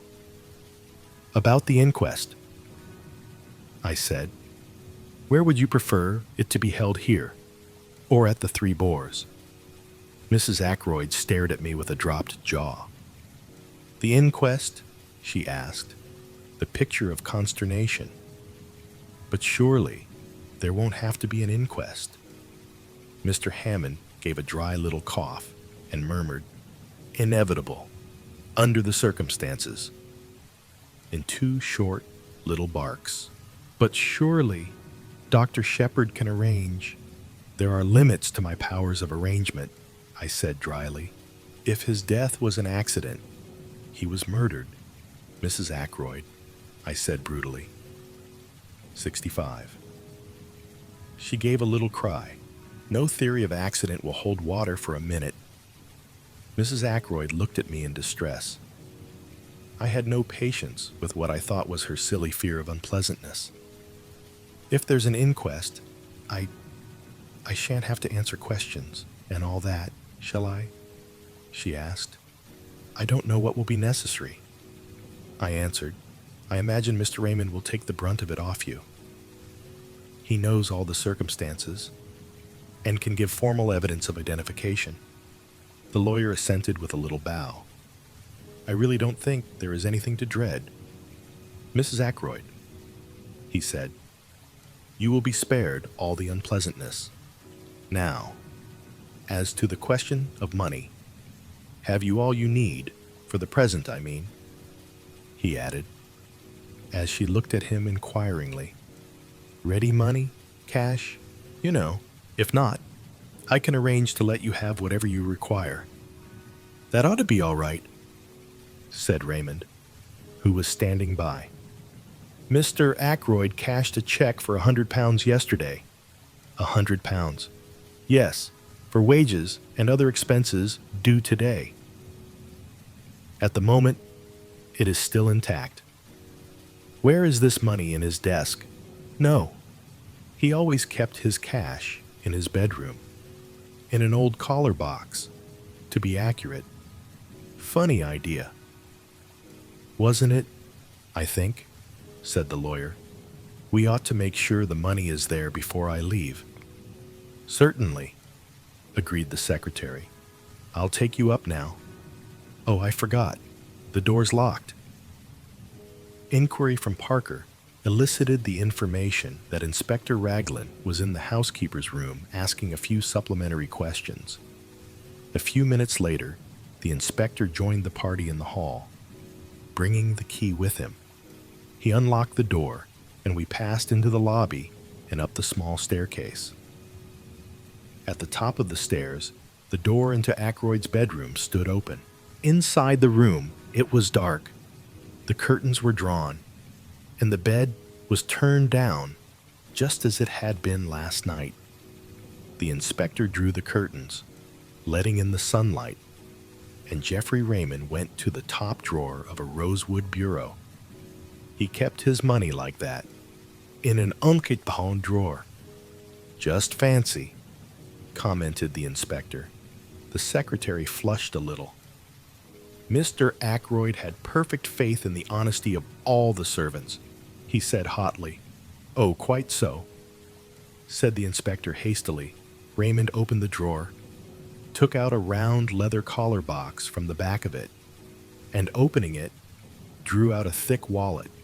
Here is the money, he said, taking out a fat roll of notes, 66. You will find the 100 intact.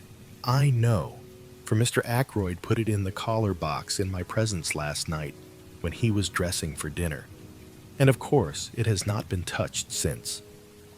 Mr. Hammond took the roll from him and counted it. He looked up sharply. £100. You said, but there is only 60 here. Raymond stared at him. Impossible, he cried, springing forward. Taking the notes from the other's hand, he counted them aloud. Mr. Hammond had been right. The total amounted to £60.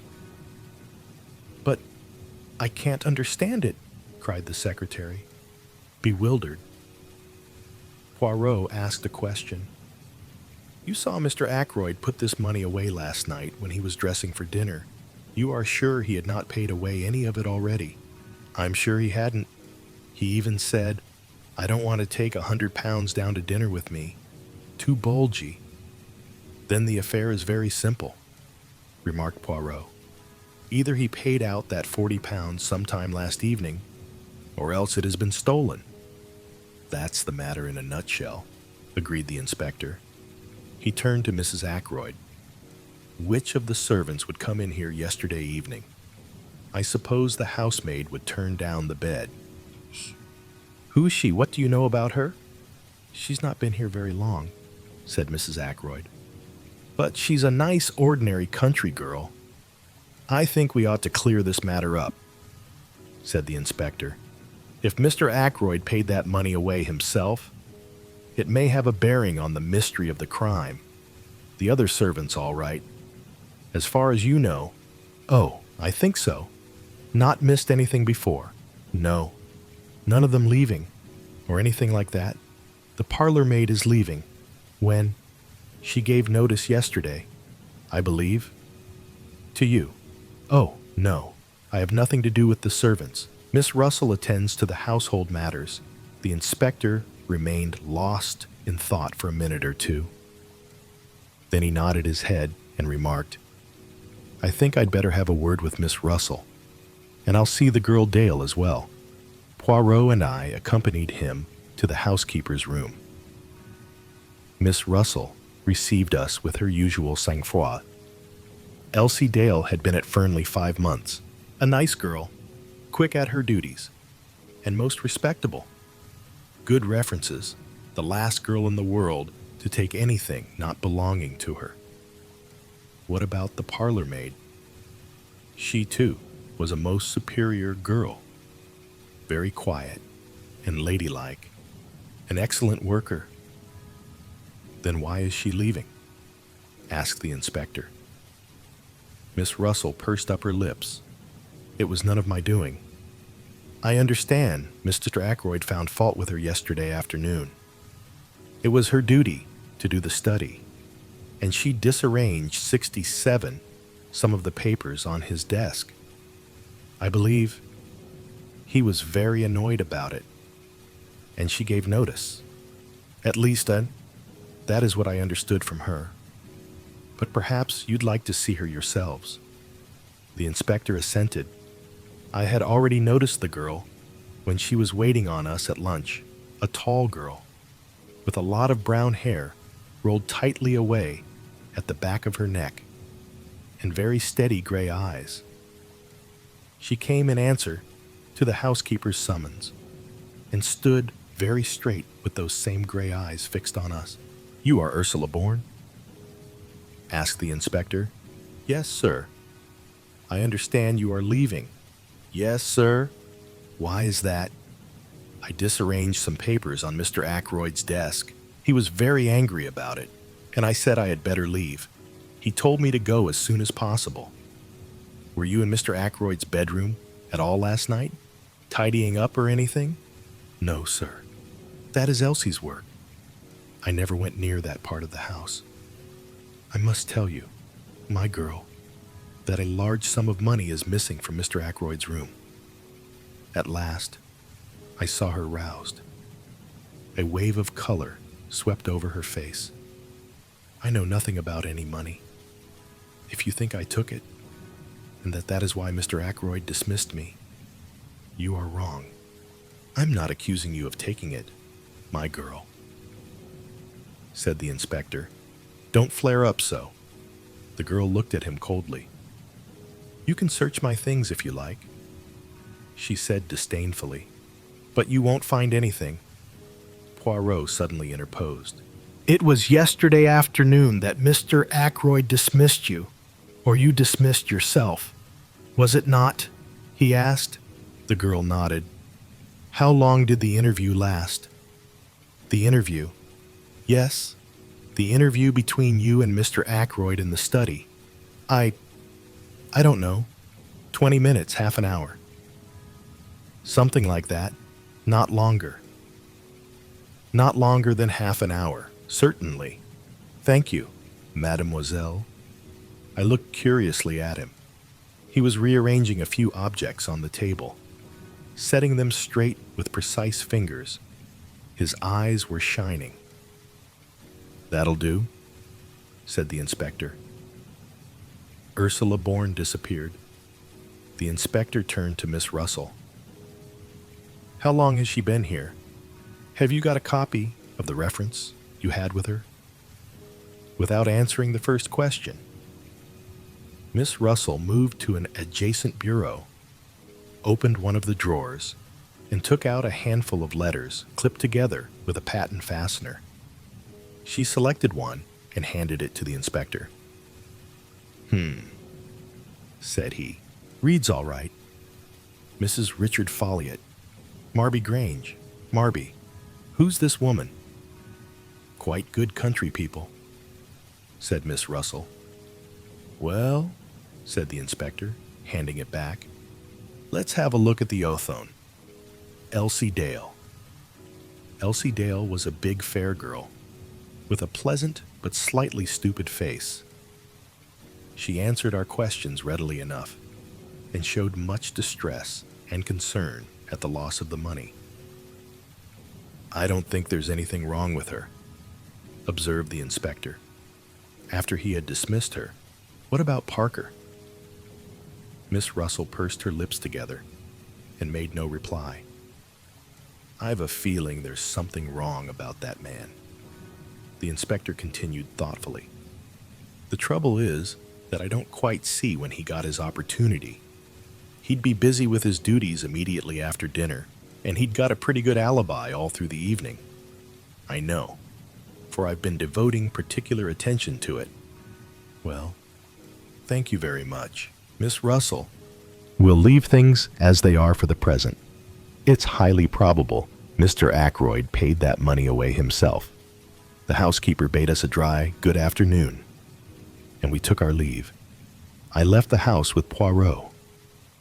I wonder, I said, breaking the silence, what the papers the girl disarranged could have been for Ackroyd to have got into such a state about them. I wonder if there is any clue there to the mystery.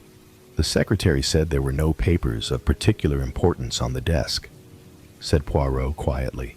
Yes, but... I paused. It strikes you as odd that Ackroyd should have flown into a rage about so trivial a matter. Yes, it does rather. But was it a trivial matter? Of course, I admitted. We don't know what those papers may have been. But Raymond certainly said, leave Raymond out of it for a minute. What did you think of that girl? Which girl? The parlor maid. Yes, the parlor maid. Ursula Bourne. She seemed a nice girl, I said hesitatingly. Poirot repeated my words, but whereas I had laid a slight stress on the fourth word, he put it on the second. She seemed a nice girl. Yes. Then, after a minute's silence, he took something from his pocket and handed it to me. See, my friend, I will show you something. Look there.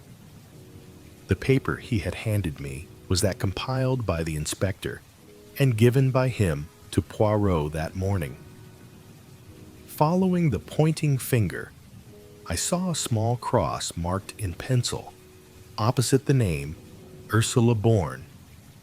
You may not have noticed it at the time, my good friend, but there was one person on this list whose alibi had no kind of confirmation. Ursula Bourne. You don't think, Dr. Shepard, I dare to think anything. Ursula Bourne may have killed Mr. Ackroyd, but I confess I can see no motive for her doing so. Can you? He looked at me very hard, so hard that I felt 69 uncomfortable. Can you? He repeated. No motive whatsoever, I said firmly. His gaze relaxed.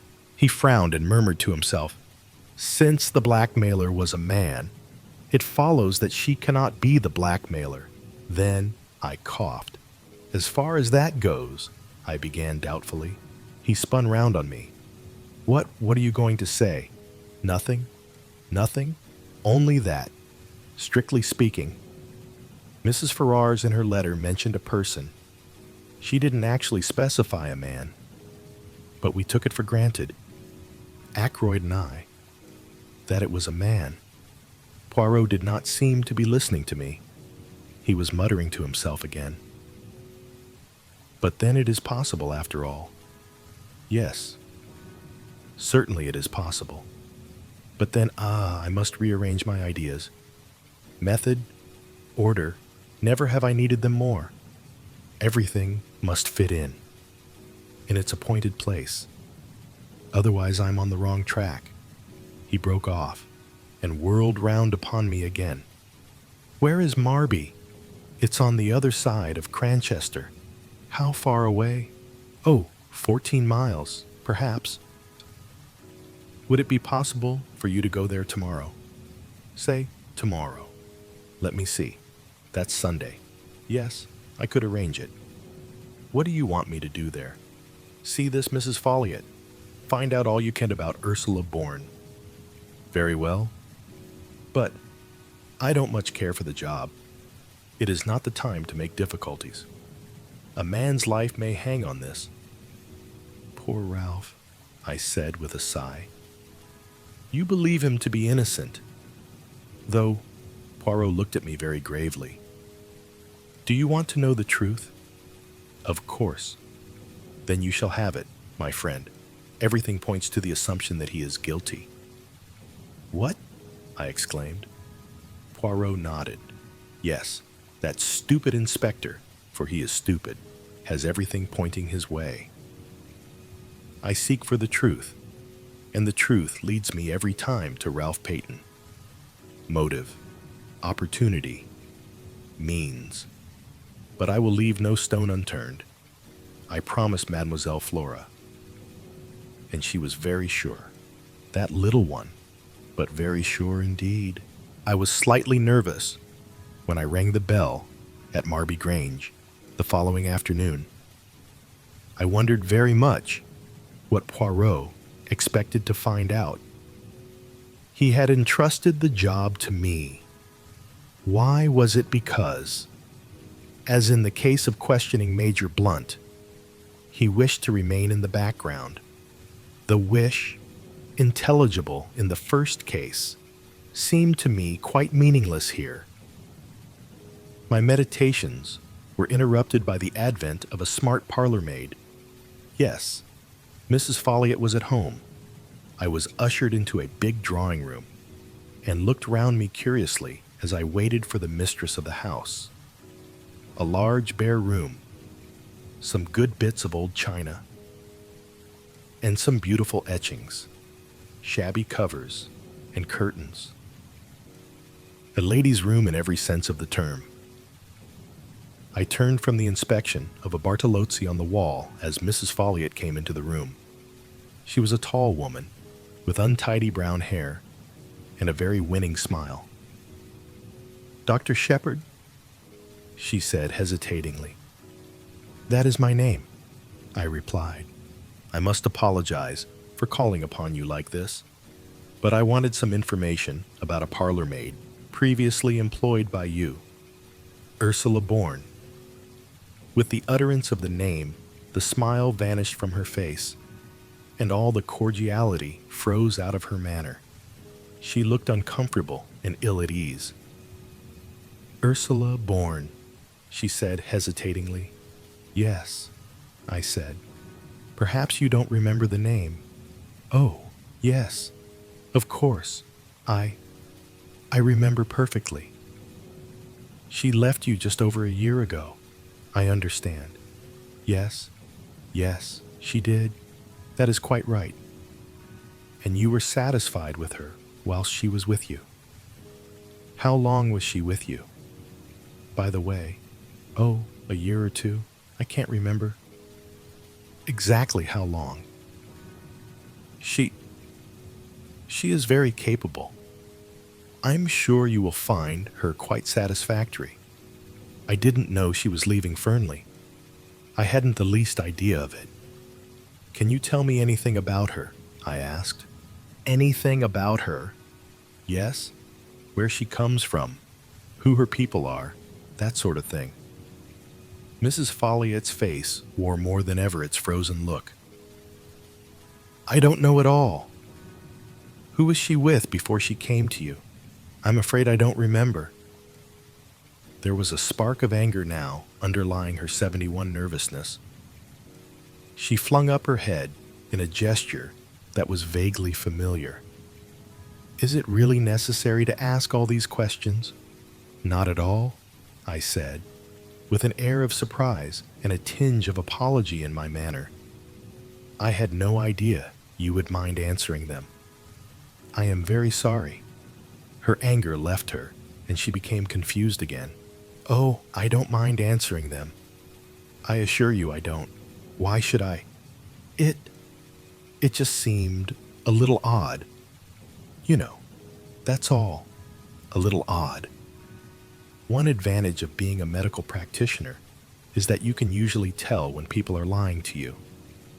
I should have known from Mrs. Folliot's manner, if from nothing else, that she did mind answering my questions, minded intensely. She was thoroughly uncomfortable and upset, and there was plainly some mystery in the background. I judged her to be a woman quite unused to deception of any kind, and consequently rendered acutely uneasy when forced to practice. A child could have seen through her, but it was also clear that she had no intention of telling me anything further. Whatever the mystery centering around Ursula Bourne might be, I was not going to learn it through Mrs. Folliot. Defeated, I apologized once more for disturbing her, took my hat, and departed. I went to see a couple of patients and arrived home about 6 o'clock. Caroline was sitting beside the wreck of tea things. She had that look of suppressed exultation on her face, which I know only too well. It is a sure sign with her of either the getting or the giving of information. I wondered which it had been. "I've had a very interesting afternoon," began Caroline, as I dropped into my own particular easy chair and stretched out my feet to the inviting blaze in the fireplace. "Have you?" I said. "Miss Gannett drop into tea." Miss Gannett is one of the chief of our newsmongers. "Guess again?" said Caroline, with intense complacency. I guessed several times. Working slowly through all the members of Caroline's intelligence corps, my sister received each guess with a triumphant shake of the head. In the end, she volunteered the information herself. Poirot," she said. "Now, what do you think of that?" I thought a good many things of it, but I was careful not to say them to Caroline. "Why did he come?" I asked. "To see me, of course. He said that, knowing my brother so well. He hoped he might be permitted to make the acquaintance of his charming sister, your charming sister. I've got mixed up, but you know what I mean. 72. "What did he talk about?" I asked. "He told me a lot about himself and his cases. You know that Prince Paul of Mauritania, the one who's just married a dancer." "Yes."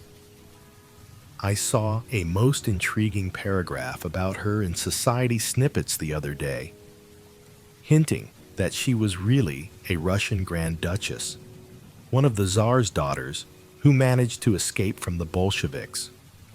Well, it seems that Poirot solved a baffling murder mystery that threatened to involve them both. Prince Paul was beside himself with gratitude. Did he give him an emerald tie pin the size of a plover's egg?" I inquired sarcastically. "He didn't mention it."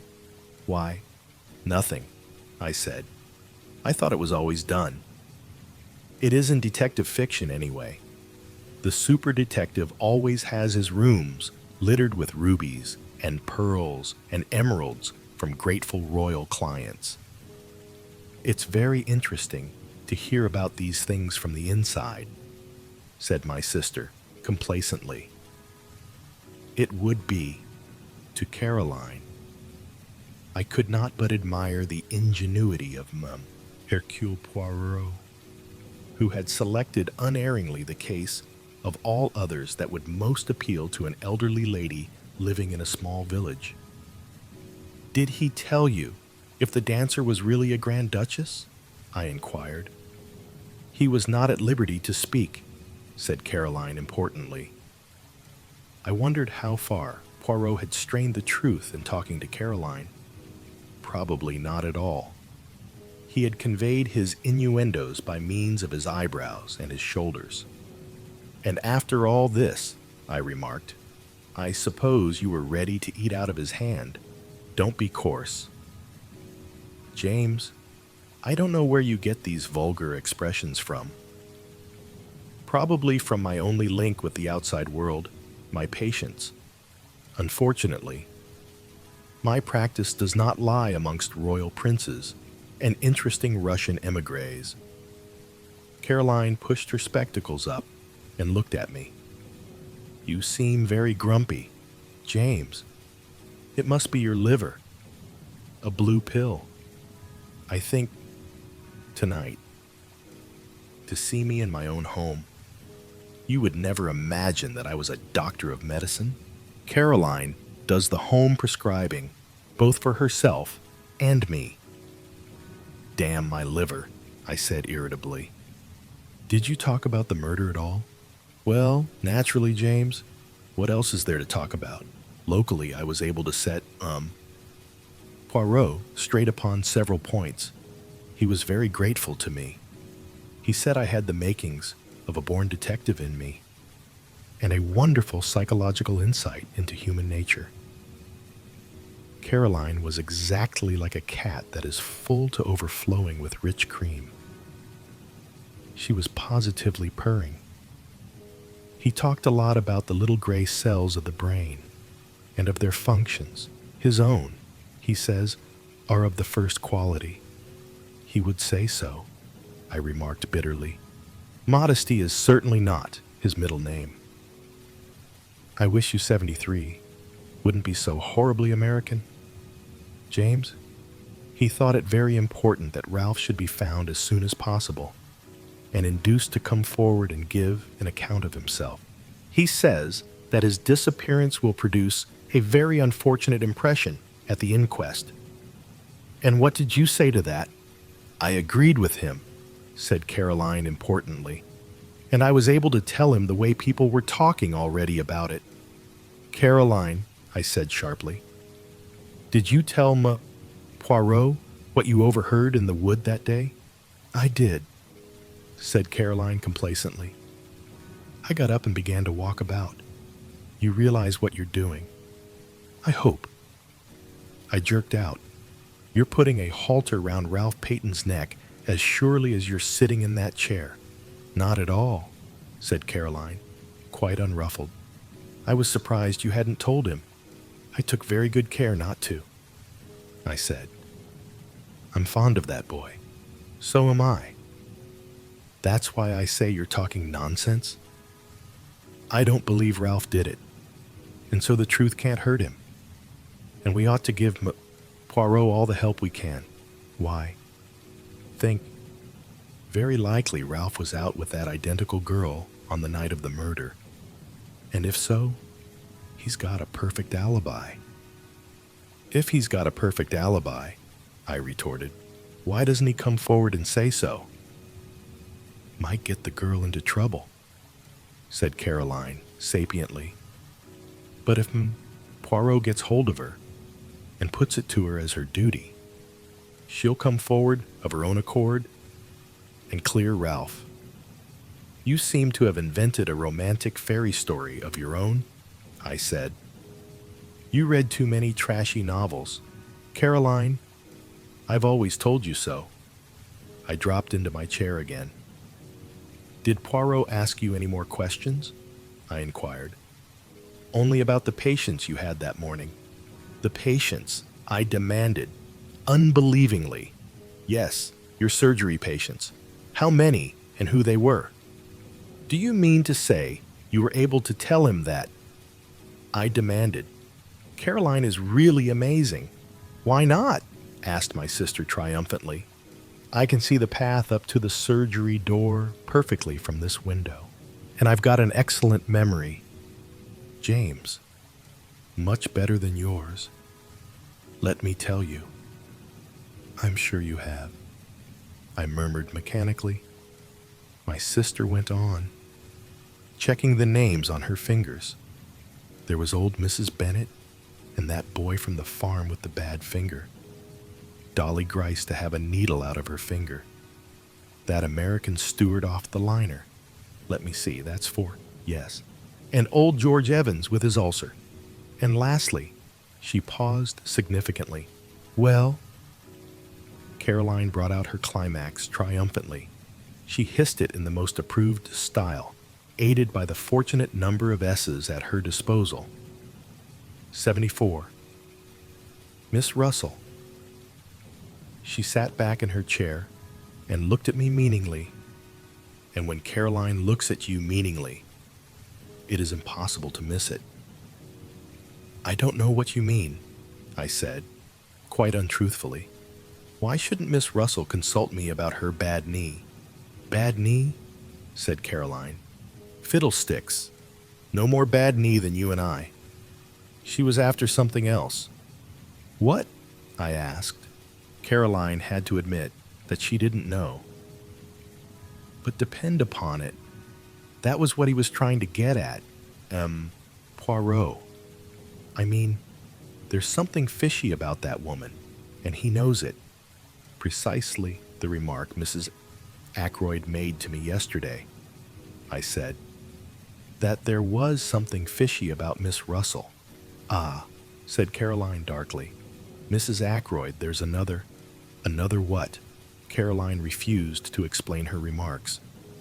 She merely nodded her head several times, rolling up her knitting, and went upstairs to don the high mauve silk blouse and the gold locket which she calls dressing for dinner. I stayed there staring into the fire and thinking over Caroline's words. Had Poirot really come to gain information about Miss Russell? Or was it only Caroline's tortuous mind that interpreted everything according to her own ideas? There had certainly been nothing in Miss Russell's manner that morning to arouse suspicion. At least I remembered her persistent conversation on the subject of drug taking, and from that she had led the conversation to poisons and poisoning. But there was nothing in that. Ackroyd had not been poisoned. Still, it was odd. I heard Caroline's voice, rather acid in tone, calling from the top of the stairs, "James, you will be late for dinner." I put some coal on the fire and went upstairs obediently. It is well at any price to have peace in the home. Chapter 11. Round the table. A joint inquest was held on Monday. I do not propose to give the proceedings in detail. To do so would only be free to go over the same ground again and again. By arrangement with the police, very little was allowed to come out. I gave evidence as to the cause of Ackroyd's death and the probable time. The absence of Ralph Peyton was commented on by the coroner, but not unduly stressed. Afterwards, Poirot and I had a few words with Inspector Raglan. The inspector was very grave. "It looks bad. Poirot," he said. "I'm trying to judge the thing fair and square. I'm a local man, and I've seen Captain Peyton many times in Cranchester.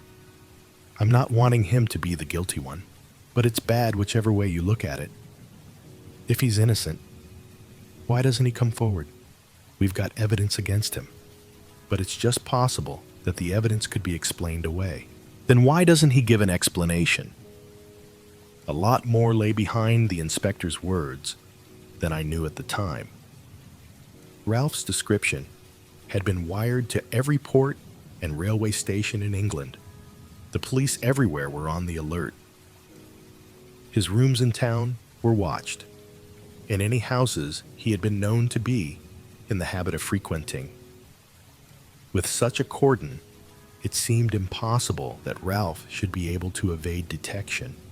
He had no luggage, and, as far as anyone knew, no money. "I can't find anyone who saw him at the station that night," continued the inspector. "And yet, he's well known down here, and you'd think somebody would have noticed him. There's no news from Liverpool either." "You think he went to Liverpool?" queried Poirot. "Well, it's on the cards. That telephone message from the station. Just 3 minutes before the Liverpool Express left, there ought to be something in that." Unless it was deliberately intended to throw you off the scent. That might just possibly be the point of the telephone message. That's an idea, said the inspector eagerly. Do you really think that's the explanation of the telephone call? My friend, said Poirot gravely, I do not know. But I will tell you this. I believe that when we find the explanation of that telephone call, we shall find the explanation of the murder. You said something like that before. I remember, I observed. 76. Looking at him curiously, Poirot nodded. I always come back to it, he said seriously. It seems to me utterly irrelevant, I declared. I wouldn't say that, demurred the inspector. But I must confess, I think Mr. Poirot here harps on it a little too much. We've better clues than that. The fingerprints on the dagger, for instance. Poirot became suddenly very foreign in manner, as he often did when excited over anything. Inspecteur, he said, beware of the blind comment dyer, the little street that has no end to it. Inspector Raglan stared, but I was quicker. You mean a blind alley, I said. That is it. The blind street that leads nowhere. So it may be with those fingerprints. They may lead you nowhere. I don't see how that can well be, said the police officer. I suppose you're hinting that they're faked. I've read of such things being done, though I can't say I've ever come across it in my experience. But fake or true, they're bound to lead somewhere. Poirot merely shrugged his shoulders, flinging out his arms wide. The inspector then showed us various enlarged photographs of the fingerprints and proceeded to become technical on the subject of loops and whorls. Come now, he said at last, annoyed by Poirot's detached manner. You've got to admit that those prints were made by someone who was in the house that night. Bien entendu, said Poirot, nodding his head. Well, I've taken the prints of every member of the household. Everyone, mind you, from the old lady down to the kitchen maid. I don't think Mrs. Ackroyd would enjoy being referred to as the old lady. She must spend a considerable amount on cosmetics. Everyone's, repeated the inspector fussily.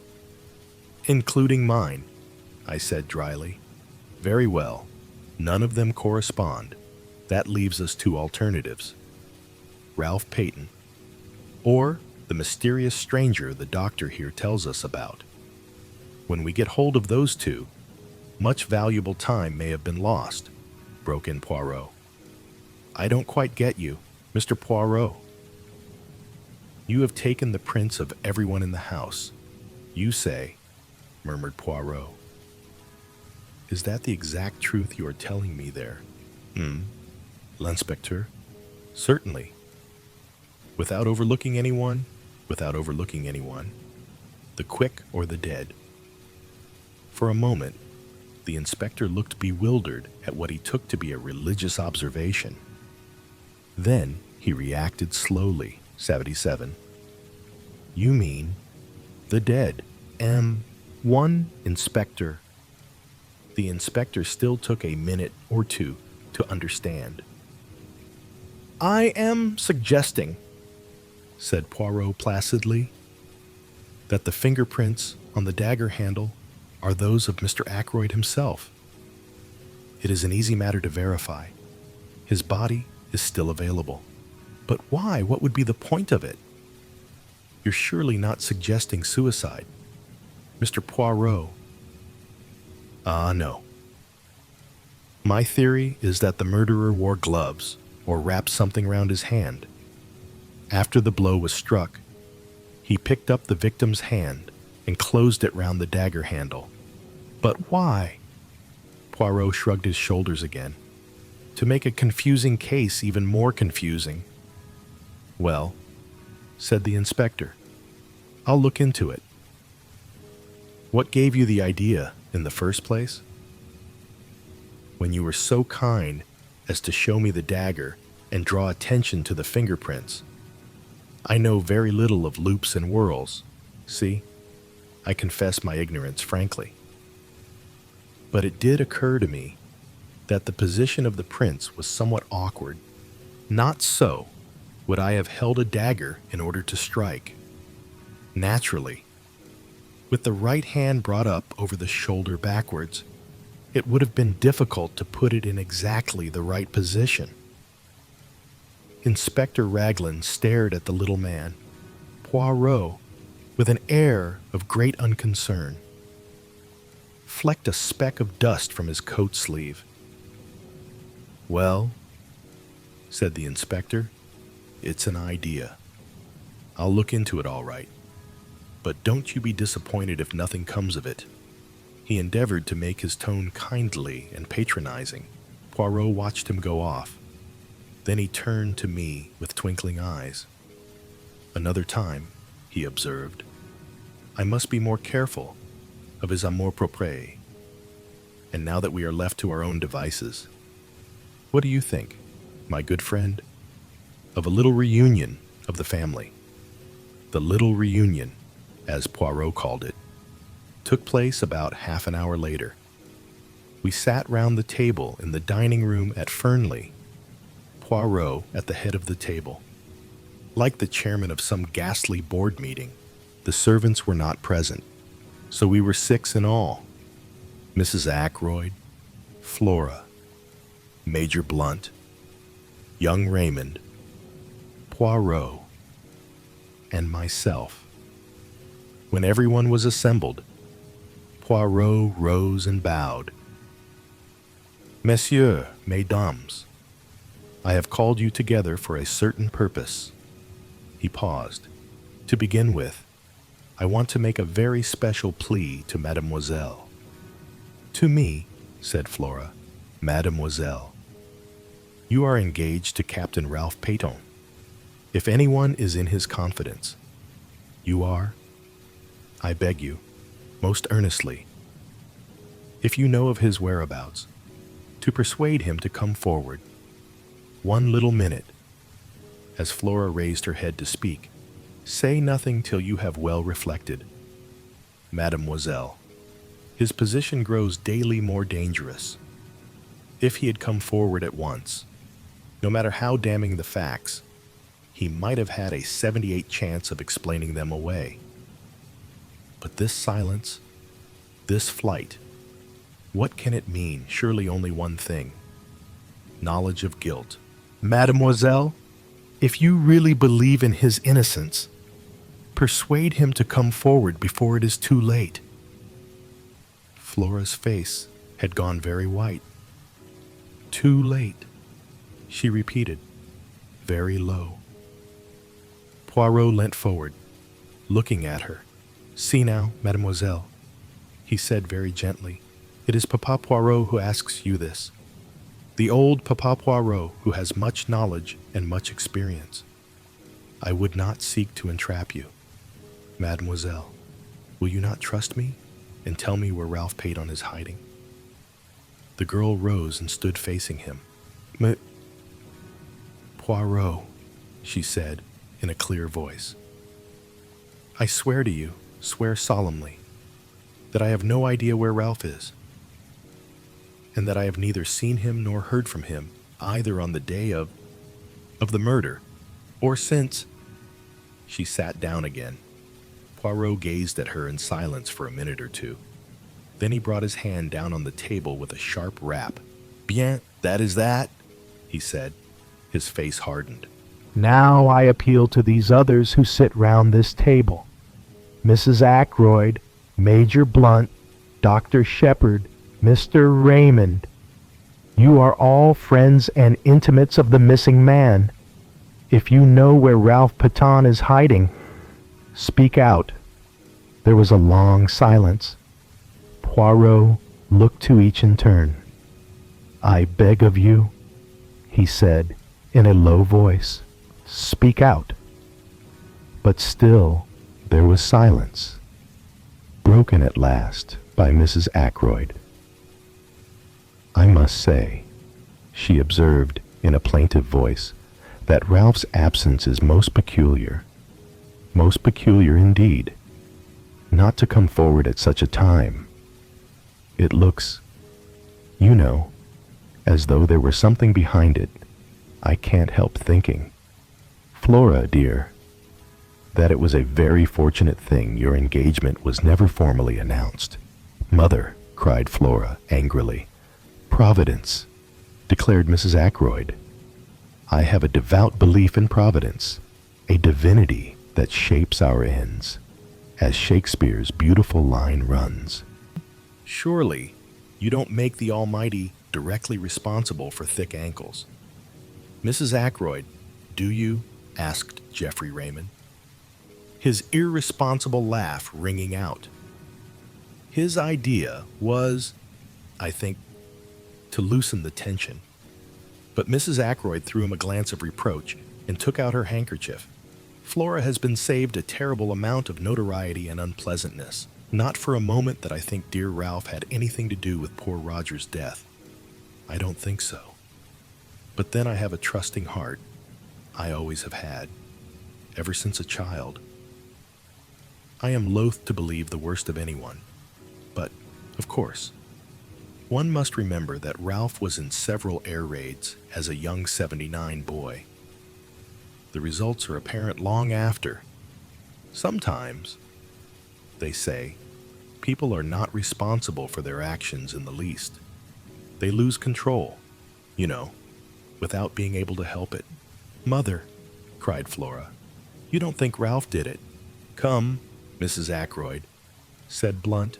"I don't know what to think," said Mrs. Ackroyd tearfully. "It's all very upsetting.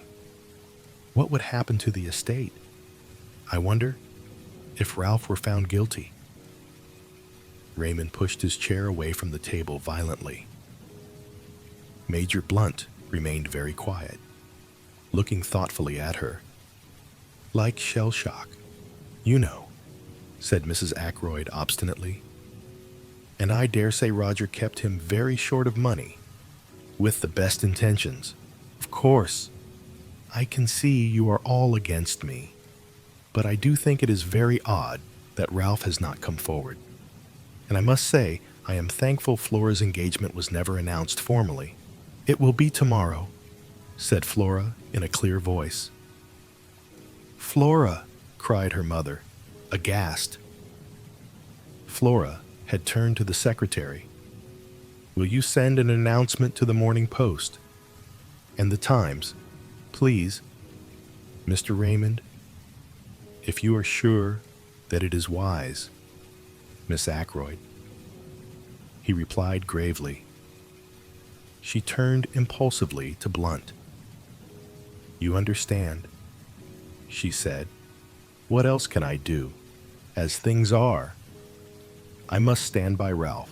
Don't you see that I must?" She looked very searchingly at him, and after a long pause, he nodded abruptly. Mrs. Ackroyd burst out into shrill protests. Flora remained unmoved. Then Raymond spoke. "I appreciate your motives, Miss Ackroyd, but don't you think you're being rather precipitate? Wait a day or two. Tomorrow," said Flora in a clear voice. "It's no good, Mother, going on like this. Whatever else I am, I'm not disloyal to my friends. Poirot." Mrs. Ackroyd appealed tearfully. "Can't you say anything at all?" "Nothing to be said," interpolated Blunt. "She's doing the right thing. I'll stand by her through thick and thin." Flora held out her hand to him. "Thank you, sir, Major Blunt," she said. "Mademoiselle," said Poirot, "will you let an old man congratulate you on your courage and your loyalty? And will you not misunderstand me if I ask you most solemnly, to postpone the announcement you speak of for at least 2 days more?" Flora hesitated. "I ask it in Ralph Peyton's interests as much as in yours. Mademoiselle, you frown. You do not see how that can be. But I assure you that it is so. Pas de blagues. You put the case into my hands. You must not hamper me now. Flora paused a few minutes before Adie replying. I do not like it, she said at last. But I will do what you say. She sat down again at the table. And now, messieurs et mesdames, said Poirot rapidly, I will continue with what I was about to say. Understand this, I mean to arrive at the truth. The truth, however ugly in itself, is always curious and beautiful to the seeker after it. I am much aged. My powers may not be what they were. Here, he clearly expected a contradiction. In all probability, this is the last case I shall ever investigate. But Hercule Poirot does not end with a failure. Messieurs et mesdames, I tell you, I mean to know, and I shall know, in spite of you all. He brought out the last words provocatively, hurling them in our face, as it were. I think we all flinched back a little, excepting Geoffrey Raymond, who remained good-humored and imperturbable as usual. How do you mean, in spite of us all? He asked, with slightly raised eyebrows. But just that, monsieur. Every one of you in this room is concealing something from me. He raised his hand as a faint murmur of protest arose. Yes, yes, I know what I am saying. It may be something unimportant, trivial, which is supposed to have no bearing on the case, but there it is. Each one of you has something to hide. Come now. Am I right? His glance, challenging and accusing, swept round the table, and every pair of eyes dropped before his. Yes, mine as well. I am answered, said Poirot, with a curious laugh. He got up from his seat. I appeal to you all. Tell me the truth, the whole truth. There was a silence. Will no one speak? He gave the same short laugh again. C'est dommage, he said, and went out. Chapter 12. The Goose Quill. That evening, at Poirot's request, I went over to his house after dinner. Caroline saw me depart with visible reluctance. I think she would have liked to have accompanied me. Poirot greeted me hospitably. He had placed a bottle of Irish whiskey, which I detest, on a small table, with a soda water siphon and a glass. He himself was engaged in brewing hot chocolate. It was a favorite beverage of his. I discovered later, he inquired politely after my sister, whom he declared to be a most interesting woman. I'm afraid you've been giving her a swelled head, I said dryly. What about Sunday afternoon? He laughed and twinkled. I always like to employ the expert, he remarked obscurely, but he refused to explain the remark. You got all the local gossip anyway, I remarked. True and untrue, and a great deal of valuable information, he added quietly, such as... He shook his head. Why not have told me the truth, he countered. In a place like this, all Ralph Peyton's doings were bound to be known. If your sister had not happened to pass through the wood that day, somebody else would have done so. I suppose they would, I said grumpily. What about this interest of yours in my patients? Again he twinkled. Only one of them, doctor.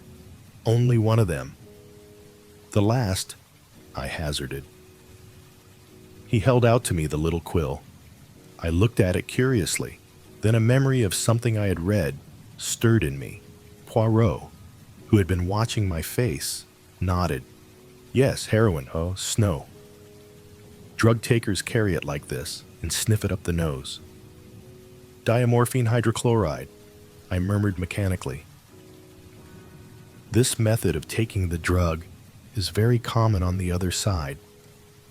Another proof, if we wanted one, that the man came from Canada or the States. What first attracted your attention to that summer house? I asked curiously. My friend the inspector took it for granted that anyone using that path did so as a shortcut to the house. But as soon as I saw the summer house, I-82, realized that the same path would be taken by anyone using the summer house as a rendezvous. Now it seems fairly certain that the stranger came neither to the front nor to the back door. Then, did someone from the house go out and meet him? If so, what could be a more convenient place than that little summer house? I searched it with the hope that I might find some clue inside. I found two: the scrap of cambric and the quill. And the scrap of cambric? I asked curiously. What about that? Poirot raised his eyebrows. You do not use your little gray cells, he remarked dryly. The scrap of starched cambric should be obvious. Not very obvious to me. I changed the subject. Anyway, I said, this man went to the summer house to meet somebody. Who was that somebody? Exactly the question, said Poirot. You will remember that Mrs. Ackroyd and her daughter came over from Canada to live here. Is that what you meant today when you accused them of hiding the truth? Perhaps. Now another point. What did you think of the parlor maid's story? What story? The story of her dismissal. Does it take half an hour to dismiss a servant? Was the story of those important papers a likely one? And remember, though she says she was in her bedroom from 9:30 until 10 o'clock, there is no one to confirm her statement. You bewilder me, I said. To me, it grows clearer. But tell me now your own ideas and theories. I drew a piece of paper from my pocket. I just scribbled down a few suggestions, I said apologetically. But excellent. You have method. Let us hear them. I read out in a somewhat embarrassed voice. To begin with, one must look at the thing logically. Just what my poor Hastings used to say, interrupted Poirot, but alas, he never did so. Point note 1. Mr. Ackroyd was heard talking to someone at 9:30. Point number 2. At some time during the evening, Ralph Peyton must have come in through the window, as evidenced by the prints of his shoes. Point number 3. Mr. Ackroyd was nervous that evening and would only have admitted someone he knew. Point number 4. The person with Mr. Ackroyd at 9:30 was asking for money. We know Ralph Peyton was in a scrape. These 4 points go to show that the person with Mr. Ackroyd at 9:30 was Ralph Peyton. But we know that Mr. Ackroyd was alive at 9:45. Therefore, it was not Ralph who killed him. Ralph left the window open. Afterwards, the murderer came in that way. And who was the murderer? Inquired Poirot. The American stranger. He may have been in league with Parker. And possibly, in Parker, we have the man who blackmailed Mrs. Ferrars. If so, 83. Parker may have heard enough to realize the game was up, have told his accomplice S0, and the latter did the crime with the dagger which Parker gave him. It is a theory that, admitted Poirot, decidedly you have tells of a kind, but it leaves a good deal unaccounted for, such as the telephone call, the pushed-out chair. Do you really think that latter important? I interrupted. Perhaps not, admitted my friend. It may have been pulled out by accident, and Raymond or Blunt may have shoved it into place unconsciously under the stress of emotion. Then there is the missing 40 pounds. given by Ackroyd to Ralph, I suggested. He may have reconsidered his first refusal. That still leaves one thing unexplained. What? Why was Blunt so certain in his own mind that it was Raymond with Mr. Ackroyd at 9:30? He explained that. I said, "You think so? I will not press the point to tell me." Instead, what were Ralph Payton's reasons for disappearing? That's rather more difficult, I said slowly. I shall have to speak as a medical man. Ralph's nerves must have gone fut if he suddenly found out that his uncle had been murdered within a few minutes of his leaving him, after, perhaps, a rather stormy interview. Well, he might get the wind up and clear right out. Men have been known to do that, act guiltily when they're perfectly innocent. Yes, that is true, said Poirot, but we must not lose sight of one thing. I know what you're going to say. I remarked, motive. Ralph Payton inherits a great fortune by his uncle's death. That is one motive, agreed Poirot. One, mais oui. Do you realize that there are 3 separate motives staring us in the face? Somebody certainly stole the blue envelope and its contents. That is one motive. Blackmail Ralph Payton may have been the man who blackmailed Mrs. Ferrars. Remember, as far as Hammond knew, Ralph Payton had not applied to his uncle for help of late. That looks as though he were being supplied with money elsewhere. Then there is the fact that he was in some, scrape, which he feared might get to his uncle's ears. And finally, there is the one you have just mentioned. Dear me, I said, rather taken aback. The case does seem black against him, does it? Said Poirot. That is where we disagree. You and I. 3 motives. It is almost too much. I am inclined to believe that. After all, Ralph Payton is innocent.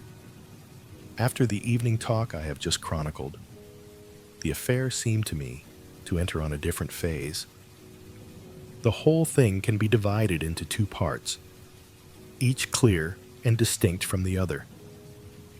Part 1 ranges from Ackroyd's death on the Friday evening to the following Monday night. It is the straightforward narrative of what occurred, as presented to Hercule Poirot. I was at Poirot's elbow the whole time. I saw what he saw. I tried my best to read his mind. As I know now, I, 84, failed in this latter task. Though Poirot showed me all his discoveries, as, for instance, the gold wedding ring, he held back the vital and yet logical impressions that he formed. As I came to know later, this secrecy was characteristic of him. He would throw out hints and suggestions, but beyond that he would not go. As I say, up till the Monday evening, my narrative might have been that of Poirot himself. I played Watson to his Sherlock, but after Monday our ways diverged. Poirot was busy on his own account. I got to hear of what he was doing, because in King's Abbot, you get to hear of everything. But he did not take me into his confidence beforehand, and I, too, had my own preoccupations. On looking back, the thing that strikes me most is the piecemeal character of this period. Everyone had a hand in the elucidation of the mystery. It was rather like a jigsaw puzzle, to which everyone contributed their own little piece of knowledge or discovery. But their task ended there. To Poirot alone belongs the renown of fitting those pieces into their correct place. Some of the incidents seemed at the time irrelevant and unmeaning. There was, for instance, the question of the black boots. But that comes later. To take things strictly in chronological order, I must begin with the summons from Mrs. Ackroyd She sent for me early on Tuesday morning.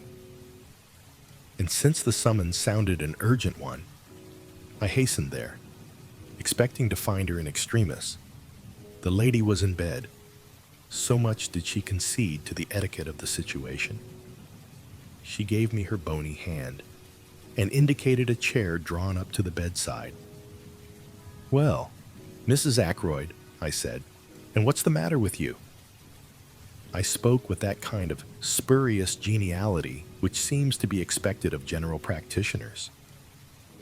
"I'm prostrated," said Mrs. Ackroyd in a faint voice. "Absolutely prostrated. It's the shock of poor Roger's death. They say these things often aren't felt at the time. You know, it's the reaction afterwards. It is a pity that a doctor is precluded by his profession from being able sometimes to say what he really thinks. I would have given anything to be able to answer bunkum instead. I suggested a tonic. Mrs. Ackroyd accepted the tonic. One move in the game seemed now to be concluded. Not for a moment did I imagine that I had been sent for because of the shock occasioned by Ackroyd's death. But Mrs. Ackroyd is totally incapable of pursuing a straightforward course on any subject. She always approaches her object by tortuous means. I wondered very much why it was she had 85 sent for me. "And then that scene, yesterday," continued my patient. She paused as though expecting me to take up a cue. "What scene? Doctor, how can you have forgotten that dreadful little Frenchman, or Belgian, or whatever he is, bullying us all like he did? It has quite upset me, coming on the top of Roger's death. I'm very sorry, Mrs. Ackroyd," I said. "I don't know what he meant, shouting at us like hell. I should hope I know my duty too well to dream of concealing anything. I have given the police every assistance in my power." Mrs. Ackroyd paused, and I said, "Quite so." I was beginning to have a glimmering of what all the trouble was about. "No one can say that I have failed in my duty," continued Mrs. Ackroyd. "I am sure Inspector Raglan is perfectly satisfied. Why should this little upstart of a foreigner make a fuss? A most ridiculous-looking creature he is, too, just like a comic Frenchman in a review. I can't think why Flora insisted on bringing him into the case. She never said a word to me about it, just went off and did it on her own. Flora is too independent. I am a woman of the world, and her mother. She should have come to me for advice first." I listened to all this in silence. What does he think? That's what I want to know. Does he actually imagine I'm hiding something? He positively accused me yesterday. I shrugged my shoulders. It is surely of no consequence.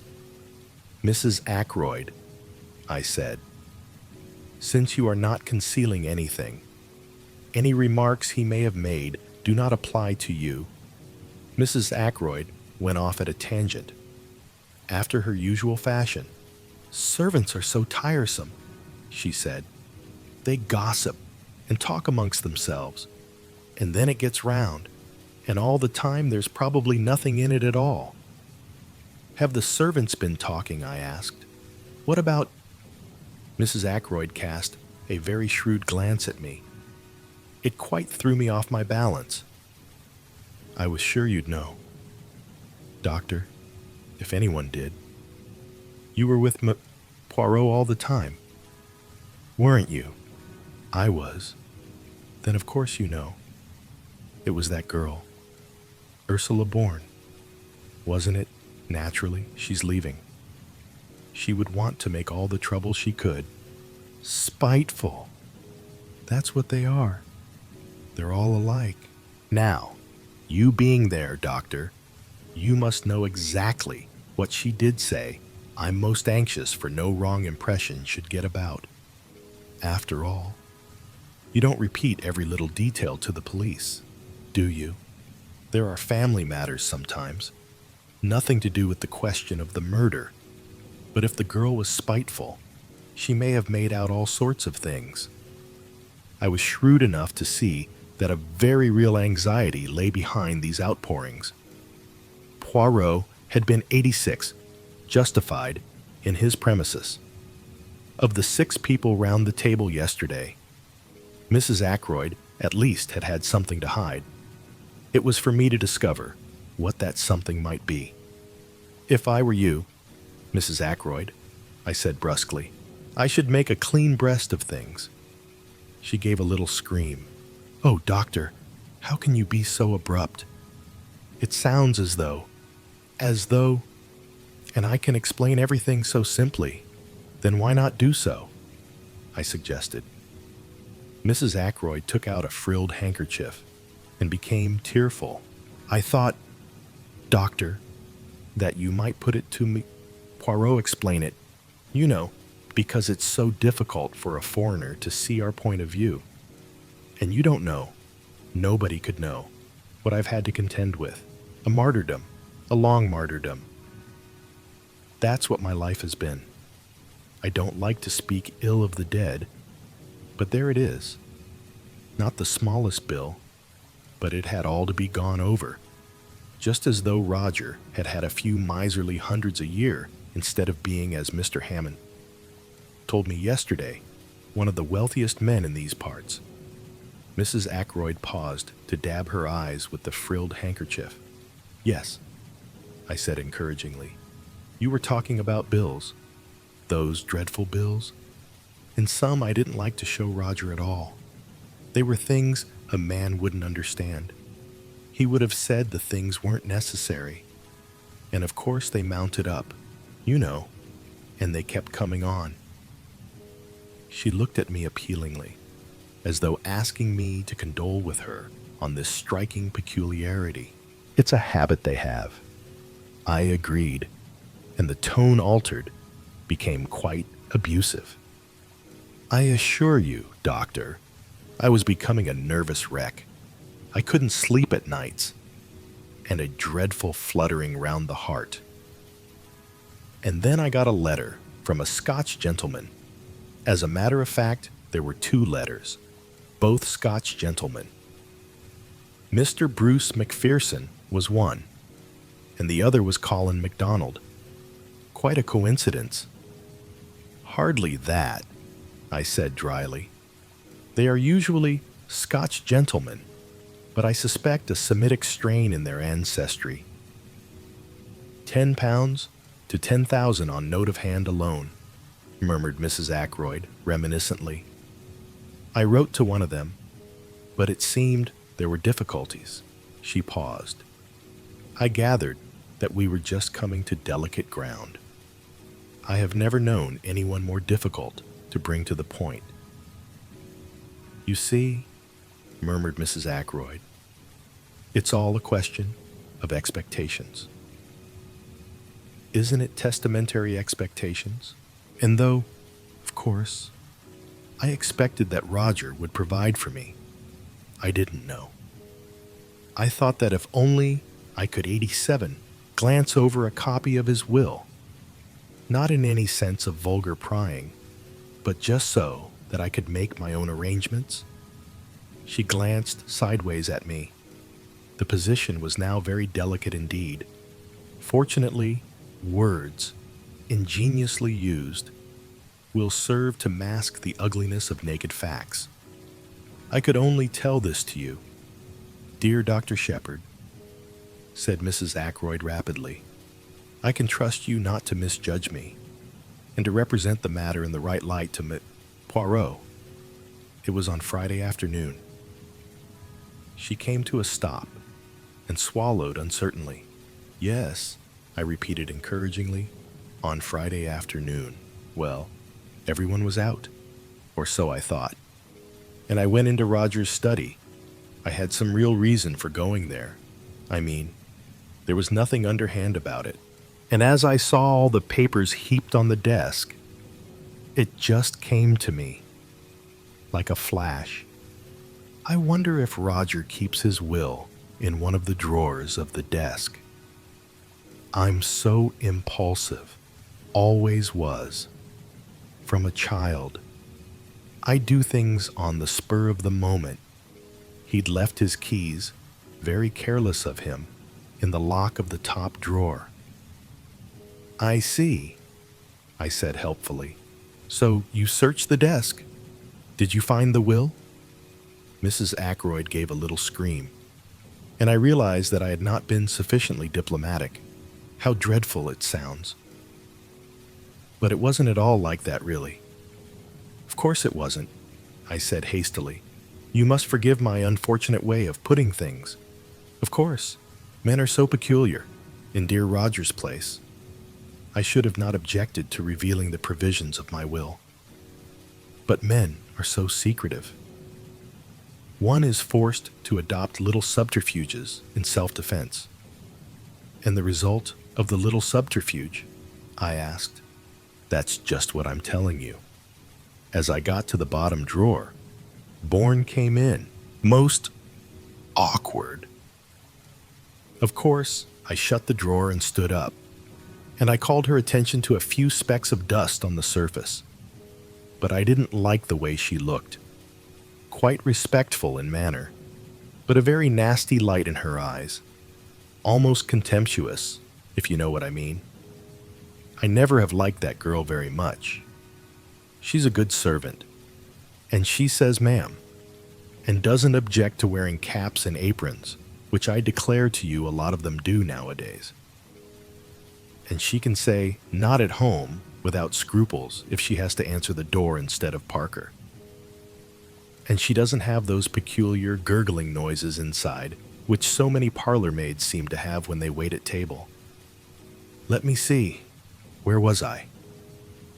You were saying that in spite of several valuable qualities, you never liked Bourne. No more I do. She's odd. There's something different about her from the others. Too well educated. That's my opinion. You can't tell who are ladies and who aren't nowadays. And what happened next? I asked. Nothing.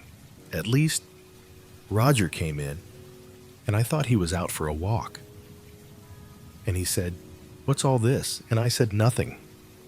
I just came in to fetch 88 punch." And I took punch and went out with it. Bourne stayed behind. I heard her asking Roger if she could speak to him for a minute. I went straight up to my room to lie down. I was very upset. There was a pause. You will explain to me, Poirot, won't you? You can see for yourself what a trivial matter the whole thing was. But, of course, when he was so stern about concealing things, I thought of this at once. Bourne may have made some extraordinary story out of it, but you can explain. Can't you? That is all, I said. You have told me everything. Yes, said Mrs. Ackroyd. Oh, yes, she added firmly, but I had noted the momentary hesitation, and I knew that there was still something she was keeping back. It was nothing less than a flash of sheer genius that prompted me to ask the question I did. Mrs. Ackroyd, I said, was it you who left the silver table open? I had my answer in the blush of guilt that even rouge and powder could not conceal. How did you know? She whispered. It was you. Then, yes, you see, there were 1 or 2 pieces of old silver. Very interesting. I had been reading up the subject, and there was an illustration of quite a small piece, which had fetched an immense sum at Christie's. It looked to be just the same as the one in the silver table.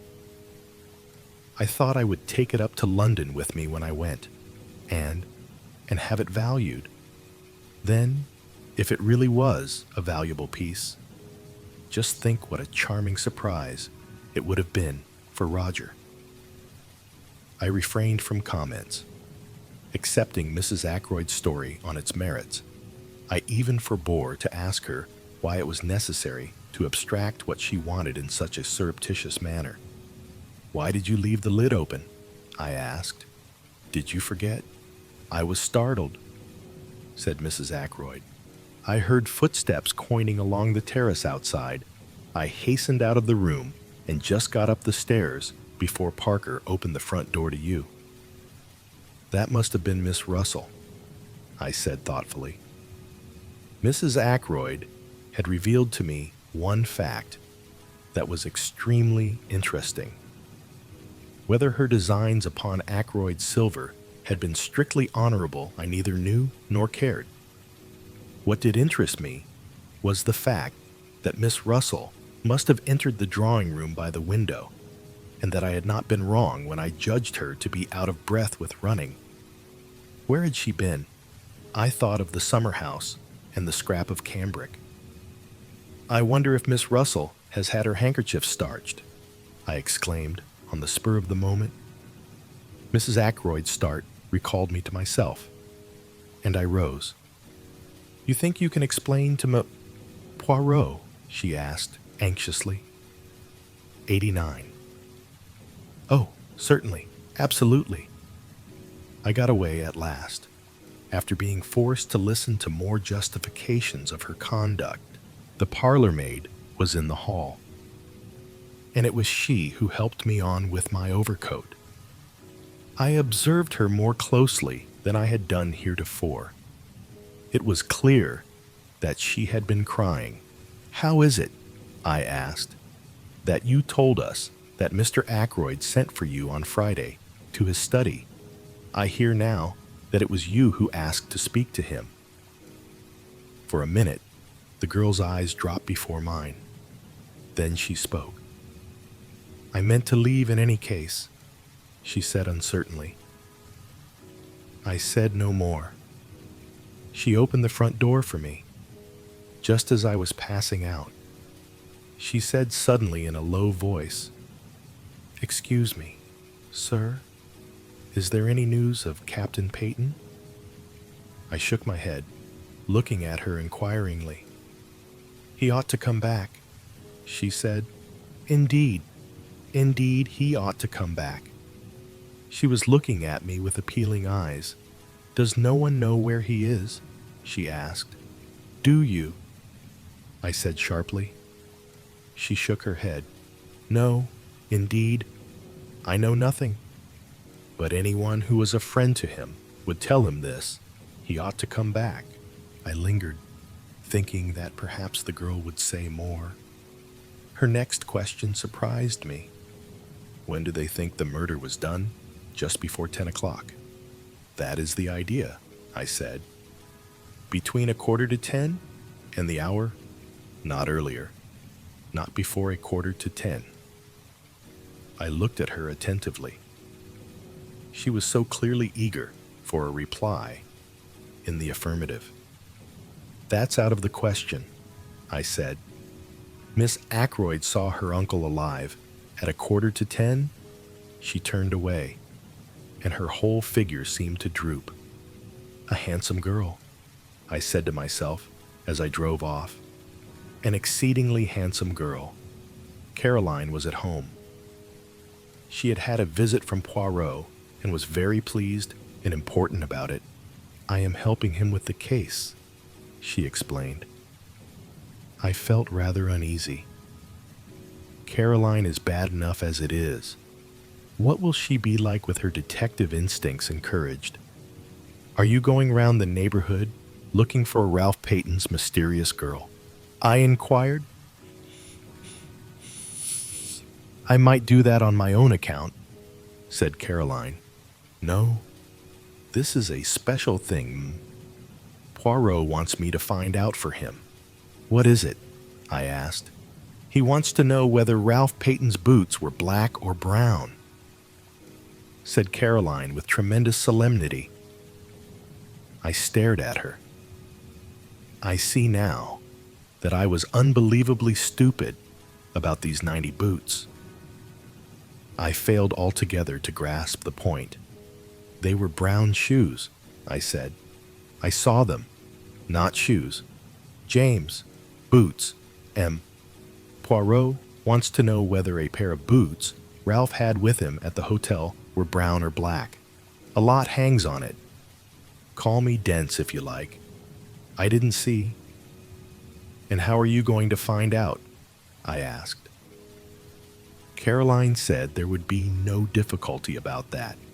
Our Annie's dearest friend was Miss Gannett's maid, Clara, and Clara was walking out with the boots at the Three Boars.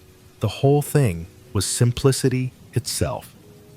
And by the aid of Miss Gannett, who cooperated loyally, at once giving Clara leave of absence, the matter was rushed through at express speed.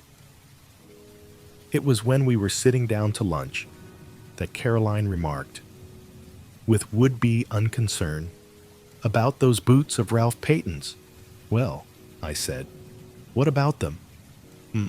Poirot thought they were probably brown. He was wrong. They're black. And Caroline nodded her head several times. She evidently felt that she had scored a point over Poirot. I did not answer. I was puzzling over what the color of a pair of Ralph Peyton's boots had to do with the case. I was to have a further proof that day of the success of Poirot's tactics. That challenge of his had been a subtle touch born of his knowledge of human nature. A mixture of fear and guilt had wrung the truth from Mrs. Ackroyd. She was the first to react. That afternoon, when I returned from seeing my patients, Caroline told me that Geoffrey Raymond had just left. Did he want to see me? I asked, as I hung up my coat in the hall. Caroline was hovering by my elbow. It was Poirot he wanted to see, she said. He'd just come from the Larches. Mr. Poirot was out. Mr. Raymond thought that he might be here, or that you might know where he was. I haven't the least idea. I tried to make him wait, said Caroline, but he said he would call back at the Larches in half an hour, and went away down the village. A great pity, because Poirot came in practically the minute after he left. Came in here?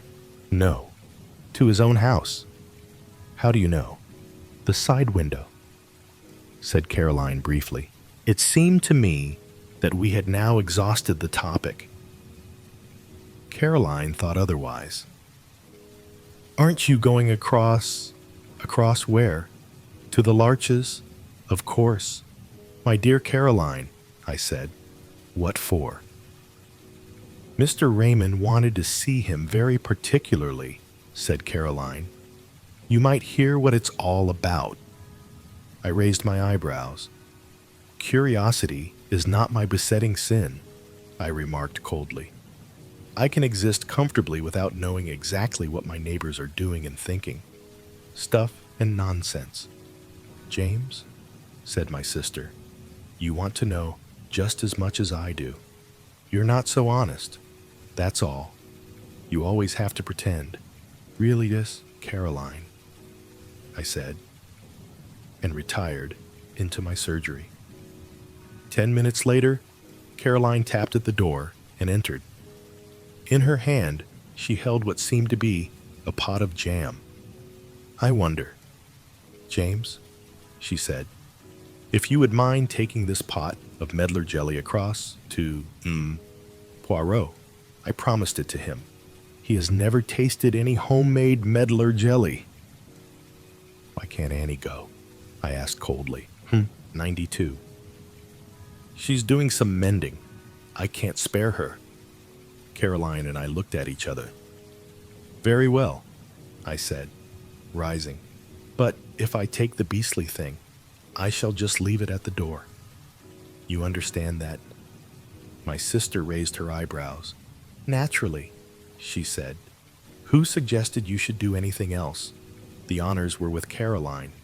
If you do happen to see Poirot, she said, as I opened the front door, you might tell him about the boots. It was a most subtle parting shot. I wanted dreadfully to understand the enigma of the boots. When the old lady with the Breton cap opened the door to me, I found myself asking if, Poirot was in, quite automatically. Poirot sprang up to meet me, with every appearance of pleasure. "Sit down, my good friend," he said. "The big chair?" "This small one. The room is not too hot." "No." I thought it was stifling, but refrained from saying so. The windows were closed, and a large fire burned in the grate. "The English people, they have a mania for the fresh air," declared Poirot. "The big air. It is all very well outside, where it belongs. Why admit it to the house? But let us not discuss such banalities. You have something for me." "Yes." "Two things," I said. "First, this, from my sister." I handed over the pot of medlar jelly. "How kind of Mademoiselle Caroline. She has remembered her promise." "And the second thing, information of a kind," and I told him of my interview with Mrs. Ackroyd. He listened with interest, but not much excitement. "It clears the ground," he said thoughtfully, "and it has a certain value as confirming the evidence of the housekeeper." She said, "You remember, that she found the silver table lid open and closed it down in passing. What about her statement that she went into the drawing room to see if the flowers were fresh?" "Ah, we never took that very seriously." "Did we?" "My friend, it was patently an excuse, trumped up in a hurry, by a woman who felt it urgent to explain her presence, which, by the way, you would probably never have thought of questioning. I considered it possible that her agitation might arise from the fact that she had been tampering with the silver table. But I think now that we must look for another cause." "Yes," I said. "Whom did she go out to meet, and why?" "You think she went to meet someone?" "I do." Poirot nodded. "So do I." He said thoughtfully. There was a pause. "By the way," I said, "I've got a message for you from my sister." Ralph Peyton's boots were black, not brown. I was watching him closely as I gave the message, and I fancied that I saw a momentary flicker of discomposure. 93. If so, it passed almost immediately. She is absolutely positive they are not brown. Absolutely. "Ah," said Poirot regretfully. "That is a pity," and he seemed quite crestfallen. He entered into no explanations, but at once started a new subject of conversation. "The housekeeper, Miss Russell, who came to consult you on that Friday morning. Is it indiscreet to ask what passed at the interview? Apart from the medical details, I mean." "Not at all," I said.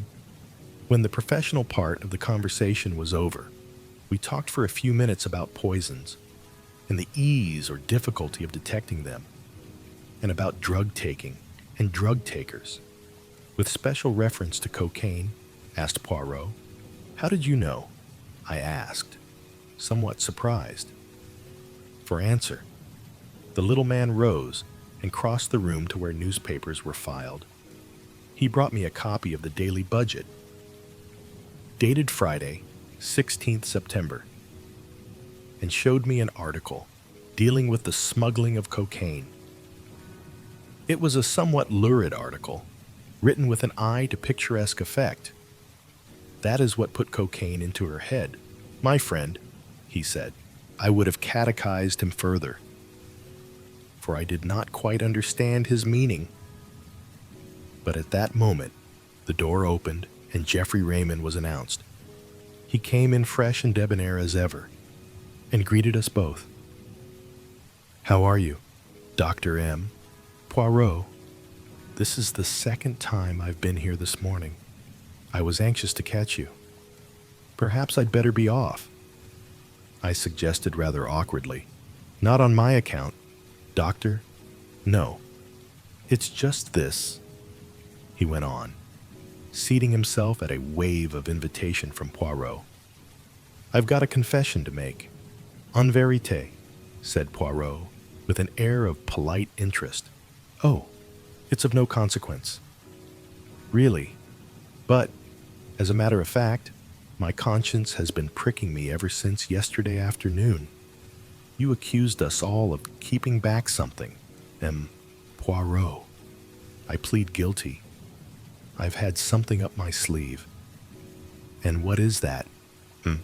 Raymond? As I say, it's nothing of consequence. Just this. I was in debt. Badly. And that legacy came in the nick of time. £500 puts me on my feet again with a little to spare. He smiled at us both with that engaging frankness that made him such a likable youngster. You know how it is. Suspicious-looking policemen don't like to admit you were hard up for money. Think it will look bad to them. But I was a fool, really, because Blunt and I were in the billiard room from 9:45 onwards. So I've got a watertight alibi and nothing to fear. Still, when you thundered out that stuff about concealing things, I felt a nasty prick of 94 conscience, and I thought I'd like to get it off my mind. He got up again and stood smiling at us. You are a very wise young man, said Poirot, nodding at him with approval. See you. When I know that anyone is hiding things from me, I suspect that the thing hidden may be something very bad indeed. You have done well. I'm glad I'm cleared from suspicion, laughed Raymond. Till be off now. So that is that, I remarked. As the door closed behind the young secretary, yes, agreed Poirot, a mere bagatelle, but if he had not been in the billiard room, who knows? After all, many crimes have been committed for the sake of less than £500. It all depends on what sum is sufficient to break a man. A question of relativity, is it not so? Have you reflected, my friend, that many people in that house stood to benefit by Mr. Ackroyd's death? Mrs. Ackroyd, Miss Flora, young Mr. Raymond, the housekeeper, Miss Russell. Only one. In fact, does not. Major Blunt? His tone in uttering that name was so peculiar that I looked up, puzzled. I don't understand you, I said. Two of the people I accused have given me the truth. You think Major Blunt has something to conceal also?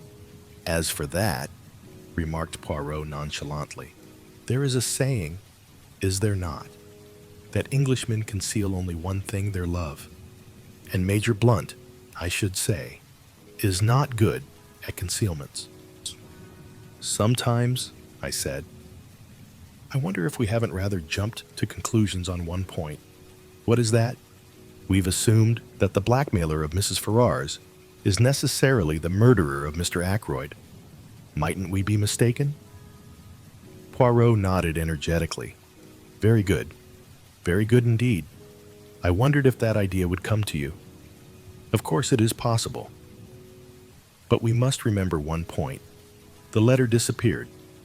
Still, that, as you say, may not necessarily mean that the murderer took it. When you first found the body, Parker may have abstracted the letter unnoticed by you. Parker? Yes, Parker. I always come back to Parker, not as the murderer. No, he did not commit the murder. But who is more suitable than he as the mysterious scoundrel who terrorized Mrs. Ferrars? He may have got his information about Mr. Ferrars's death from one of the king's paddock servants. At any rate, he is more likely to have come upon it than a casual guest such as Blunt, for instance. Parker might have taken the letter, I admitted. It wasn't till later that I noticed it was gone. How much later? After Blunt and Raymond were in the room, or before? I can't remember, I said slowly. I think it was before, no, afterwards. Yes, I'm almost sure it was afterwards. That widens the field to 3, said Poirot thoughtfully. 95. But Parker is the most likely. It is in my mind to try a little experiment with Parker. How say you?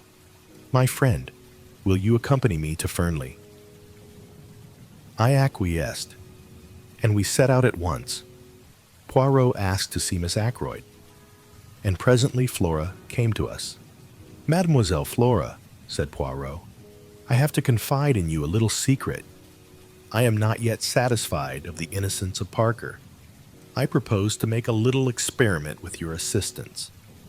I want to reconstruct some of his actions on that night, but we must think of something to tell him. I have it. I wish to satisfy myself as to whether voices in the little lobby could have been heard outside on the terrace. Now, ring for Parker, if you will be so good. I did so, and presently the butler appeared, suave as ever. You rang, sir. Yes, my good Parker. I have in mind a little experiment.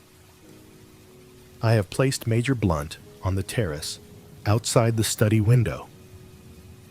I want to see if anyone there could have heard the voices of Miss Ackroyd and yourself in the lobby that night. I want to enact that little scene over again. Perhaps you would fetch the tray, or whatever it was you were carrying. Parker vanished, and we repaired to the lobby outside the study door. Presently, we heard a chink in the outer hall, and Parker appeared in the doorway carrying a tray with a siphon, a decanter of whiskey, and 2 glasses on it. One moment, cried Poirot, raising his hand and seemingly very excited. We must have everything in order, just as it occurred. It is a little method of mine. A foreign custom, sir, said Parker. Reconstruction of the crime, they call it, do they not? He was quite imperturbable as he stood there politely waiting on Poirot's orders. Ah, he knows something. The good Parker, cried Poirot. He has read of these things. Now, I beg you, let us have everything of the most exact. You came from the outer hall. So, Mademoiselle was, where? Here, said Flora, taking up her stand just outside the study door. Quite right, sir, said Parker. I had just closed the door, continued Flora. Yes, miss, agreed Parker. Your hand was still on the handle as it is now. Then allez, said Poirot. Play me the little comedy. Flora stood with her hand on the door handle, and Parker came stepping through the door from the hall, bearing the tray. He stopped just inside the door. Flora spoke. Oh, Parker, Mr. Ackroyd doesn't want to be disturbed again tonight. Is that right? She added in an undertone. To the best of my recollection, Miss Flora, said Parker, but I fancy 96 you used the word evening instead of night. Then, raising his voice in a somewhat theatrical fashion, very good. Miss, shall I lock up as usual? Yes, please. Parker retired through the door. Flora followed him and started to ascend the main staircase. Is that enough? She asked over her shoulder. Admirable, declared the little man, rubbing his hands. By the way, Parker, are you sure there were 2 glasses on the tray that evening? Who was the second one for? I always bring 2 glasses, sir, said Parker. Is there anything further? Nothing. I thank you. Parker withdrew, dignified to the last. Poirot stood in the middle of the hall frowning. Flora came down and joined us. Has your experiment been successful? She asked. I don't quite understand. You know, Poirot smiled admiringly at her. "It is not necessary that you should," he said. "But tell me, were there indeed 2 glasses on Parker's tray that night?" Flora wrinkled her brows a minute. "I really can't remember," she said. "I think there were... Is that the object of your experiment?" Poirot took her hand and patted it. "Put it this way," he said.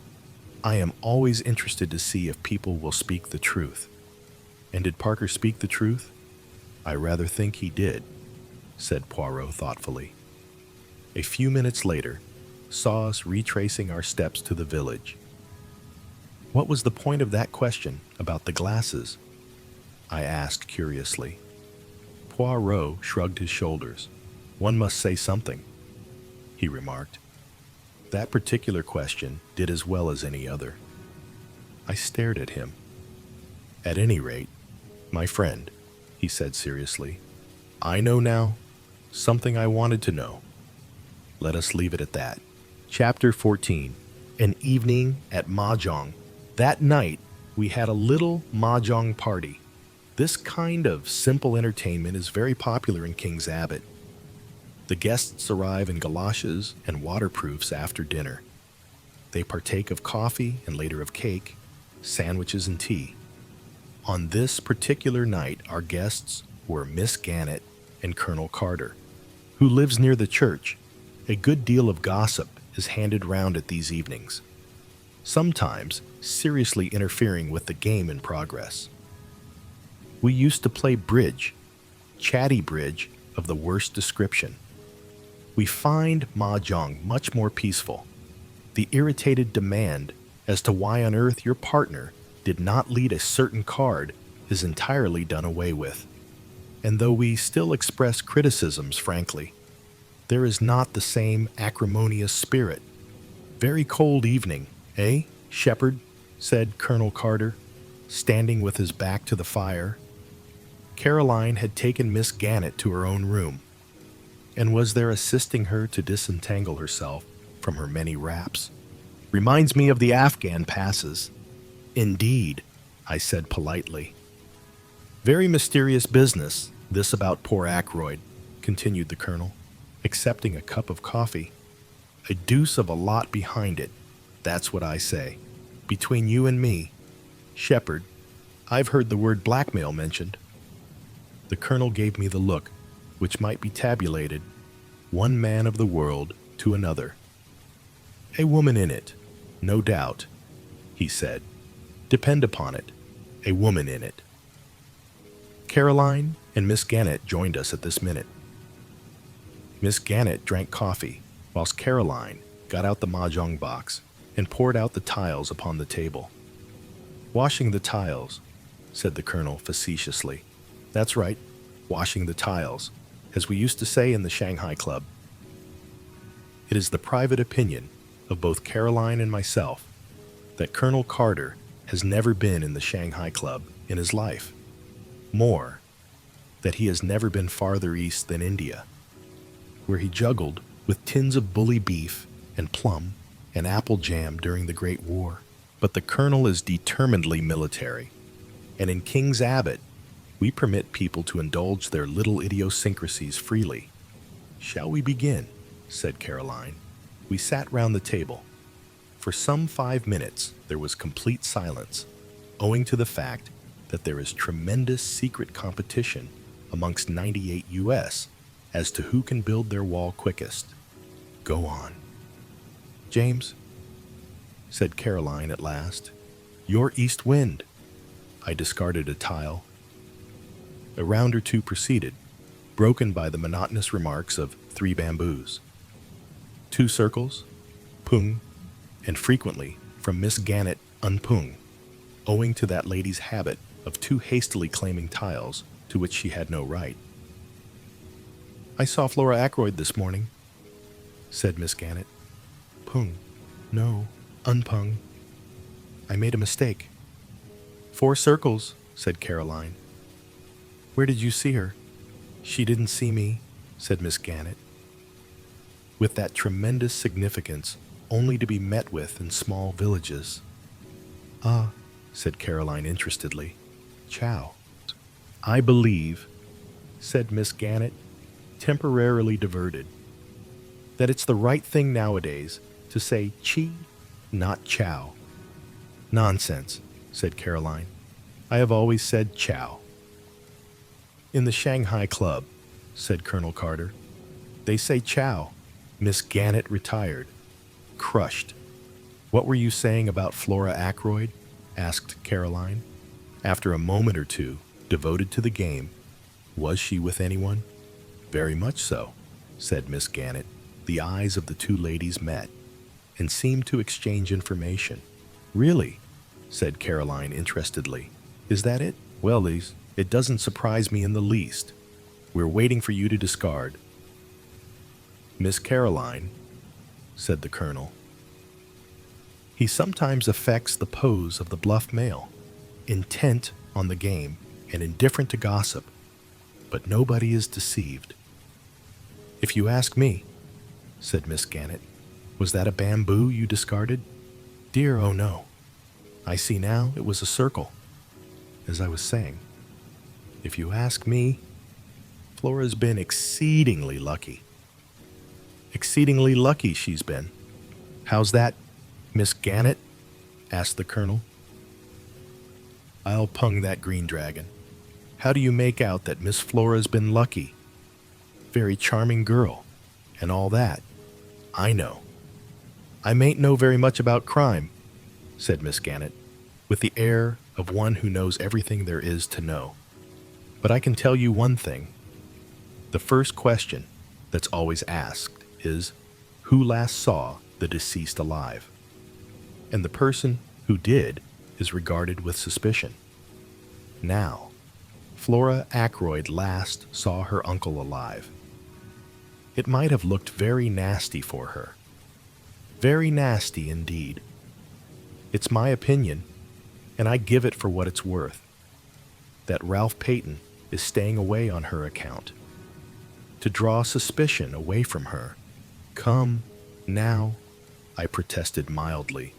You surely can't suggest that a young girl like Flora Ackroyd is capable of stabbing her uncle in cold blood.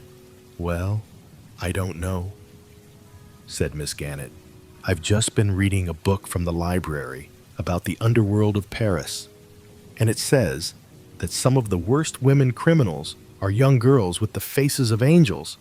That's in France, said Caroline instantly. 99. Just so, said the Colonel. Now, I'll tell you a very curious thing.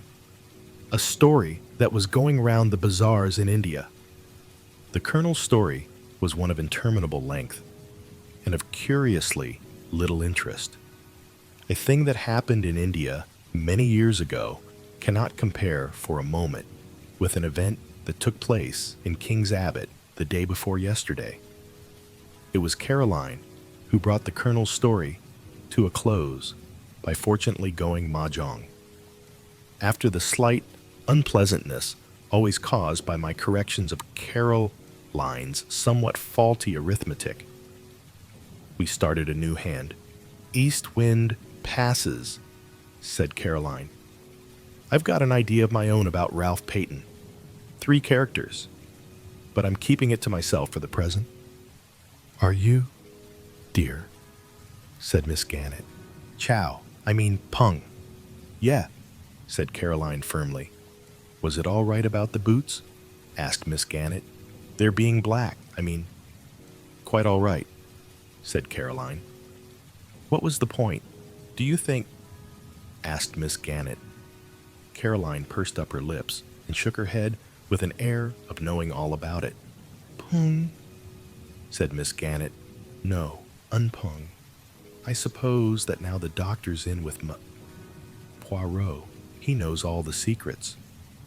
Far from it, I said. James is so modest, said Caroline. Ah, a concealed Kong. The Colonel gave vent to a whistle. For the moment, gossip was forgotten. Your own wind, too, he said, and you've got 2 pungs of dragons. We must be careful. Miss Caroline's out for a big hand. We played for some minutes with no irrelevant conversation. This, Poirot now, said Colonel Carter. Is he really such a great detective? The greatest the world has ever known, said Caroline solemnly. He has to come here incognito to avoid publicity. Chow, said Miss Gannett. Quite wonderful for our little village, I'm sure. By the way, Clara, my maid, you know is great friends with Elsie, the housemaid at Fernley.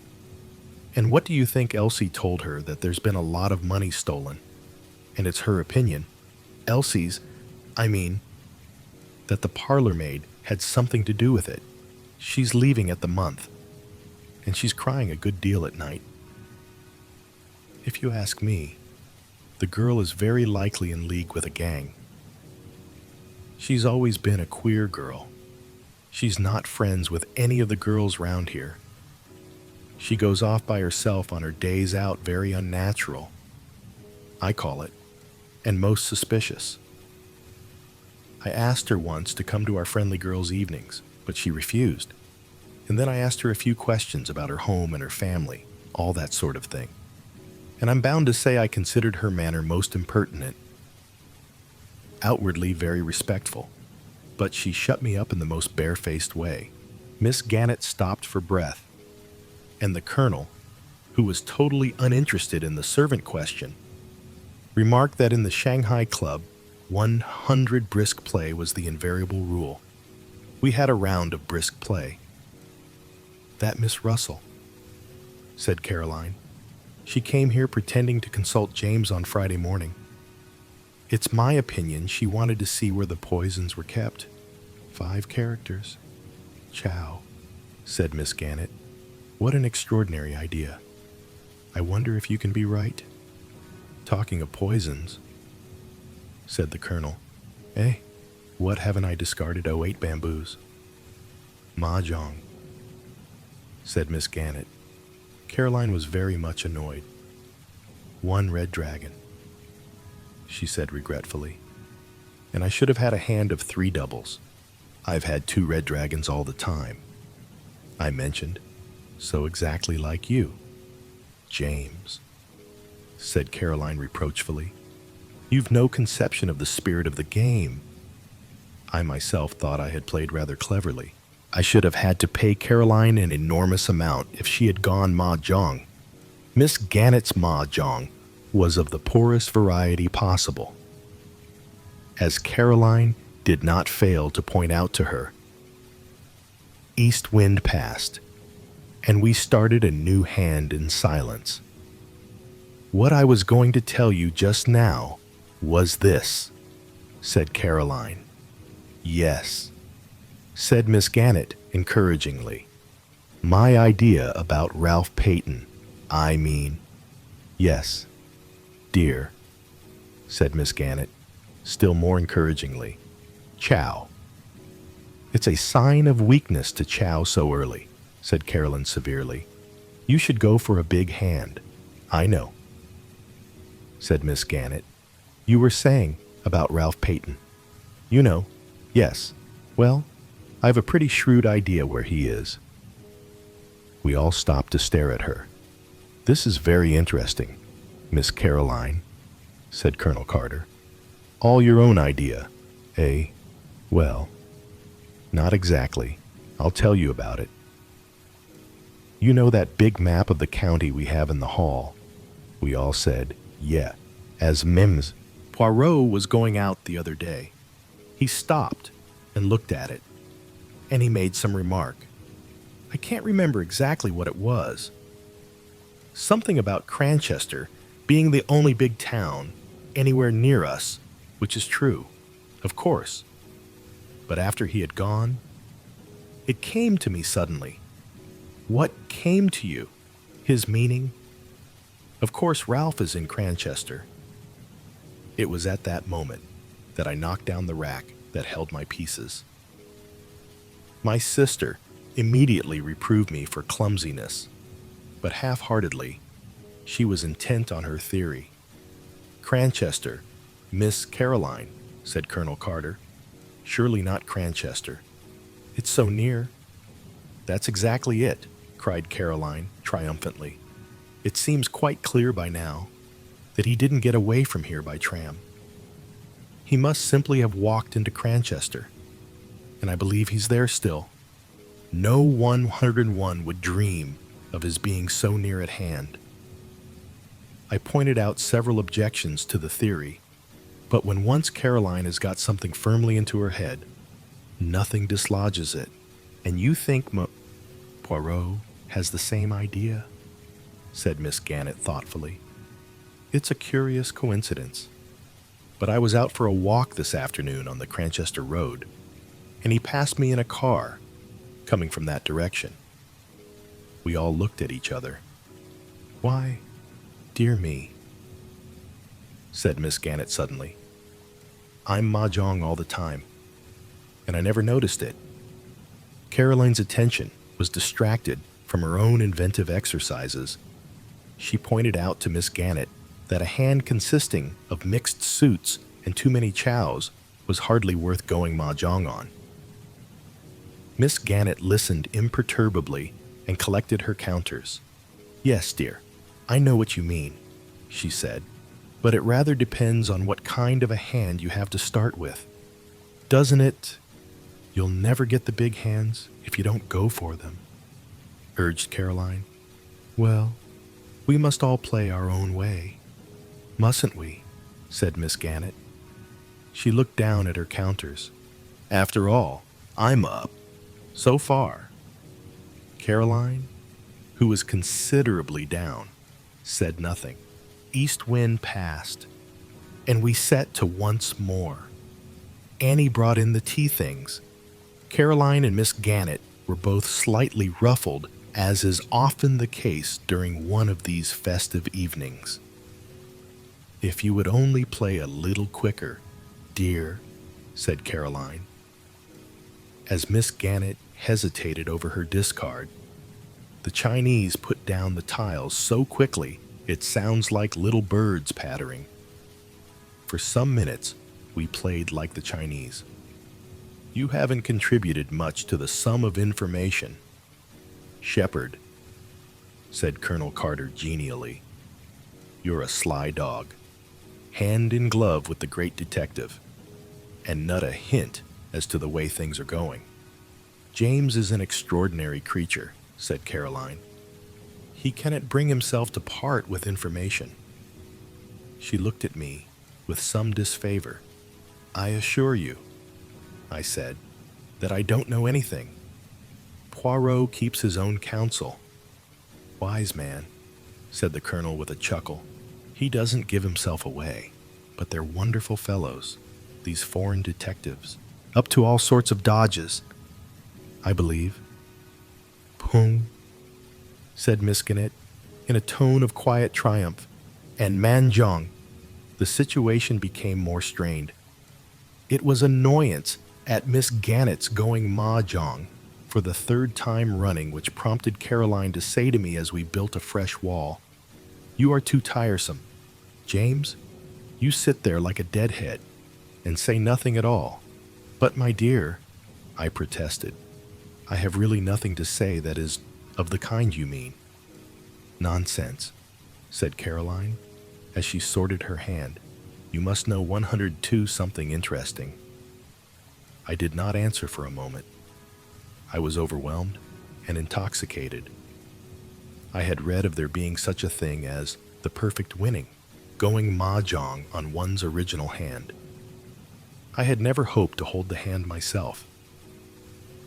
With suppressed triumph, I laid my hand face upwards on the table. As they say in the Shanghai Club, I remarked, Tin ho, the perfect winning. The colonel's eyes nearly bulged out of his head. Upon my soul, he said, what an extraordinary thing. I never saw that happen before. It was then that I went on, goaded by Caroline's jibes, and rendered reckless by my triumph. And as to anything interesting, I said, what about a gold wedding ring with a date and Framar inside? I pass over the scene that followed. I was made to say exactly where this treasure was found. I was made to reveal the date. March 13th, said Caroline. Just 6 months ago. Ah. Out of a babel of excited suggestions and suppositions, 3 theories were evolved. 1. That of Colonel Carter, that Ralph was secretly harried to Flora. The first or most simple solution. 2. That of Miss Gannett, that Roger Ackroyd had been secretly married to Mrs. Ferrars. 3. That of my sister, that Roger Ackroyd had married his housekeeper, Miss Russell. A fourth, or super theory, was propounded by Caroline later as we went up to bed. Mark my words, she said suddenly. I shouldn't be at all surprised if Geoffrey Raymond and Flora weren't married. Surely it would be from G, not from R, then, I suggested. You never know. Some girls call men by their surnames. And you heard what Miss Gannett said this evening about Flora's carryings on. Strictly speaking, I had not heard Miss Gannett say anything of the kind, but I respected Caroline's knowledge of innuendos. How about Hector Blunt? I hinted. If it's anybody. Nonsense, said Caroline.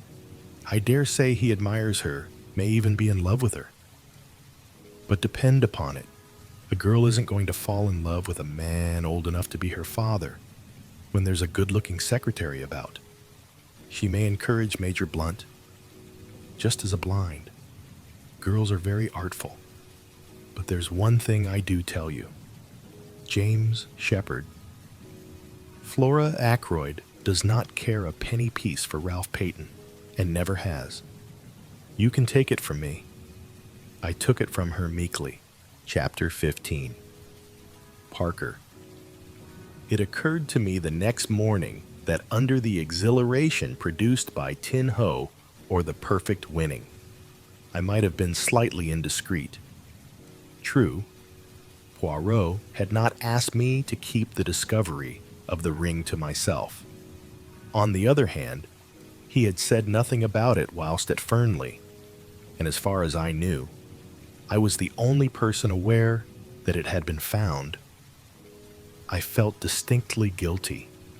The fact was, by now spreading through King's Abbot like wildfire. I was expecting wholesale reproaches from Poirot any minute.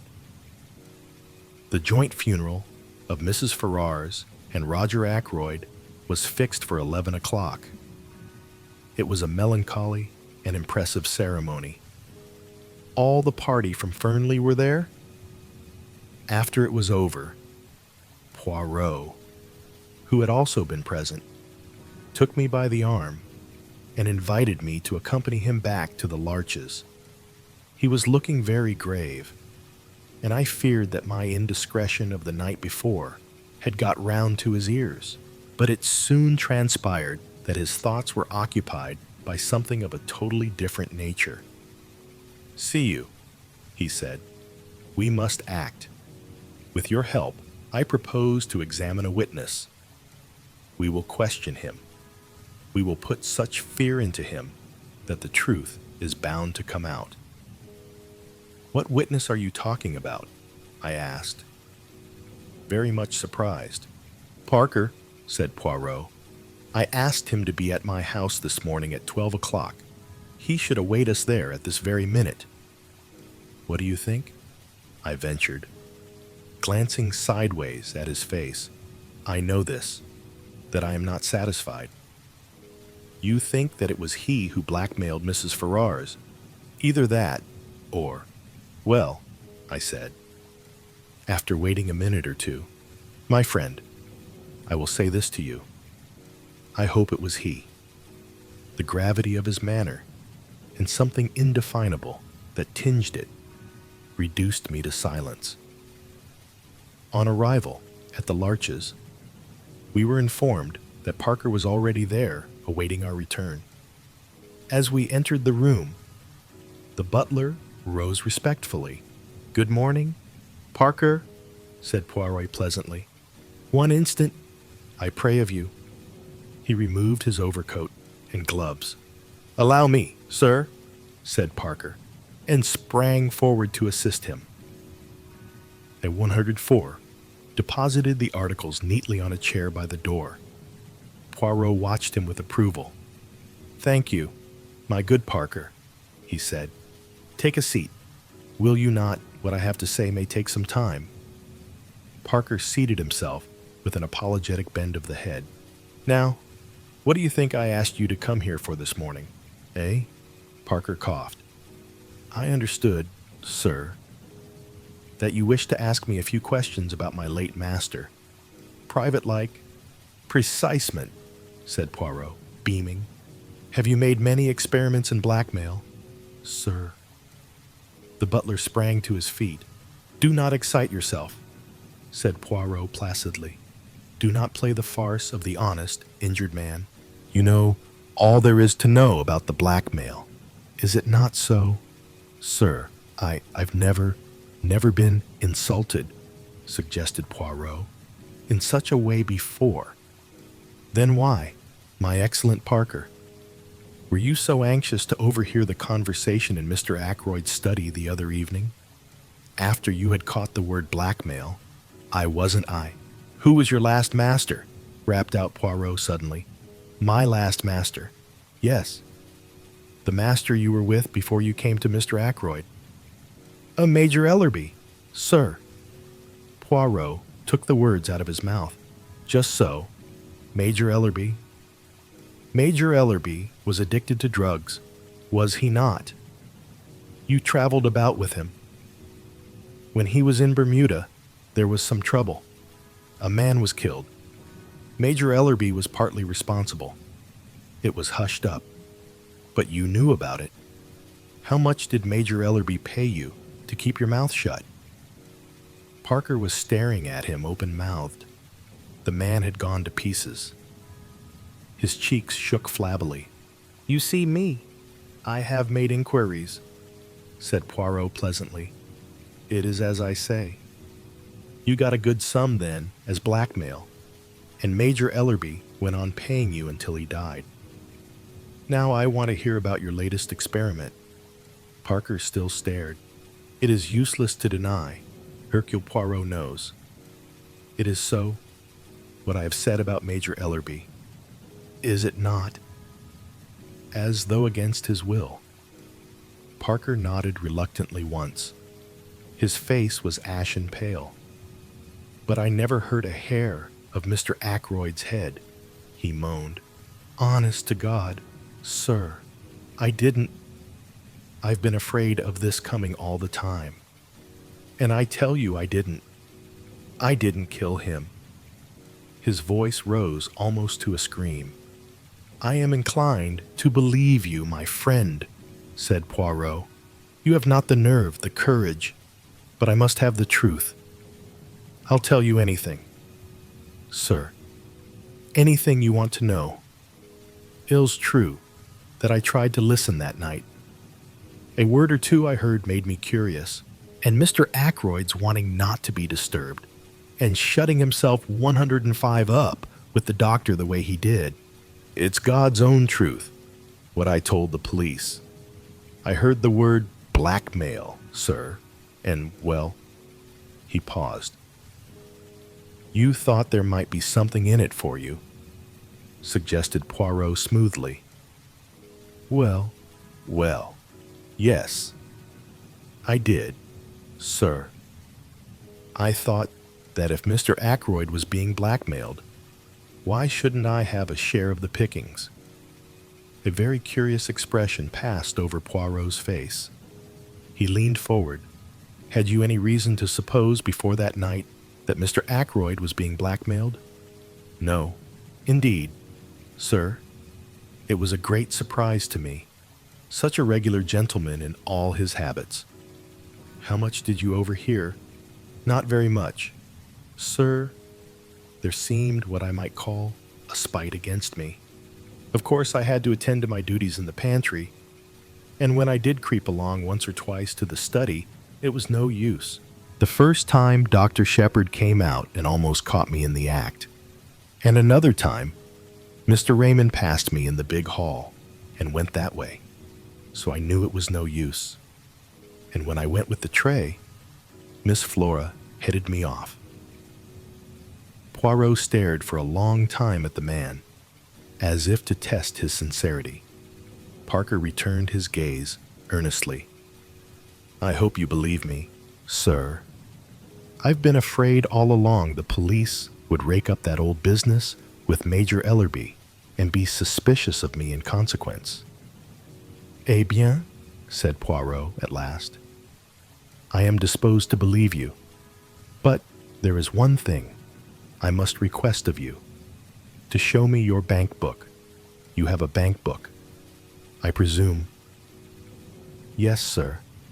As a matter of fact, I have it with me now. With no sign of confusion, he produced it from his pocket. Poirot took the slim, green-covered book and perused the entries. Ah, I perceive you have purchased 500 M's worth of national savings certificates this year. Yes, sir. I have already over £1,000 saved, the result of my connection with, my late master, Major Ellerby. And I have had quite a little flutter on some horses this year. Very successful. If you remember, sir, a rank outsider won the Jubilee. I was fortunate enough to back it 20 palos. Poirot handed him back the book. I will wish you good morning. I believe that you have told me the truth. If you have not, so much the worse for you. My friend, when Parker had departed, Poirot picked up his overcoat once more. Going out again, I asked. Yes. We will pay a little visit to the good Hammond. You believe Parker's story. It is credible enough on the face of it. It seems clear that unless he is a very good actor indeed, he genuinely believes it was Ackroyd himself who was the victim of blackmail. If so, he knows nothing at all about 106, the Mrs. Farrar's business. Then in that case, who? Precisement who? But our visit to Hammond will accomplish one purpose. It will either clear Parker completely, or else, well, I fall into the bad habit of leaving my sentences unfinished this morning, said Poirot apologetically. You must bear with me. By the way, I said, rather sheepishly, I've got a confession to make. I'm afraid I have inadvertently let out something about that ring. What ring? The ring you found in the goldfish pond. Ah, yes, said Poirot, smiling broadly. I hope you're not annoyed. It was very careless of me. But not at all, my good friend, not at all. I laid no commands upon you. You were at liberty to speak of it if you so wished. She was interested. Your sister, she was indeed. It created a sensation. All sorts of theories are flying about. Ah, and yet it is so simple. The true explanation leapt to the eye. Did it not? Did it? I said dryly. Poirot laughed. The wise man does not commit himself, he observed. Is not that so? But here we are at Mr. Hammond's. The lawyer was in his office, and we were ushered in without any delay. He rose and greeted us in his dry, precise manner. Poirot came at once to the point. Monsieur, I desire from you certain information. That is, if you will be so good as to give it to me. You acted, I understand, for the late Mrs. Farrar's of King's Paddock. I noticed the swift gleam of surprise which showed in the lawyer's eyes, before his professional reserve came down once more like a mask over his face. Certainly, all her affairs passed through our hands. Very good. Now, before I ask you to tell me anything, I should like you to listen to the story Dr. Shepherd will relate to you. You have no objection, have you, my friend, to repeating the conversation you had with Mr. Ackroyd last Friday night? Not in the least, I said, and straightway began the recital of that strange evening. Hammond listened with close attention. That is all, I said, when I had finished. Blackmail, said the lawyer thoughtfully. You are surprised? Asked Poirot. The lawyer took off his pince-nez and polished them with his handkerchief. No, he replied, I can hardly say that I am surprised. I have suspected something of the kind for some time. That brings us, said Poirot, to the information for which I am asking. If anyone can give us an idea of the actual sums paid, you are the man, monsieur. I see no object in withholding the information, said Hammond, after a moment or two. During the past 107 years, Mrs. Ferrars has sold out certain securities, and the money for them was paid into her account and not reinvested, as her income was a large one, and she lived very quietly after her husband's death. It seems certain that these sums of money were paid away for some special purpose. I once sounded her on the subject, and she said that she was obliged to support several of her husband's poor relations. I let the matter drop.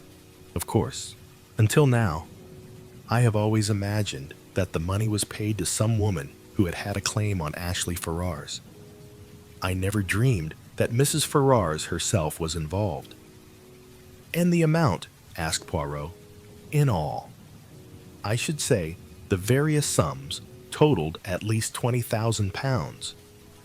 £20,000, I exclaimed. In 1 year. Mrs. Ferrars was a very wealthy woman, said Poirot dryly, and the penalty for murder is not a pleasant one. Is there anything else that I can tell you? Inquired Mr. Hammond. I thank you. No, said Poirot, rising. All my excuses for having deranged you. Not at all. Not at all. The word derange, I remarked, when we were outside again, is applicable to mental disorder only. Ah, cried Poirot, never will my English be quite perfect. A curious language. I should then have said disarranged, n'est-ce pas? Disturbed is the word you had in mind. I thank you, my friend. The word exact, you are zealous for it? Eh bien, what about our friend Parker now? With £20,000 in hand, would he have continued being a butler? Je ne pense pas. It is, of course, possible that he banked the money under another name, but I am disposed to believe he spoke the truth to us. If he is a scoundrel, he is a scoundrel on a mean scale. He has not the big ideas. That leaves us as a possibility. Raymond, or, well, Major Blunt. Surely not Raymond, I objected, since we know that he was desperately hard up for a matter of £500. That is what he says, yes. And as to Hector Blunt, I will tell you something as to the good Major Blunt, interrupted Poirot. It is my business to make inquiries. I make them. Eh bien, that legacy of which he speaks. I have discovered that the amount of it was close upon £20,000. What do you think of that? I was so taken aback that I could hardly speak. It's impossible, I said at last. A well-known man like Hector Blunt. Poirot shrugged his shoulders. Who knows? At least he is a man with big ideas. I confess that I hardly see him as a blackmailer, but there is another possibility that you have not even considered. What is that? The fire, my friend.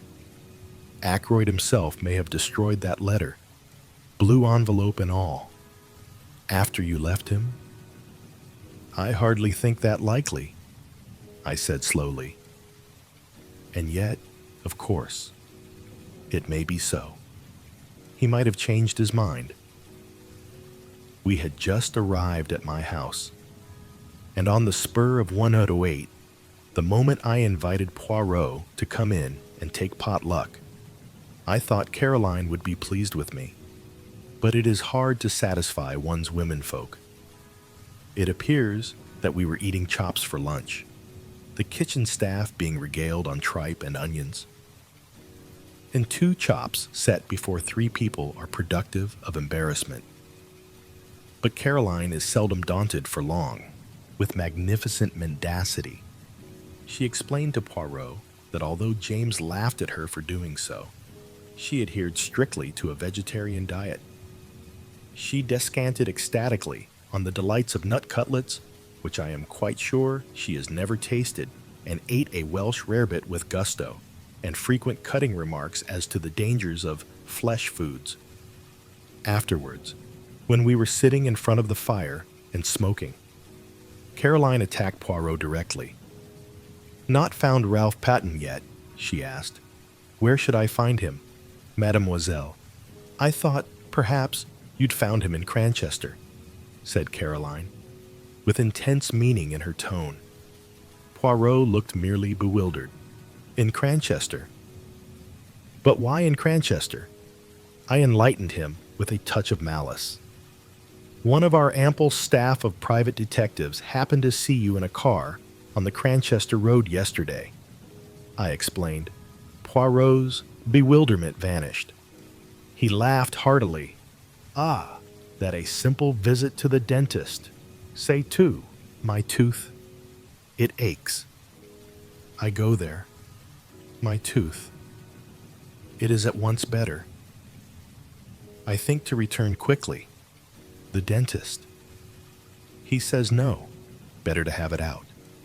I argue. He insists. He has his way. That particular tooth. It will never ache again." Caroline collapsed, rather like a pricked balloon. We fell to discussing Ralph Patten. "A weak nature," I insisted, "but not a vicious one." "Ah," said Poirot, "but weakness, where does it end?" "Exactly," said Caroline. "Take James here, weak as water, if I weren't about to look after him." "My dear Caroline," I said irritably, "can't you talk without dragging in personalities?" "You are weak, James," said Caroline, quite unmoved. "I'm 8 years older than you are." "Oh, I don't mind Poirot knowing that." "I should never have guessed it, mademoiselle," said Poirot, with a gallant little bow. "8 years older, and I've always considered it my duty to look after you. With a bad bringing up, heaven knows what mischief you might have got into by now." "I might have married a beautiful adventuress," I murmured, gazing at the ceiling and blowing smoke rings. "Adventuress," said Caroline, with a snort. "If we're talking of 109 adventuresses—" She left the sentence unfinished. "Well," I said, with some curiosity, "nothing. But I can think of someone not 100 miles away." Then she turned to Poirot suddenly. "James sticks to it, that you believe someone in the house committed the murder. All I can say is, you're wrong." "I should not like to be wrong," said Poirot. "It is not, how do you say, my métier. I've got the facts pretty clearly," continued Caroline, taking no notice of Poirot's remark. "From James and others, as far as I can see, of the people in the house, only 2 could have had the chance of doing it. Ralph Patten and Flora Ackroyd. My dear Caroline, now, James, don't interrupt me. I know what I'm talking about.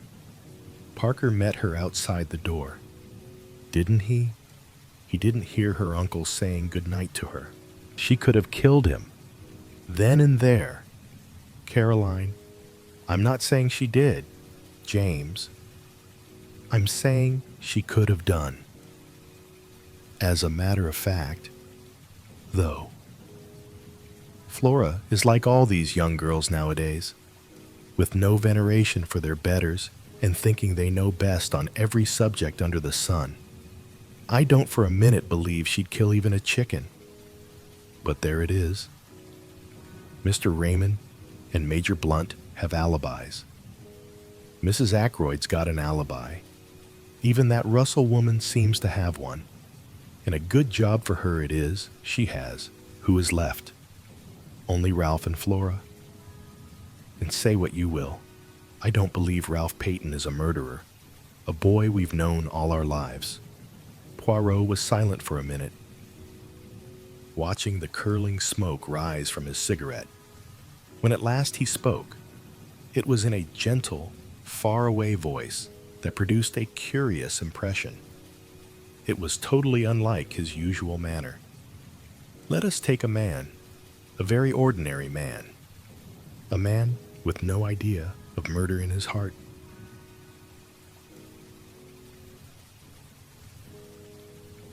There is in him somewhere a strain of weakness, deep down. It has so far never been called into play. Perhaps it never will be. And if so, he will go to his grave honored and respected by everyone. But let us suppose that something occurs. He is in difficulties, or perhaps not that even. He may stumble by accident on a secret involving life or death to someone, and his first impulse will be to speak out, to do his duty as an honest citizen. And then the strain of weakness tells. Here is a chance of money, a great amount of money. He wants money. He desires it, and it is so easy. He has to do nothing for it. Just keep silence. That is the beginning. The desire for money grows. He must have more and more. He is intoxicated by the gold mine which has opened at his feet. He becomes greedy, and in his greed he overreaches himself. One can press a man as far as one likes, but with a woman, one must not press 210 far. For a woman has at heart a great desire to speak the truth. How many husbands who have deceived their wives go comfortably to their graves, carrying their secret with them? How many wives who have deceived their husbands wreck their lives by throwing the fact in those same husbands' teeth? They have been pressed too far, in a reckless moment which they will afterwards regret. Bien entendu, they fling safety to the winds and turn at bay, proclaiming the truth with great momentary satisfaction to themselves. So it was, I think. In this case, the strain was too great. And so there came your proverb, the death of the goose that laid the golden eggs. But that is not the end. Exposure faced the man of whom we are speaking, and he is not the same man he was, say, a year ago. His moral fiber is blunted. He is desperate. He is fighting a losing battle, and he is prepared to take any means that come to his hand. For exposure means ruin to him. And so, the dagger strikes. He was silent for a moment.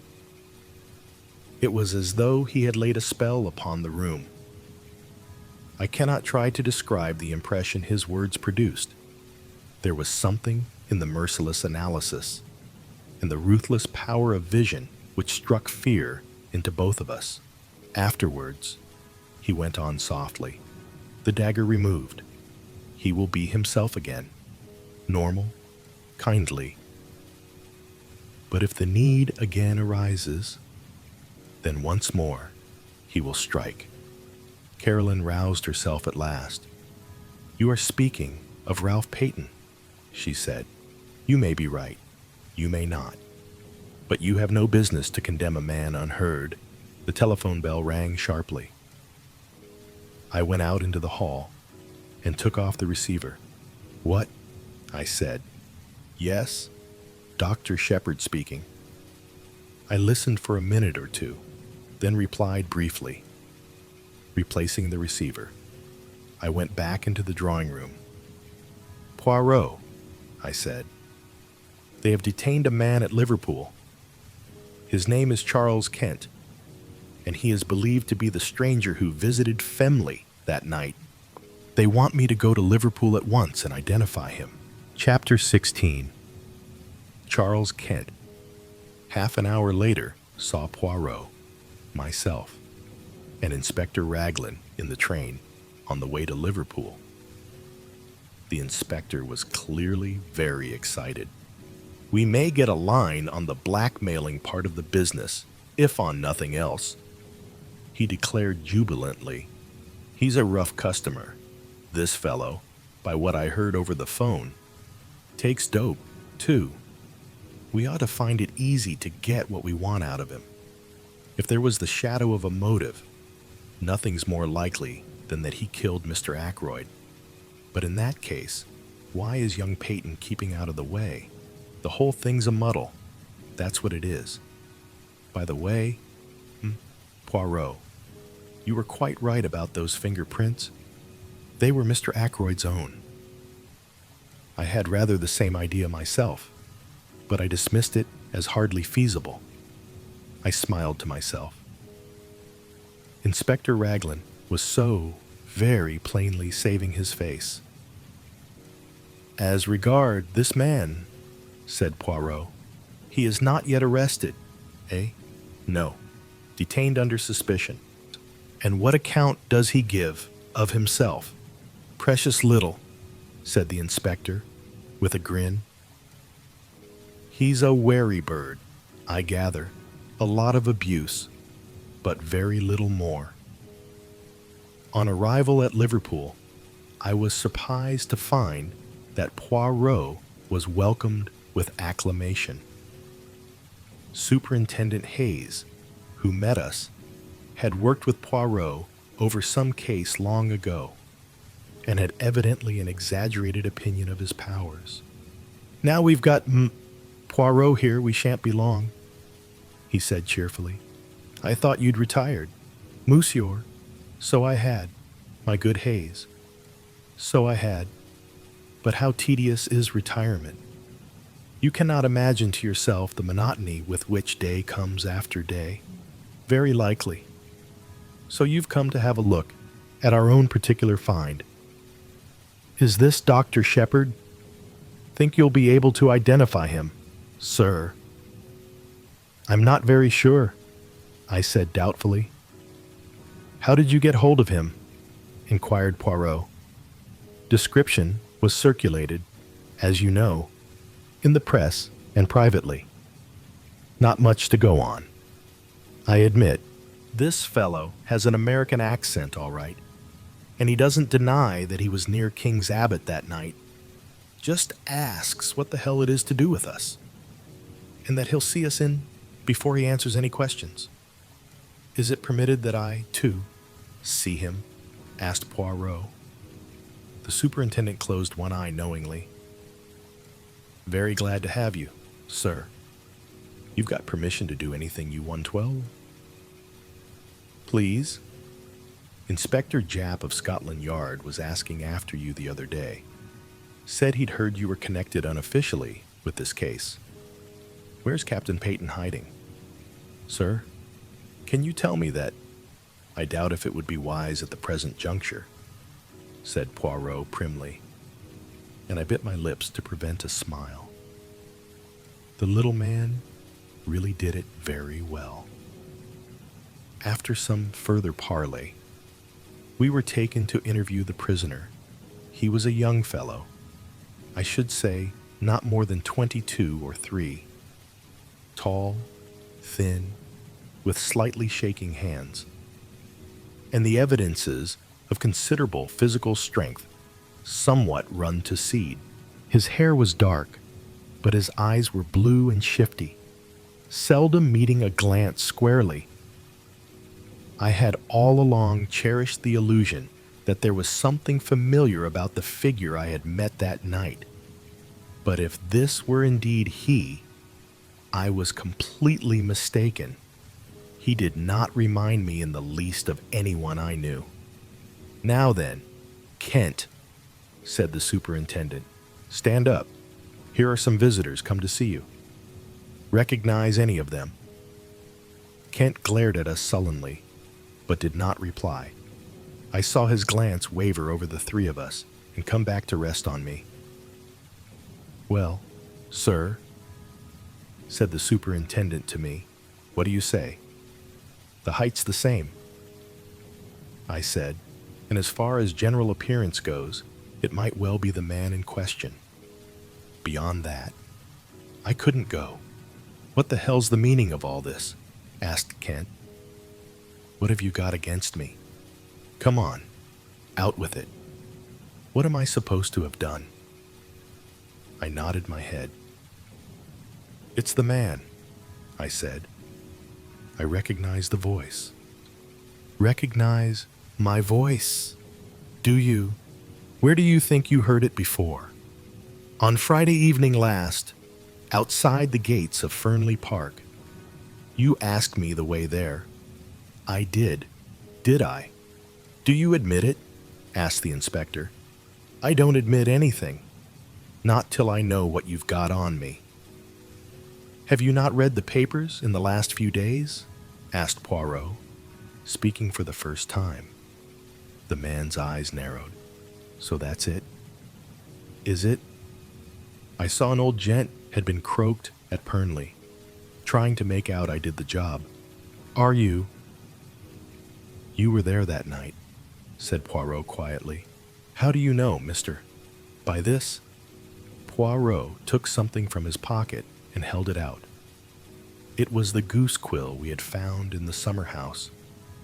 At the sight of it, the man's face changed. He half held out his hand. "Snow," said Poirot thoughtfully.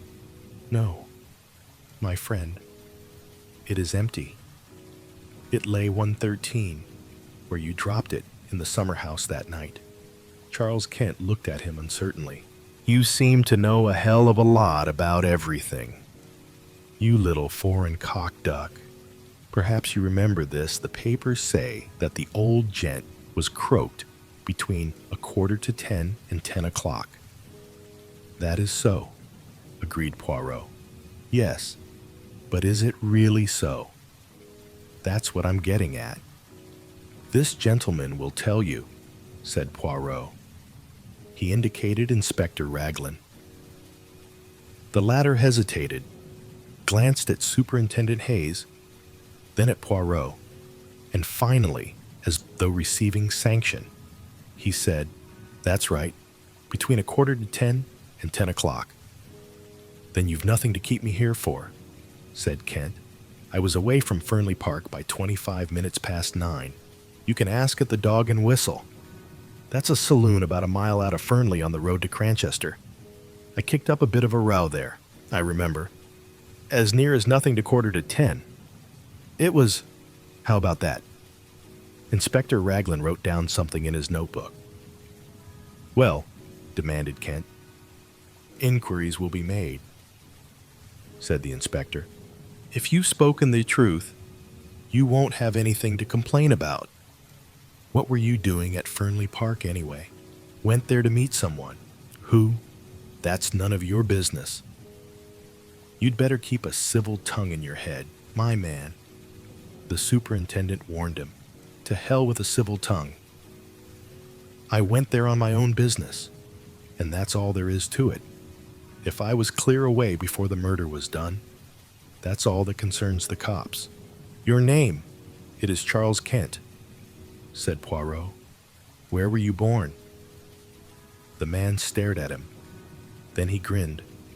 "I'm a full-blown Britisher, all right," he said. "Yes," said Poirot meditatively. "I think you are. I fancy you were born in Kent." The man stared. "Why's that?" "Because of my name? What's that to do with it?" "Itzaha is a man whose name is Kent, bound to be born in that particular county." Under certain circumstances, I can imagine he might be, said Poirot very deliberately. Under certain circumstances, you comprehend. There was so much meaning in his voice as to surprise the two police officers. As for Charles Kent, he flushed a brick red, and for a moment I thought he was going to spring at Poirot. He thought better of it, however, and turned away with a kind of laugh. Poirot nodded as though satisfied, and made his way out through the door. He was joined presently by the two officers. "We'll verify that statement," remarked Raglan. "I don't think he's lying, though. But he's got to come clean with a statement as to what he was doing 114 at Fernley. It looks to me as though we'd got our blackmailer all right. On the other hand, granted his story's correct, he couldn't have had anything to do with the actual murder. He'd got £10 on him when he was arrested, rather a large sum. I fancy that £40 went to him. The numbers of the notes didn't correspond. But of course, he'd have changed them first thing. Mr. Ackroyd must have given him the money, and he made off with it as fast as possible. What was that about Kent being his birthplace? What's that got to do with it?" "Nothing whatever," said Poirot mildly. "A little idea of mine, that was all. Me. I am famous for my little ideas." "Are you really?" said Raglan, studying him with a puzzled expression. The superintendent went into a roar of laughter. "Many's the time I've heard Inspector Japp say that. Poirot and his little ideas, too fanciful for me, he'd say, but always something in them." "You mock yourself at me," said Poirot, smiling. "But never mind. The old ones, they laugh last sometimes, when the young. Clever ones do not laugh at all." And nodding his head at them in a sage manner, he walked out into the street. He and I lunched together at an hotel. I know now that the whole thing lay clearly unraveled before him. He had got the last thread he needed to lead him to the truth. But at the time, I had no suspicion of the fact. I overestimated his general self-confidence, and I took it for granted that the things which puzzled me must be equally puzzling to him. My chief puzzle was what the man Charles Kent could have been doing at Fernley. Again and again I put the question to myself, and could get no satisfactory reply. At last, I ventured a tentative query to Poirot. His reply was immediate. "Mon ami, I do not think—" "I know." "Really?" I said incredulously. "Yes, indeed. I suppose, now that to you, it would not make sense if I said that he went to Fernley that night because he was born in Kent." I stared at him. "It certainly doesn't seem to make sense to me," I said dryly. "Ah," said Poirot pityingly. "Well, no matter. I have still my little idea." Chapter 17. Flora Ackroyd. As I was returning from my round the following morning, I was hailed by Inspector Raglan. I pulled up, and the inspector mounted on the step. "Good morning, Dr. Shepherd," he said. "Well, that alibi is all right enough. Charles Kent's. The barmaid at the Dog and Whistle, Sally Jones. She remembers him perfectly. Picked out his photograph from among 5 others. It was just 9:45 when he came into the bar, and the Dog and Whistle is well over a mile from Fernley Park. The girl mentions that he had a lot of money on him. She saw him take a handful of notes out of his pocket. Rather surprised her. It did. Seeing the class of fellow he was, with a pair of boots clean dropping off him. That's where that £40 went right enough. The man still refuses to give an account of his visit to Fernley. Obstinate as a mule he is. I had a chat with Hayes at Liverpool over the wire this morning. Hercule Poirot says he knows the reason the man went there that night, I observed. Does he? Cried the inspector eagerly. Yeah, I said maliciously. He says he went there because he was born in Kent. I felt a distinct pleasure in passing on my own discomfiture. Raglan stared at me for a moment or two, uncomprehendingly. Then a grin overspread his weaselly countenance, and he tapped his forehead significantly. But gone here, he said. I've thought so for some time. Poor old chap. So that's why he had to give up and come down here. In the family, very likely. He's got a nephew who's quite off his crumpet. Poirot has, I said, very surprised. Yes, hasn't he ever mentioned him to you? Quite docile, I believe, and all that. But mad as a hatter. Poor lad. Who told you that? Again, a grin showed itself on Inspector Raglan's face. Your sister, Miss Shepherd. She told me all about it. Really, Caroline is amazing. She never rests until she knows the last details of everybody's family secrets. Unfortunately, I have never been able to instill into her the decency of keeping them to herself. Jump in, Inspector, I said, opening the door of the car. We'll go up to the Larches together and acquaint our Belgian friend 116 with the latest news. Might as well, I suppose. After all, even if he is a bit balmy, it was a useful DP he gave me about those fingerprints. He's got a bee in his bonnet about the man Kent. But who knows? There may be something useful behind it. Poirot received us with his usual smiling courtesy. He listened to the information we had brought him, nodding his head now and then. Seems quite okay, doesn't it? Said the inspector rather gloomily. A chap can't be murdering someone in one place when he's drinking in the bar in another place a mile away. Are you going to release him? Don't see what else we can do. We can't very well hold him for obtaining money on false pretenses. Can't prove a ruddy thing. The inspector tossed a match into the grate in a disgruntled fashion. Poirot retrieved it and put it neatly in a little receptacle designed for the purpose. His action was purely mechanical. I could see that his thoughts were on something very different. If I were you, he said at last, I should not release the man Charles Kent yet. What do you mean? Raglan stared at him. What I say.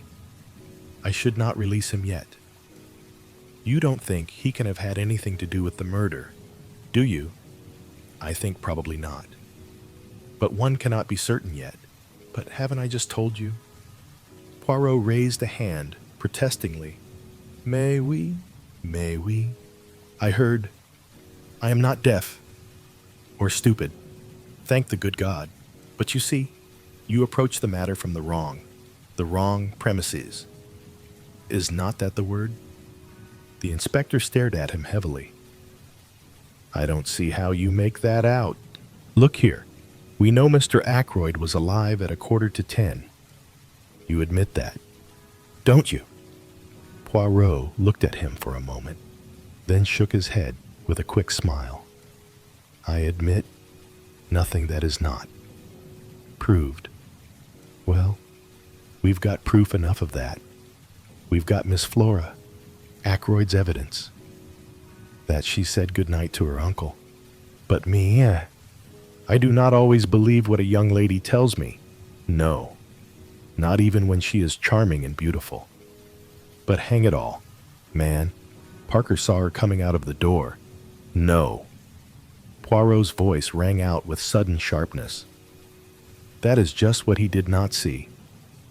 I satisfied myself of that by a little experiment the other day. You remember, Dr. Parker saw her outside the door, with her hand on the handle. He did not see her come out of the room. But where else could she have been? Perhaps on the stairs. The stairs. That is my little idea. Yes. But those stairs only lead to Mr. Ackroyd's bedroom. Precisely. And still, the inspector stared. You think she'd been up to her uncle's bedroom? Well, why not? Why should she lie about it? That is just the question. It depends on what she, 117, was doing there. Does it not? You mean the money. Hang it all. You don't suggest that it was Miss Ackroyd who took that 40 pounds. I suggest nothing, said Poirot. But I will remind you of this. Life was not very easy for that mother and daughter. There were bills. There was constant trouble over small sums of money. Roger Ackroyd was a peculiar man over money matters. The girl might be at her wit's end for a comparatively small sum. Figure to yourself then what happens.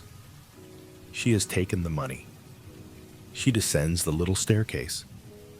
When she is halfway down, she hears the chink of glass from the hall. She has not a doubt of what it is. Parker coming to the study. At all costs, she must not be found on the stairs. Parker will not forget it. He will think it odd. If the money is missed, Parker is sure to remember having seen her come down those stairs. She has just time to rush down to the study door, with her hand on the handle to show that she has just come out.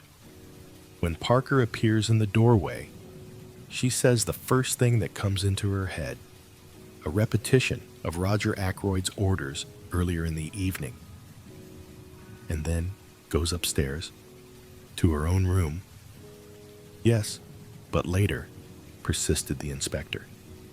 She must have realized the vital importance of speaking the truth. Why? The whole case hinges on it.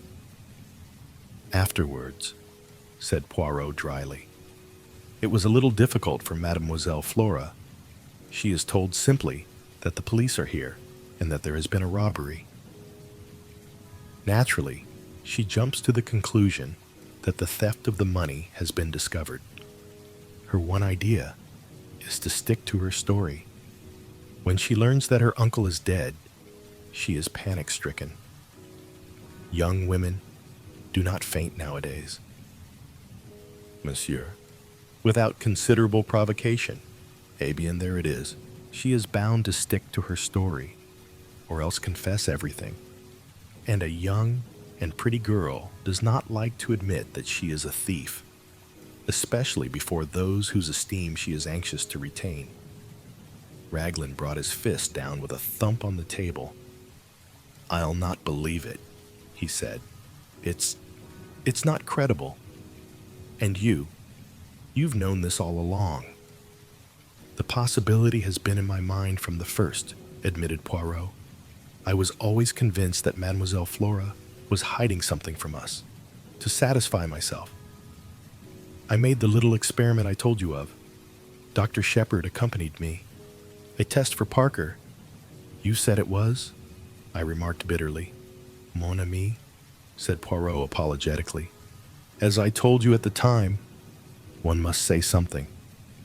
The inspector rose. There's only one thing for it, he declared. We must tackle the young lady right away. You'll come up to Fernley with me. Poirot. Certainly. Dr. Shepard will drive us up in his car. I acquiesced willingly. On inquiry for Miss Ackroyd, we were shown into the billiard room. Flora and Major Hector Blunt were sitting on the long window seat, 118. Good morning, Miss Ackroyd, said the inspector. Can we have a word or two alone with you? Blunt got up at once and moved to the door. What is it? Asked Flora nervously. Don't go. Major Blunt. He can stay. Can't he? She asked, turning to the inspector. That's as you like, said the inspector dryly. There's a question or two it's my duty to put to you, miss, but I'd prefer to do so privately, and I dare say you'd prefer it also. Flora looked keenly at him. I saw her face grow whiter. Then she turned and spoke to Blunt. "I want you to stay. Please." "Yes. I mean it. Whatever the inspector has to say to me, I'd rather you heard it." Raglan shrugged his shoulders. "Well, if you will have it so, that's all there is to it. Now, Miss Ackroyd, Poirot here has made a certain suggestion to me.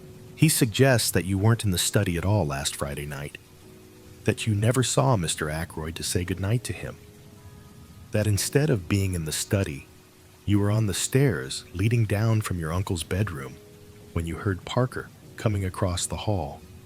Flora's gaze shifted to Poirot. He nodded back at her. "Mademoiselle, the other day, when we sat round the table, I implored you to be frank with me. What one does not tell to Papa Poirot, he finds out. It was that, was it not? See? I will make it easy for you. You took the money. Did you not?" "The money," said Blunt sharply. There was a silence which lasted for at least a minute. Then Flora drew herself up and spoke. Poirot is right. I took that money. I stole. I am a thief, a common, vulgar little thief. Now you know, I am glad it has come out. It's been a nightmare, these last few days." She sat down suddenly and buried her face in her hands. She spoke huskily through her fingers. "You don't know what my life has been since I came here. Wanting things, scheming for them, lying, cheating, running up bills, promising to pay. Oh, I hate myself when I think of it all. That's what brought us together, Ralph and I. We were both weak. I understood him, and I was sorry, because I'm the same underneath. We're not strong enough to stand alone, either of us. We're weak, miserable, despicable things." She looked at Blunt and suddenly stamped her foot. "Why do you look at me like that? As though you couldn't believe I may be a thief. But at any rate, I'm real now. I'm not lying anymore. I'm not pretending to be the kind of girl you like, young and innocent and simple. I don't care if you never want to see me again. I hate myself, despise myself. But you've got to believe one thing.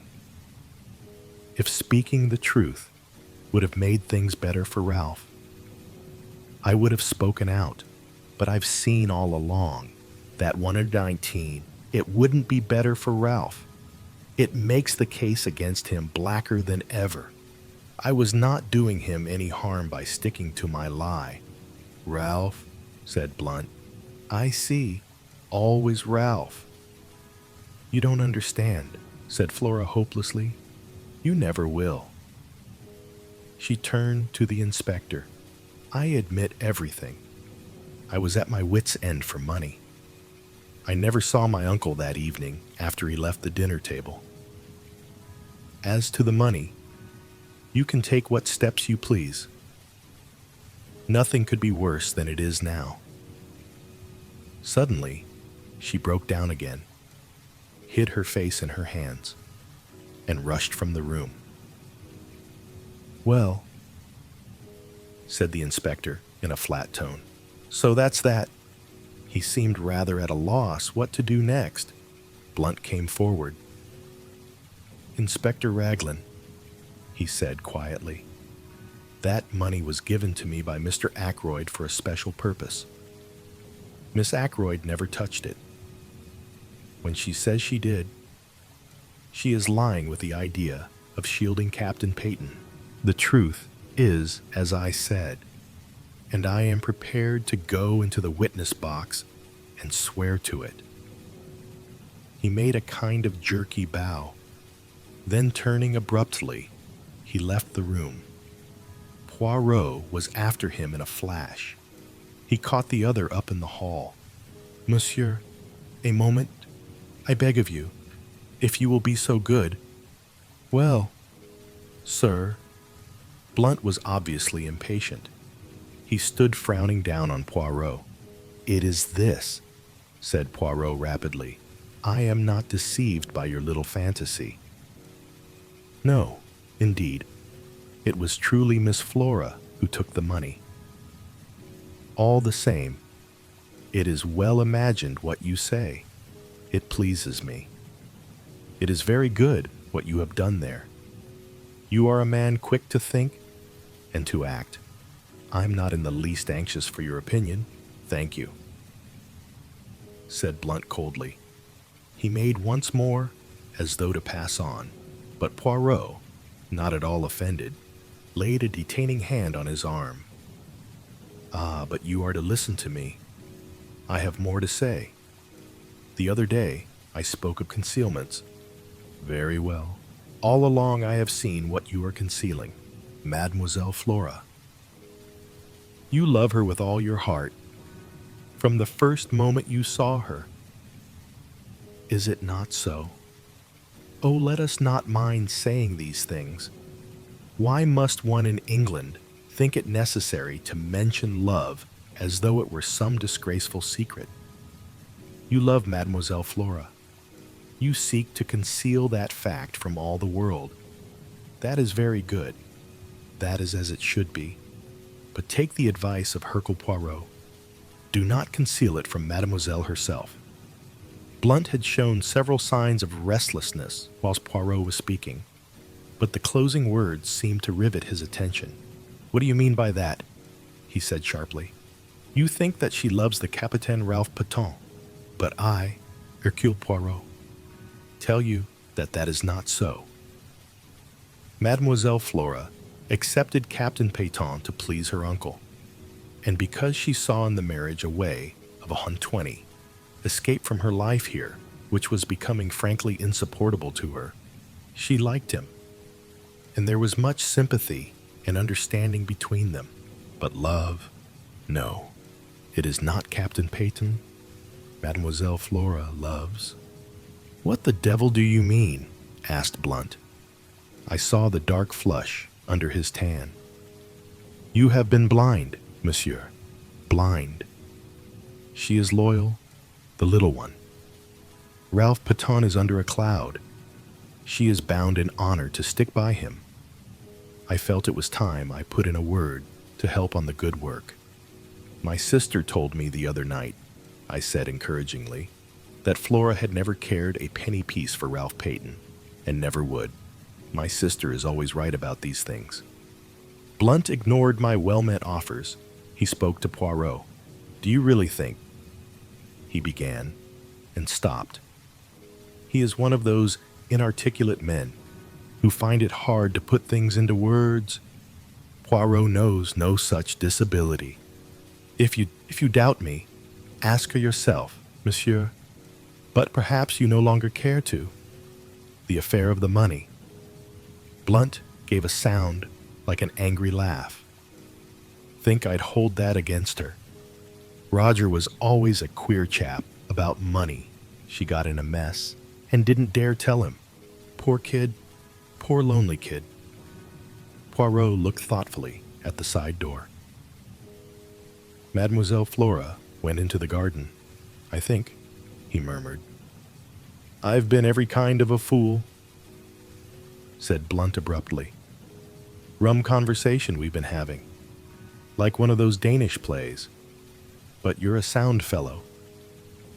Poirot, thank you." He took Poirot's hand and gave it a grip which caused the other to wince in anguish. Then he strode to the side door and passed out into the garden. "Not every kind of a fool," murmured Poirot, tenderly nursing the injured member. "Only one kind, the fool in love." Chapter 18. Miss Russell. Inspector Raglan had received a bad jolt. He was not deceived by Blunt's valiant lie any more than we had been. Our way back to the village was punctuated by his complaints. "This alters everything. This does. I don't know whether you've realized it, Monsieur Poirot. I think so. Yes, I think so, said Poirot. You see, I have been familiar with the idea for some time. Inspector Raglan, who had only had the idea presented to him a short half-hour ago, looked at Poirot unhappily and went on with his discoveries. Those alibis now, worthless, absolutely worthless. Got to start again. Find out what everyone was doing from 9:30 onwards. 9:30. That's the time we've got to hang on to. You were quite right about the man Kent. We don't release him yet a while. Let me see now. 9:45 at the Dog and Whistle. He might have got there in a quarter of an hour if he ran. It's just possible that it was his voice Mr. Raymond heard talking to Mr. Ackroyd, asking for money, which Mr. Ackroyd refused. But one thing's clear. It wasn't he who sent the telephone message. The station is half a mile in the other direction, over a mile and a half from the Dog and Whistle, and he was at the Dog and Whistle until about 10 minutes past 10. Dang that telephone call. We always come up against it. We do indeed, agreed Poirot. It is curious. It's just possible that if Captain Peyton climbed into his uncle's room and found him there murdered, he may have sent it. Got the wind up, thought he'd be accused, and cleared out. That's possible, isn't it? Why should he have telephoned? May have had doubts if the old man was really dead. Thought he'd get the doctor up there as soon as possible, but didn't want to give himself away? Yes. I say now. How's that for a theory? Something in that, I should say. The inspector swelled his chest out importantly. He was so plainly delighted with himself that any words of ours would have been quite superfluous. We arrived back at my house at this minute, and I hurried in to my surgery patients, who had all been waiting a considerable time, leaving Poirot to walk to the police station with the inspector. Having dismissed the last patient, I strolled into the little room at the 122 back of the house, which I call my workshop. 1 a.m. Rather proud of the home-made wireless set. I turned out. Caroline hates my workroom. I have kept my tools there, and Annie is not allowed to wreak havoc with a dustpan and brush.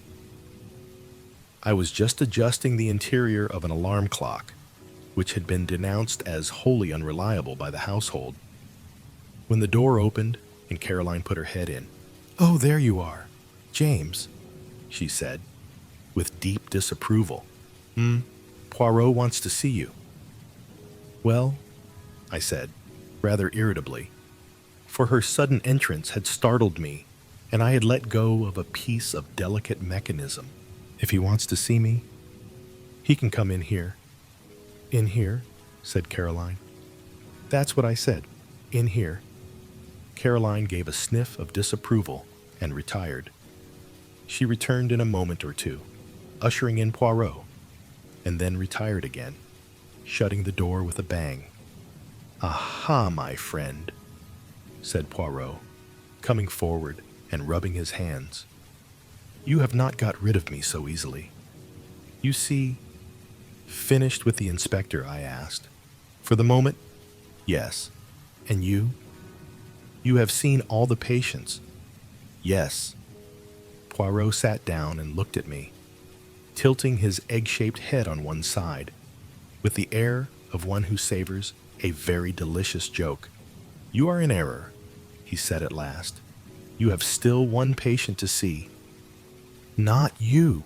I exclaimed in surprise. "Ah, not me. Bien entendu. Me. I have the health magnificent. No, to tell you the truth, it is a little complot of mine. There is someone I wish to see, you understand, and at the same time, it is not necessary that the whole village should intrigue itself about the matter. which is what would happen if the lady were seen to come to my house, for it is a lady. But to you, she has already come as a patient before." "Miss Russell," I exclaimed. "Precisement. I wish much to speak with her. So I send her the little note and make the appointment in your surgery. You are not annoyed with me." "On the contrary," I said, "that is, presuming I am allowed to be present at the interview. But naturally in your own surgery, you know," I said, throwing down the pincers I was holding. "It's extraordinarily intriguing, the whole thing. Every new development that arises is like the shake you give to a kaleidoscope. The thing changes entirely in aspect. Now, why are you so anxious to see Miss Russell?" Poirot raised his eyebrows. "Surely, it is obvious," he murmured. "There you go again," I grumbled. "According to you, everything is 1 or 23. Obvious. But you leave me walking about in a fog." Poirot shook his head genially to me. "You mock yourself at me. Take the matter of Mademoiselle Flora. The inspector was surprised, but you were not. I never dreamed of her being the thief." I expostulated. "That, perhaps no, but I was watching your face, and you were not, like Inspector Raglan, startled and incredulous." I thought for a minute or two. "Perhaps you are right," I said at last. "All along I felt that Flora was keeping back something, so the truth, when it came, was subconsciously expected. It upset Inspector Raglan very much indeed. Poor man. Oui. The poor man must rearrange all his ideas. I profited by his state of mental chaos to induce him to grant me a little favor." "What was that?" Poirot took a sheet of notepaper from his pocket. Some words were written on it, and he read them aloud. "The police have, for some days, been seeking for Captain Ralph Peyton, the nephew of Mr. Ackroyd of Fernley Park, whose death occurred under such tragic circumstances last Friday. Captain Peyton has been found at Liverpool, where he was on the point of embarking for America." He folded up the piece of paper again. "That, my friend, will be in the newspapers tomorrow morning." I stared at him, dumbfounded. But it isn't true. He's not at Liverpool." Poirot beamed on me. "You have the intelligence so quick, no. He has not been found at Liverpool. Inspector Raglan was very loath to let me send this paragraph to the press, especially as I could not take him into my confidence, but I assured him most solemnly that very interesting results would follow its appearance in print. So he gave in. After stipulating that he was, on no account, to bear the responsibility, I stared at Poirot. He smiled back at me. "It beats me," I said at last, "what you expect to get out of that." "You should employ your little gray cells," said Poirot gravely. He rose and came across to the bench. "It is that you have really the love of the machinery," he said, after inspecting the debris of my labors. "Every man has his hobby." I immediately drew Poirot's attention to my homemade wireless, finding him sympathetic. I showed him 1 or 2 little inventions of my own, trifling things, but useful in the house. "Decidedly," said Poirot, "you should be an inventor by trade, not a doctor. But I hear the bell. That is your patient. Let us go into the surgery." Once before, I had been struck by the remnants of beauty in the housekeeper's face. This morning I was struck 124 anew, very simply dressed in black, tall, upright, and independent as ever, with her big dark eyes and an unwonted flush of color in her usually pale cheeks. I realized that as a girl She must have been startlingly handsome. "Good morning, mademoiselle," said Poirot.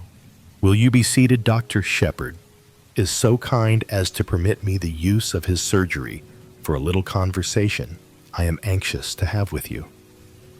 Miss Russell sat down with her usual composure. If she felt any inward agitation, it did not display itself in any outward manifestation. "It seems a queer way of doing things, if you'll allow me to say so," she remarked. "Miss Russell, I have news to give you." "Indeed." "Charles Kent has been arrested at Liverpool." Not a muscle of her face moved. She merely opened her eyes a trifle wider and asked, with a tinge of defiance, "Well, what of it?" But at that moment it came to me, the resemblance that had haunted me all along, something familiar in the defiance of Charles Kent's manner. The two voices, one rough and coarse, the other painfully ladylike, were strangely the same in timbre. It was of Miss Russell that I had been reminded that night outside the gates of Fernley Park. I looked at Poirot, full of my discovery, and he gave me an imperceptible nod. In answer to Miss Russell's question, he threw out his hands in a thoroughly French gesture. "I thought you might be interested. That is all," he said mildly. "Well, I'm not particularly," said Miss Russell. "Who is this Charles Kent, anyway?" "He is a man, mademoiselle, who was at Fernley on the night of the murder." "Really? Fortunately for him, he has an alibi. At 9:45, he was at a public house a mile from here." "Lucky for him," commented Miss Russell. "But we still do not know what he was doing at Fernley, who it was he went to meet. For instance, I'm afraid I can't help you at all," said the housekeeper politely. "Nothing came to my ears, if that is all?" She made a tentative movement as though to rise. Poirot stopped her. "It is not quite all," he said smoothly. "This morning, fresh developments have arisen. It seems now that Mr. Ackroyd was murdered, not at 9:45, but before. Between 10 minutes to 9, when Dr. Shepherd left, and 9:45. I saw the color drain from the housekeeper's face, leaving it dead white. She leaned forward, her figure swaying. "But Miss Ackroyd said, Miss Ackroyd has admitted that she was lying. She was never in the study at all that evening. Then it would seem that in this Charles Kent, we have the man we 125 are looking for. He came to Fernley, can give no account of what he was doing there. I can tell you what he was doing there. He never touched a hair of old Ackroyd's head. He never went near the study. He didn't do it, I tell you." She was leaning forward. That iron self-control was broken through at last. Terror and desperation was in her face. "Poirot. Poirot. Oh, do believe me."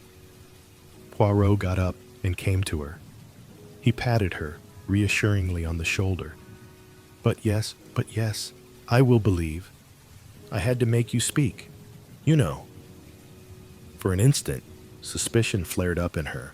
"Is what you said true, that Charles Kent is suspected of the crime?" "Yes, that is true. You alone can save him, by telling the reason for his being at Fernley." "He came to see me." She spoke in a low, hurried voice. "I went out to meet him." "In the summer house?" "Yes, I know." "How do you know, mademoiselle?" "It is the business of Hercule Poirot to know things. I know that you went out earlier in the evening, that you left a message in the summer house to say what time you would be there." "Yes, I did. I had heard from him, saying he was coming." I dared not let him come to the house. I wrote to the address he gave me and said I would meet him in the summer house, and described it to him so that he would be able to find it. Then I was afraid he might not wait there patiently, and I ran out and left a piece of paper to say I would be there about 10 minutes past 9. I didn't want the servants to see me, so I slipped out through the drawing room windows. As I came back, I met Dr. Shepherd, and I fancied that he would think it queer. I was out of breath, for I had been running. I had no idea that he was expected to dinner that night. She paused. "Go on," said Poirot. "You went out to meet him at 10 minutes past 9. What did you say to each other?" "It's difficult.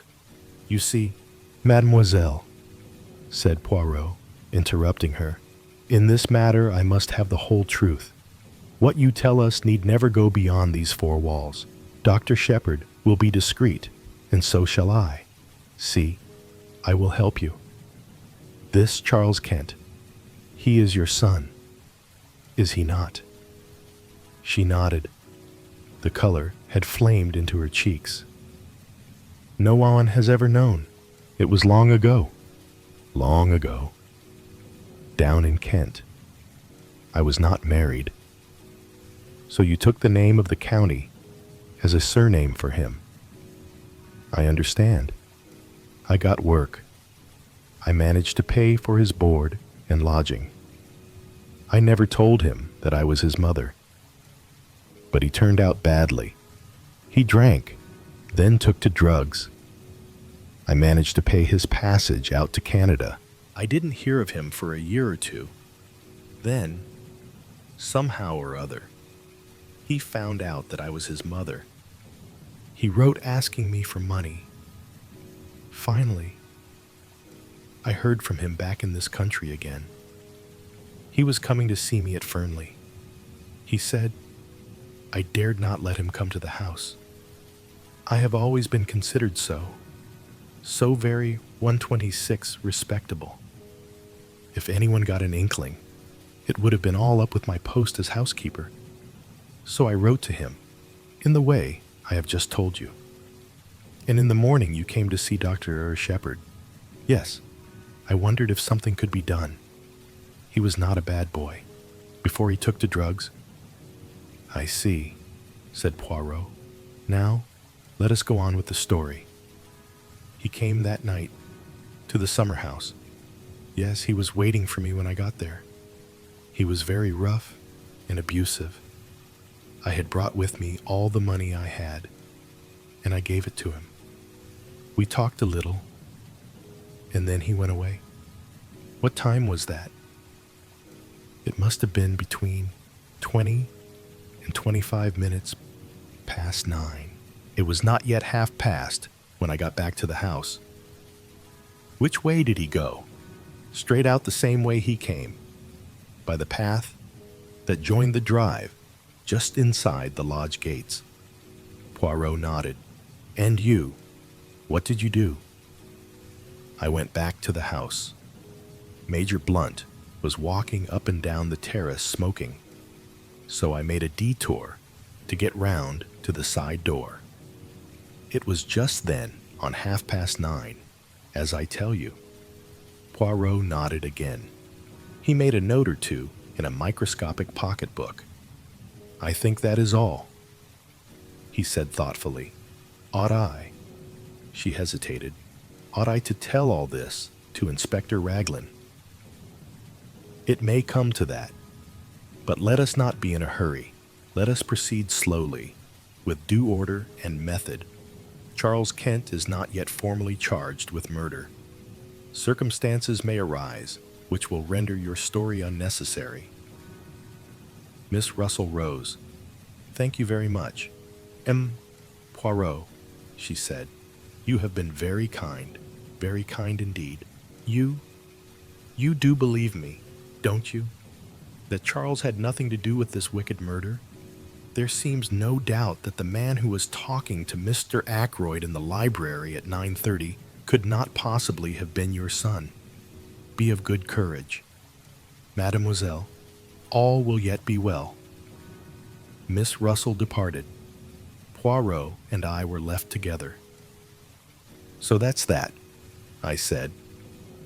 "Every time we come back to Ralph Peyton, how did you manage to spot Miss Russell as the person Charles Kent came to meet? Did you notice the resemblance?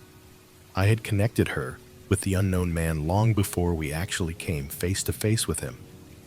As soon as we found that quill, the quill suggested dope, and I remembered your account of Miss Russell's visit to you. Then I found the article on cocaine in that morning's paper. It all seemed very clear. She had heard from someone that morning, someone addicted to drugs. She read the article in the paper, and she came to ask you a few tentative questions. She mentioned cocaine, since the article in question was on cocaine. Then, when you seemed too interested, she switched hurriedly to the subject of detective stories and untraceable poisons. I suspected a son or a brother, or some other undesirable male relation. But I must go. It is the time of the lunch. Stay 127 and lunch with us," I suggested. Poirot shook his head. A faint twinkle came into his eye. "Not again today. I should not like to force Mademoiselle Caroline to adopt a vegetarian diet 2 days in succession." It occurred to me that there was not much which escaped Hercule Poirot. Chapter 19. The paragraph in the paper. Caroline, of course, had not failed to see Miss Russell come to the surgery door. I had anticipated this, and had ready an elaborate account of the lady's bad knee. But Caroline was not in a cross-questioning mood. Her point of view was that she knew what Miss Russell had really come for, and that I didn't. "Pumping you, James," said Caroline. "Pumping you in the most shameless manner. I've no doubt it's no good interrupting. I dare say you hadn't the least idea she was doing it even. Men are so simple. She knows that you are in Poirot's confidence, and she wants to find out things. Do you know what I think, James? I couldn't begin to imagine. You think so many extraordinary things. It's no good being sarcastic. I think Miss Russell knows more about Mr. Ackroyd's death than she is prepared to admit." Caroline leaned back triumphantly in her chair. "Do you really think so?" I said absently. "You are very dull today, James." "No animation about you? It's that liver of yours." Our conversation then dealt with purely personal matters. The paragraph inspired by Poirot duly appeared in our daily paper the next morning. I was in the dark as to its purpose, but its effect on Caroline was immense. She began by stating, most untruly, that she had said as much all along. I raised my eyebrows, but did not argue. Caroline, however, must have felt a prick of conscience, for she went on. "I mayn't have actually mentioned Liverpool, but I knew he'd try to get away to America. That's what Crippen did." "Without much success," I reminded her. "Poor boy. And so they've caught him. I consider, James, that it's your duty to see that he isn't hung. What do you expect me to do? Why, you're a medical man, aren't you? You've known him from a boy upwards, not mentally responsible. That's the line to take, clearly. I read only the other day that they're very happy in Broadmoor. It's quite like a high-class club." But Caroline's words had reminded me of something. "I never knew that Poirot had an imbecile nephew," I said curiously. 129. Didn't you? Oh, he told me all about it. Poor lad. It's a great grief to all the family. They've kept him at home so far, but it's getting to such a pitch that they're afraid he'll have to go into some kind of institution. I suppose you know pretty well everything there is to know about Poirot's family by this time, I said, exasperated. Pretty well, said Caroline complacently. It's a great relief to people to be able to tell all their troubles to someone. It might be, I said, if they were ever allowed to do so spontaneously. Whether they enjoy having confidences screwed out of them by force is another matter. Caroline merely looked at me with an air of a Christian martyr enjoying martyrdom. You are so self-contained, James, she said. You hate speaking out or parting with any information yourself, and you think everybody else must be just like you. I should hope that I never screw confidences out of anybody. For instance, if Poirot comes in this afternoon, as he said he might do, I shall not dream of asking him who it was arrived at his house early this morning. Early this morning? I queried. Very early, said Caroline. Before the milk came. I just happened to be looking out of the window. The blind was flapping. It was a man. He came in a closed car, and he was all muffled up. I couldn't get a glimpse of his face. But I will tell you my idea, and you'll see that I'm right. What's your idea? Caroline dropped her voice mysteriously. A home office expert? She breathed. A home office expert, I said, amazed. My dear Caroline. Mark my words, James. You'll see that I'm right. That Russell woman was here that morning after your poisons. Roger Ackroyd might easily have been poisoned in his food that night. I laughed out loud. Nonsense, I cried. He was stabbed in the neck. You know that as well as I do. After death, James, said Caroline, to make a false clue. My good woman, I said. I examined the body, and I know what I'm talking about. That wound wasn't inflicted after death. It was the cause of death. And you need make no mistake about it. Caroline merely continued to look omniscient, which so annoyed me that I went on. Perhaps you will tell me, Caroline, if I have a medical degree, or if I have not. You have the medical degree, I dare say, James. At least, I know you have, but you've no imagination whatever. Having endowed you with a treble portion, there was none left over for me, I said dryly. I was amused to see Caroline's maneuvers that afternoon when Poirot duly arrived. My sister, without asking a direct question, skirted the subject of the mysterious guest in every way imaginable. By the twinkle in Poirot's 130 eyes, I saw that he realized her object. He remained blandly impervious, and blocked her bowling so successfully that she herself was at a loss how to proceed. Having, I suspect, enjoyed the little game, he rose to his feet and suggested a walk. It is that I need to reduce the figure a little, he explained. You will come with me, doctor, and perhaps later, Miss Caroline will give us some tea. Delighted, said Caroline. Won't your, guest come in also? You are too kind, said Poirot. But no, my friend reposes himself. Soon you must make his acquaintance. Quite an old friend of yours, so somebody told me, said Caroline, making one last valiant effort. Did they? Murmured Poirot.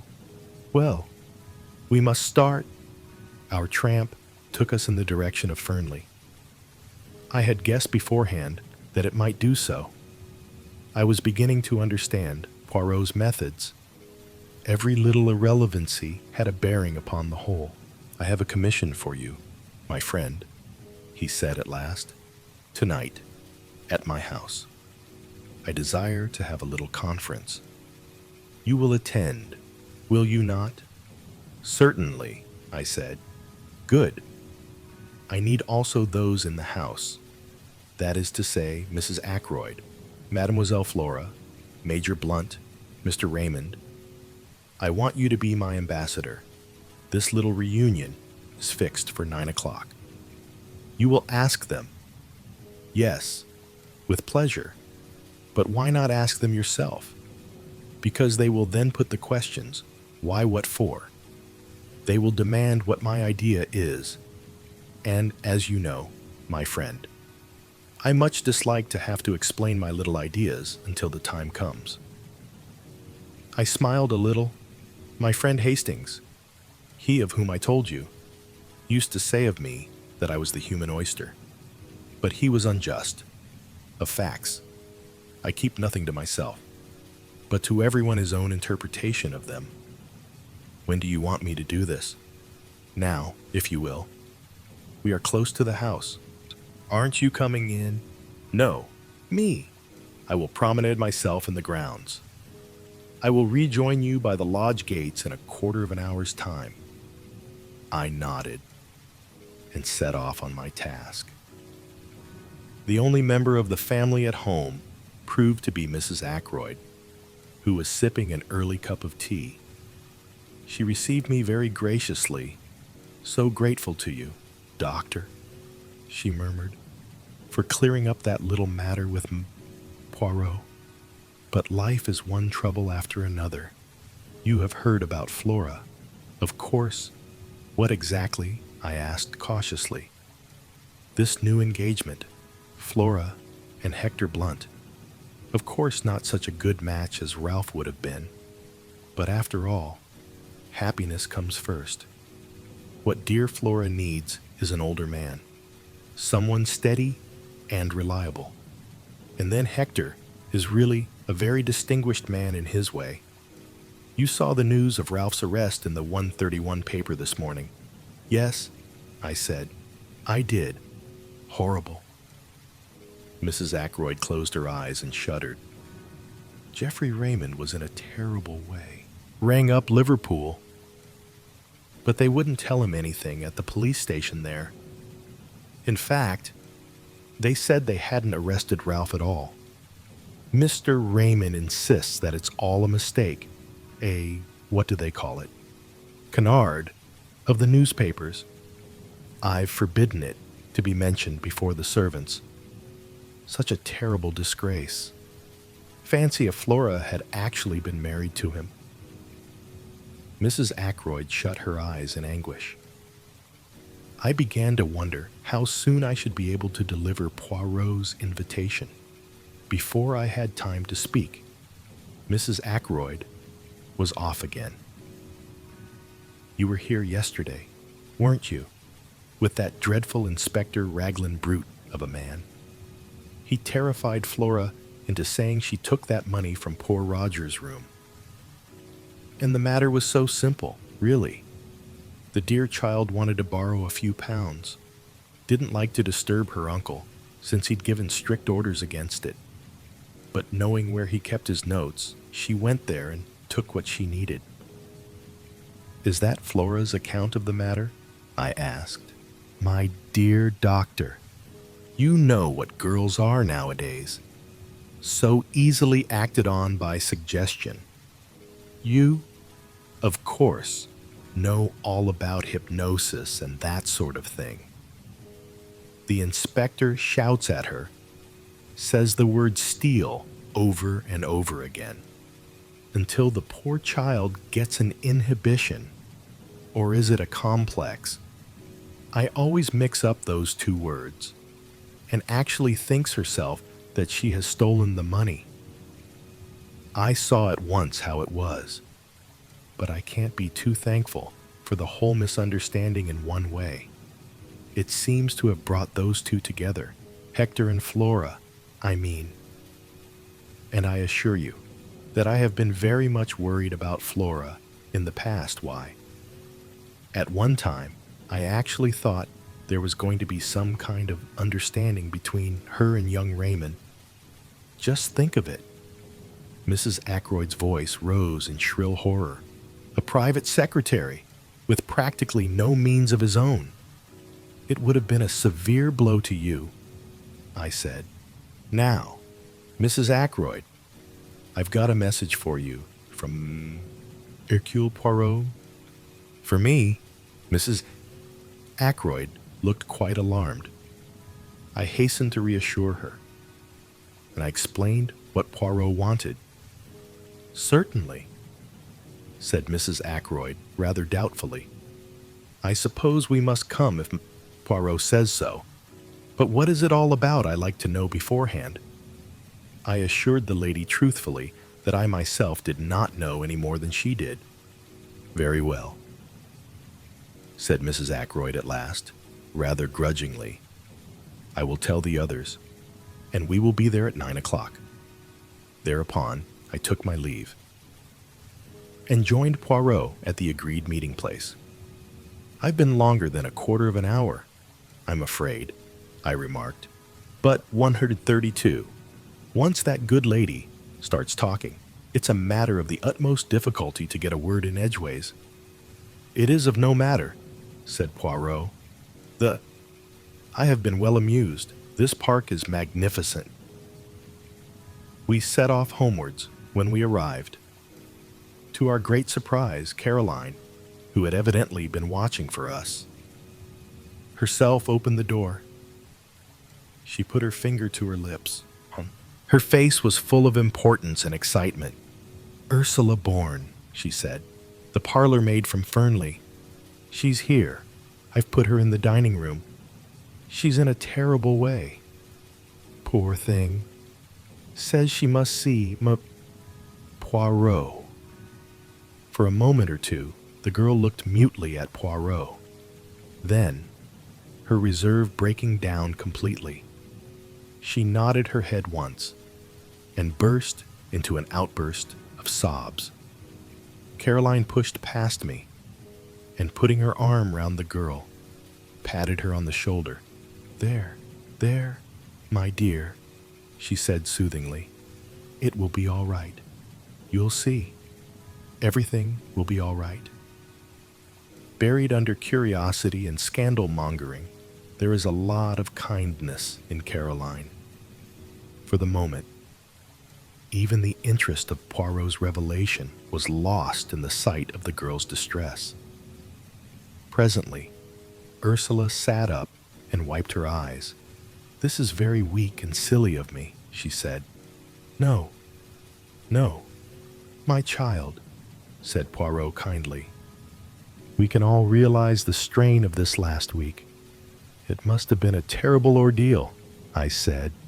And then to find that you knew, continued Ursula. How did you know? Was it Ralph who told you? Poirot shook his head. You know what brought me to you tonight, went on the girl. This?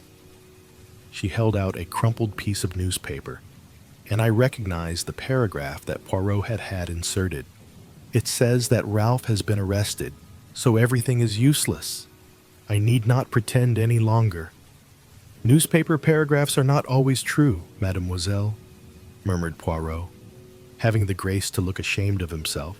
All the same, I think you will do well to make a clean breast of things. The truth is what we need now. The girl hesitated, looking at him doubtfully. You do not trust me, said Poirot gently. Yet all the same, you came here to find me. Did you not? Why was that? Because I don't believe that Ralph did it, said the girl in a very low voice. And I think that you are clever and will find out the truth. And also, yes, I think you are kind. Poirot nodded his head several times. It is very good, that. Yes, it is very good. Listen, I do in verity believe 133, that this husband of yours is innocent. but the affair marches badly. If I am to save him, I must know all there is to know, even if it should seem to make the case against him blacker than before. How well you understand," said Ursula. "So, you will tell me the whole story, will you not? From the beginning. You're not going to send me away, I hope," said Caroline, settling herself comfortably in an armchair. "What I want to know," she continued, "is why this child was masquerading as a parlor maid." "Masquerading?" I queried. "That's what I said. Why did you do it? Child for a wager." "For a living," said Ursula dryly, and encouraged. She began the story, which I reproduce here in my own words. Ursula Bourne, it seemed, was one of a family of 7 impoverished Irish gentlefolk. On the death of her father, most of the girls were cast out into the world to earn their own living. Ursula's eldest sister was married to Captain Folliot. It was she whom I had seen that Sunday, and the cause of her embarrassment was clear enough now. Determined to earn her living and not attracted to the idea of being a nursery governess, the one profession open to an untrained girl, Ursula preferred the job of parlor maid. She scorned to label herself a lady parlor maid. She would be the real thing, her reference being supplied by her sister, at Fernley. Despite an aloofness which, as has been seen, caused some comment, she was a success at her job, quick, competent, and thorough. "I enjoyed the work," she explained, "and I had plenty of time to myself." And then came her meeting with Ralph Peyton, and the love affair, which culminated in a secret marriage. Ralph had persuaded her into that, somewhat against her will. He had declared that his stepfather would not hear of his marrying a penniless girl. Better to be married secretly and break the news to him at some later and more favorable minute. And so the deed was done, and Ursula Bourne became Ursula Peyton. Ralph had declared that he meant to pay off his debts, find a job, and then, when he was in a position to support her, and independent of his adopted father, they would break the news to him. But to people like Ralph Peyton, turning over a new leaf is easier in theory than in practice. He hoped that his stepfather, while still in ignorance of the marriage, might be persuaded to pay his debts and put him on his feet again. But the revelation of the amount of Ralph's liabilities merely enraged Roger Ackroyd, and he refused to do anything at all. Some months passed, and then Ralph was bidden once more to Fernley. Roger Ackroyd did not beat about the bush. It was the desire of his heart that Ralph should marry 134 Flora, and he put the matter plainly before the young man. And here it was that the innate weakness of Ralph Peyton showed itself. As always, he grasped at the easy, the immediate solution. As far as I could make out, neither Flora nor Ralph made any pretense of love. It was, on both sides, a business arrangement. Roger Ackroyd dictated his wishes. They agreed to them. Flora accepted a chance of liberty, money, and an enlarged horizon. Ralph, of course, was playing a different game. But he was in a very awkward hole financially. He seized at the chance. His debts would be paid. He could start again with a clean sheet. His was not a nature to envisage the future. But I gather that he saw vaguely the engagement with Flora being broken off after a decent interval had elapsed. Both Flora and he stipulated that it should be kept a secret for the present. He was anxious to conceal it from Ursula. He felt instinctively that her nature, strong and resolute, with an inherent distaste for duplicity, was not one to welcome such a course. Then came the crucial moment when Roger Ackroyd, always high-handed, decided to announce the engagement. He said no word of his intention to Ralph, only to Flora, and Flora, apathetic, raised no objection. On Ursula, the news fell like a bombshell. Summoned by her, Ralph came hurriedly down from town. They met in the wood, where part of their conversation was overheard by my sister. Ralph implored her to keep silent for a little while longer. Ursula was equally determined to have done with concealments. She would tell Mr. Ackroyd the truth without any further delay. Husband and wife parted acrimoniously. Ursula, steadfast in her purpose, sought an interview with Roger Ackroyd that very afternoon and revealed the truth to him. Their interview was a stormy one. It might have been even more stormy had not Roger Ackroyd been already obsessed with his own troubles. It was bad enough. However, Ackroyd was not the kind of man to forgive the deceit that had been practiced upon him. His rancor was mainly directed to Ralph, but Ursula came in for her share, since he regarded her as a girl who had deliberately tried to entrap the adopted son of a very wealthy man. Unforgivable things were said on both sides. That same evening, Ursula met Ralph by appointment in the small summer house, stealing out from the house by the side door in order to do so. Their interview was made up of reproaches on both sides. Ralph charged Ursula with having irretrievably ruined his prospects by her ill-timed revelation. Ursula reproached Ralph with his duplicity. They parted at last. A little over half an hour later came the discovery of 135 Roger Ackroyd's body. Since that night, Ursula had neither seen nor heard from Ralph. As the story unfolded itself, I realized more and more what a damning series of facts it was. Alive. Ackroyd could hardly have failed to alter his will. I knew him well enough to realize that to do so would be his first thought. His death came in the nick of time for Ralph and Ursula Peyton. Small wonder the girl had held her tongue and played her part so consistently. My meditations were interrupted. It was Poirot's voice speaking, and I knew from the gravity of his tone that he, too, was fully alive to the implications of the position.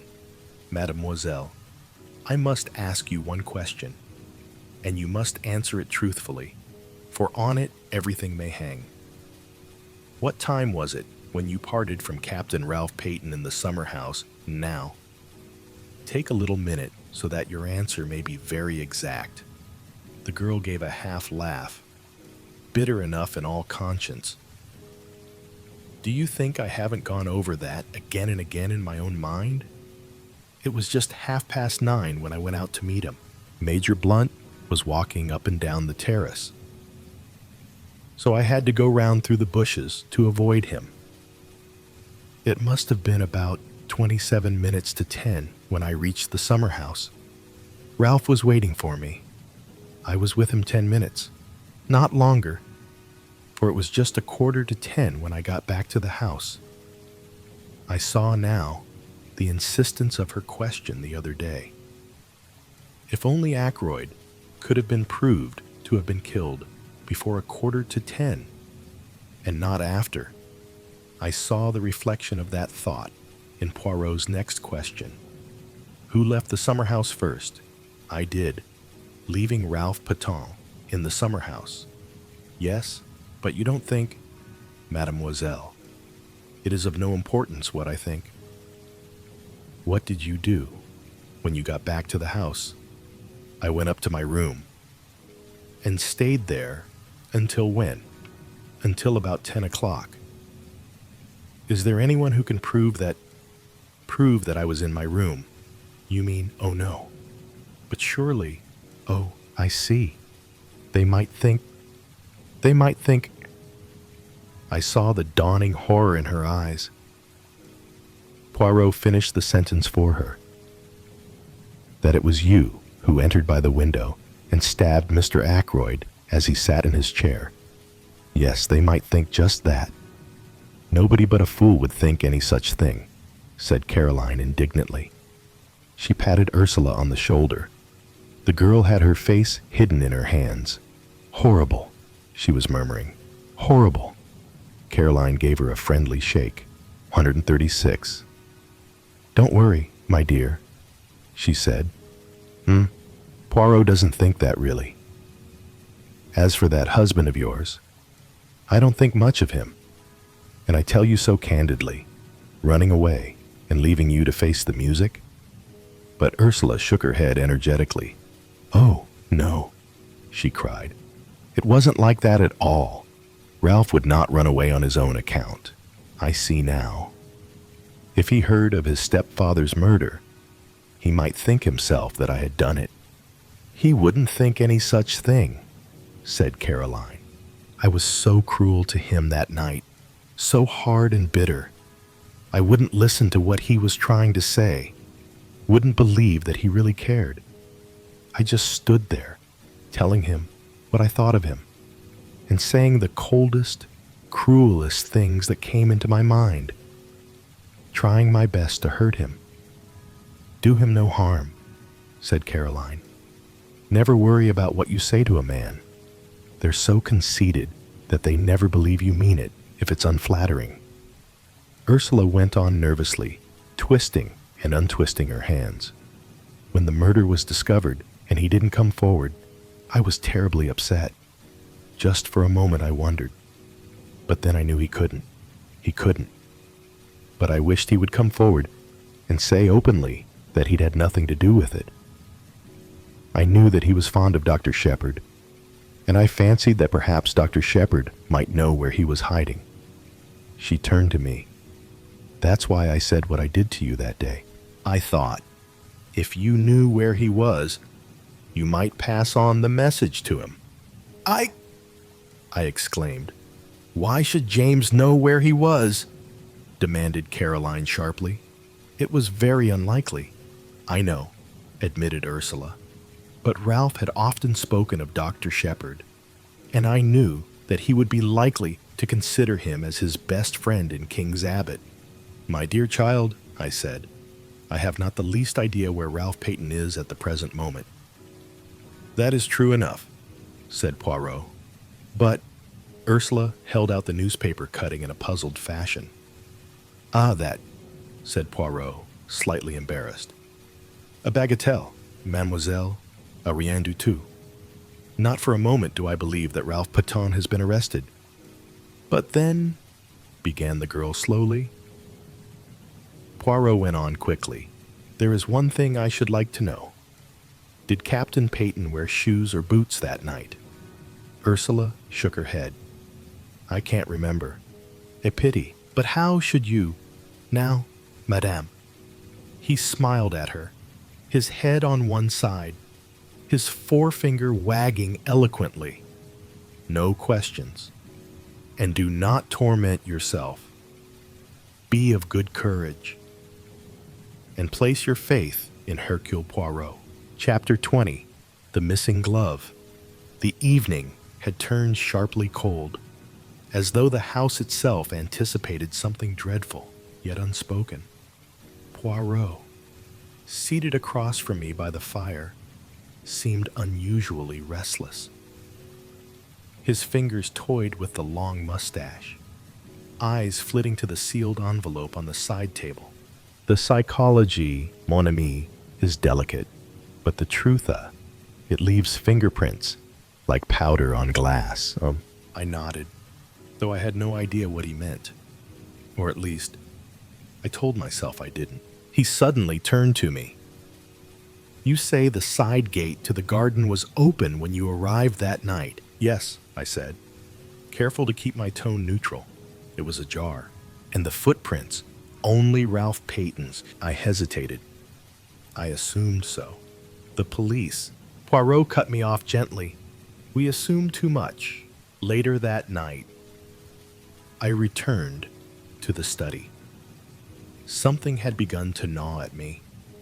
Perhaps it was Poirot's scrutiny, or perhaps it was something I had seen that evening but failed to register. Behind Ackroyd's desk, tucked beside the fireplace, something white, a glove, small, feminine. I picked it up. It was delicate and soft, with a faint scent of lavender. Not Caroline's, not Flora's either. I'd seen their gloves before. The next morning, Poirot examined it carefully. This was not here when the police searched, he said. Someone returned.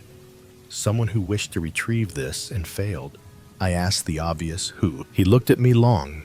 I think I must speak again with Miss Ursula Bourne. Ursula came to Fernley, reluctantly. She was pale, eyes tight with something that might have been fear or fury. When shown the glove, she froze. I've never seen it, she whispered. Poirot gave her a long, careful look. You are certain? She nodded, too quickly, then left. That evening, Poirot surprised me again. I have lied, he said.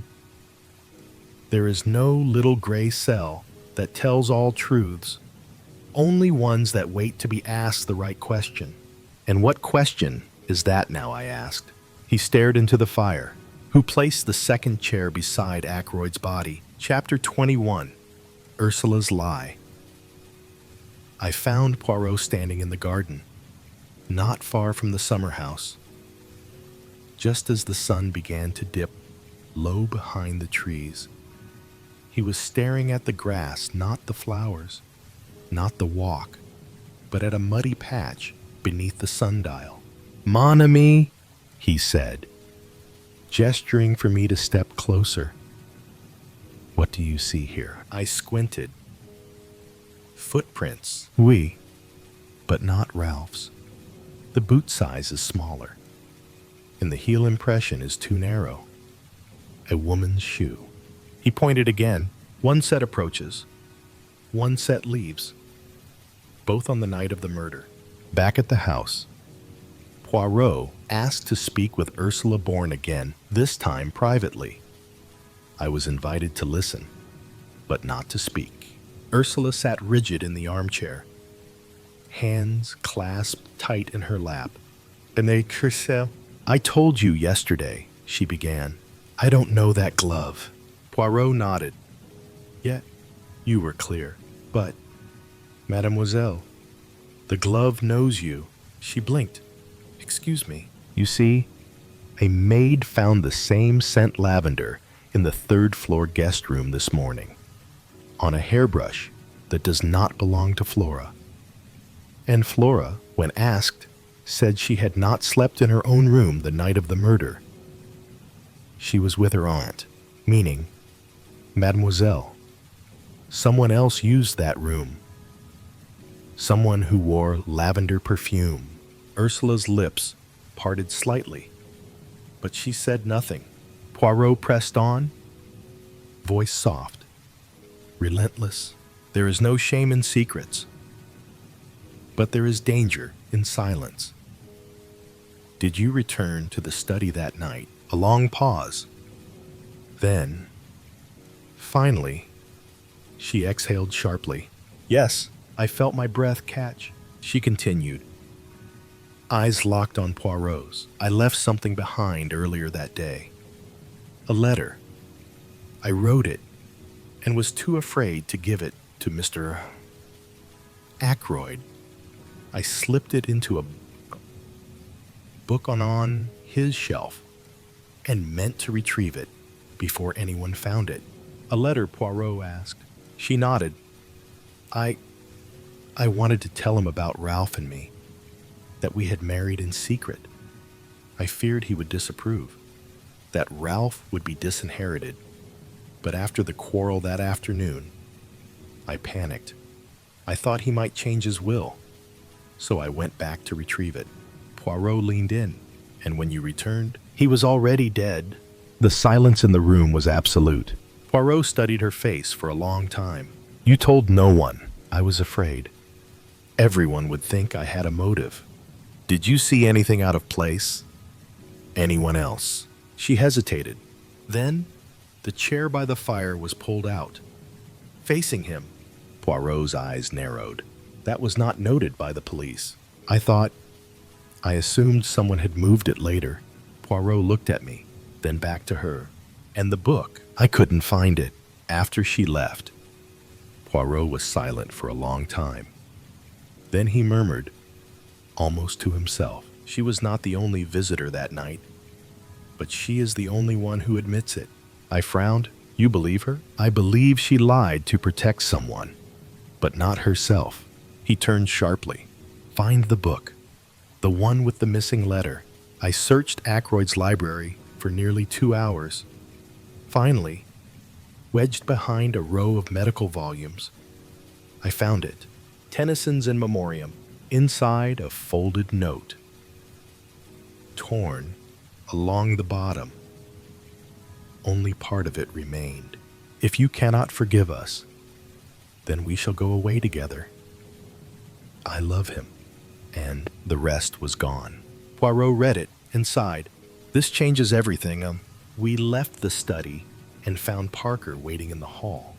He looked nervous. Begging your pardon, sir, but there's something I ought to have told you before. Poirot raised an eyebrow. I'm listening. Parker glanced around, lowered his voice. The night Mr. Ackroyd was killed, I saw someone in the hall, near the study. Who? I didn't recognize them, but they were wearing a brown traveling cloak, same sort Miss Russell owns. Poirot's expression didn't change. Thank you, Parker. That will be all. When he had gone, Poirot whispered, too many secrets, mon ami, and one of them is using the others to stay invisible. Chapter 22. The Cloak in the Attic. That night, the storm rolled in just after dinner. Thick clouds strangled the moonlight, and the wind howled like an accusation, rattling through the trees outside Fernley Park. I was halfway through a second glass of brandy when Poirot appeared in the drawing room doorway, soaked to the bone and holding what looked like an oilskin bundle. He didn't say a word, just walked to the fire, unwrapped it, and let the brown traveling cloak fall to the floor. It was damp, thick with the scent of cedar and age. There, on the inner lining, a faded label, Russell, 19, Larch Avenue, London. I stood slowly. Miss Russell's. He shook his head. Not quite. He reached into the deep pocket of the cloak and retrieved something wrapped in oilcloth. A photograph. Folded once down the center, 2 people, 1 man, 1 woman. The man younger, broad-shouldered, uniformed. The woman Miss Russell, not as she was now, but 20 years younger. And the man, unmistakable, Ralph Peyton. You see it now, Poirot said quietly. My God, I whispered. He's her son. Poirot nodded. Illegitimate. Hidden. The true reason she came to Fernley was not to care for Roger Ackroyd, but to remain close to the son she never claimed publicly. I sank into a chair. Why hide it? Why lie about everything? Surely Roger. Poirot raised a hand. Roger Ackroyd knew. That is why he brought Ralph into his household, not as a favor to an old friend, as everyone believed, but as a debt of loyalty to his sister-in-law. I blinked. They were related, not by blood, by guilt. Poirot moved closer, voice low. And when Ralph planned to marry Ursula in secret, Miss Russell feared scandal. She feared Ralph would lose his inheritance. And so, she interfered. There was a long pause. Then I asked the question I didn't want to. You think she killed him? Poirot didn't answer at first. Then, I think she feared he might disinherit Ralph and believed her presence in the study that night was unnoticed. But it wasn't. Poirot pointed to the cloak again. The maid found it hidden in the attic this morning. Fresh mud, traces of blood near the hem. Someone returned it before sunrise. My mind reeled. Where is Ralph now? Poirot gave a thin smile. In hiding. But not for the reasons we once thought. He placed the photograph down carefully. Tonight, I will speak with Miss Russell. Tomorrow, we visit the woodshed. He left me there, alone, with the photograph. Two ghosts staring back at me from the past. Alasio. Miss Russell always so severe, so controlled. And Ralph Peyton, the boy who ran away because he didn't know how many people were lying for him. Not just to him. I went upstairs later that night. Caroline was asleep. But as I passed her room, I saw something odd. Her bedroom door, slightly ajar, and inside, by the mirror, a lavender glove.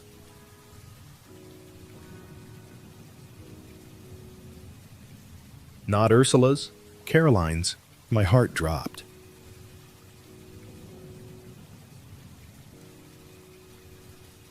Chapter 23.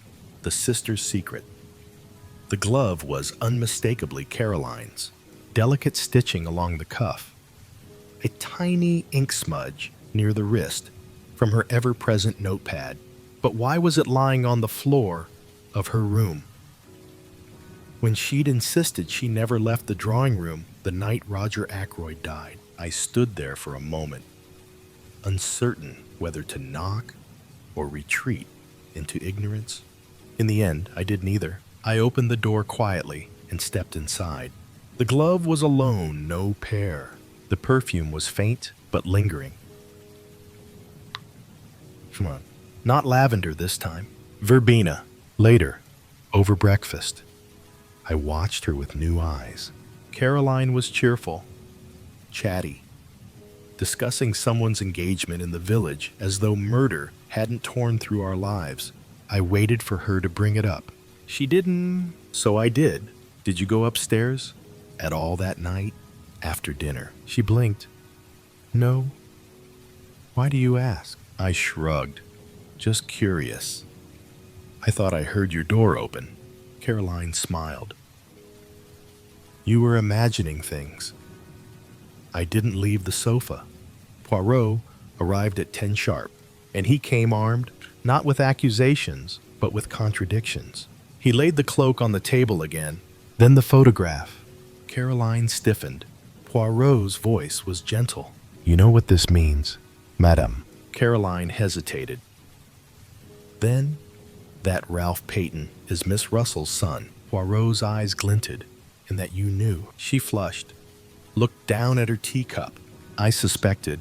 She admitted, but it wasn't my place. Poirot pressed on. And did you also suspect that Ursula Bourne was pregnant? The cup slipped from her hands and shattered. I stared at her. Caroline. She looked at me, eyes wide. I found a letter in the study. It wasn't meant for me. What did it say? I burned it. Poirot raised an eyebrow. You thought destroying evidence would protect them? No, Caroline whispered. I thought it would protect you. There it was. The crack in the facade. The possibility that my sister had lied, not just to Poirot or to the police, but to me, because she thought I needed protecting from a truth she couldn't bear to say aloud. Poirot leaned in. There were many visitors that night, but only one entered through the study window. I turned sharply. What? Poirot nodded. Footprints, one set, smaller than Ralph's, deeper than Ursula's. someone nervous, someone who had something to hide or something to confess. He paused. And someone who wore verbena. Caroline paled. You think I... No. Poirot said softly. I think you followed someone. Someone you no longer trust. She looked at me. I thought you were in danger. The room went silent. Not because of guilt, but because all of us knew the real killer was still out there, and they had been watching us as carefully as we'd watched them. Chapter 24, The Window Theory. Poirot had a flair for the dramatic, but even I wasn't prepared for what he did next. He requested the study be left exactly as it was on the night of the murder. Every book, every paper, every shadow in its original place. Then, he asked me to follow him into the garden. We stood by the study window, low, unlatched, partially concealed by a rose trellis. Poirot crouched, examining the sill. Then he stood and dusted his knees. Observe. Mon ami, I followed his gaze. There, barely noticeable, unless you looked a scuff mark, just along the base of the brickwork. The killer did not walk in. Poirot said quietly, They climbed. I frowned, but why the front door was unlocked? Precisely. Which means the window was not used for access, but for deception. We returned inside. Poirot motioned for me to sit in the chair by the fire, the same chair Ackroyd had died in. He adjusted the second chair, the one no one had accounted for, directly opposite me, then stepped back and looked. He nodded. To anyone walking past the window, it would appear two men were talking. Nothing suspicious? He turned slowly, but if the man in this chair was already dead, the scene becomes something else. I felt a chill trace my spine. You mean someone staged the scene? Poirot nodded, and not in haste, with purpose. Later that day, Poirot gathered everyone in the drawing room. Not for a denouement, for a performance.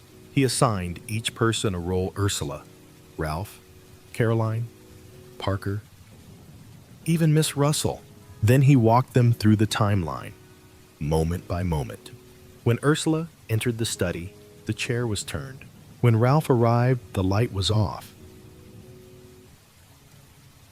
When Parker passed by, he swore he saw Roger Ackroyd speaking to someone. But what if he didn't? What if he saw a shadow against the window? A pose created by candlelight and positioning. What if Ackroyd was already dead? Poirot turned to Parker. You said you saw two shapes. One was Ackroyd's. The other wore a light-colored coat. Yes, sir. Poirot's eyes gleamed. Miss Russell owns no such coat, nor does Ursula. But one guest was wearing cream wool that night. He turned slowly to Flora. Gasps filled the room. Flora stood, trembling. No, I didn't go into the study. Poirot held up a small bundle, the second glove, found beneath the window hedge. Verbena scented, too small to be Caroline's. Not Ursula's style, but Flora's size. She shook her head. You're wrong. I went upstairs. I didn't even speak to my uncle. Poirot's voice softened. You were protecting someone, but not Ralph. You saw who left through the window, and you've been lying ever since. Flora's lip trembled. But she couldn't say it. Not yet. Poirot stepped forward. You are not the killer, mademoiselle. But you saw the killer. And your silence has cost more than your conscience. The room was still, but not quiet. You could hear the walls breathe, because suddenly, everyone was a suspect again. Chapter 25. Flora's Truth. Flora, Ackroyd, stood at the center of the room like a statue caught between collapse and defiance. Her hands trembled at her sides. Her throat moved once, twice, but no sound. Poirot waited, not pressuring her, simply letting the silence do the questioning. And it worked. Finally, she whispered. It was Parker. No one moved. Sure. Even Poirot blinked. Do you come see yourself? Pardon, mademoiselle. Flora looked straight at him now, her voice clearer, though still shaking. I saw him, coming out through the study window. The night Uncle Roger was killed. Parker, standing near the hallway door, went pale. That's not true, he barked. I passed by. I never entered. Flora turned sharply. You said you were near the study. But you didn't just pass by. You were in there. I saw your face. I saw you drop something. Poirot tilted his head. What did he drop? Flora swallowed. A penknife. I think it clattered against the sill. Poirot stepped toward Parker, calm but firm. And yet, you never mentioned this. Nor did the police find a knife. I didn't drop anything. Parker hissed. This is madness.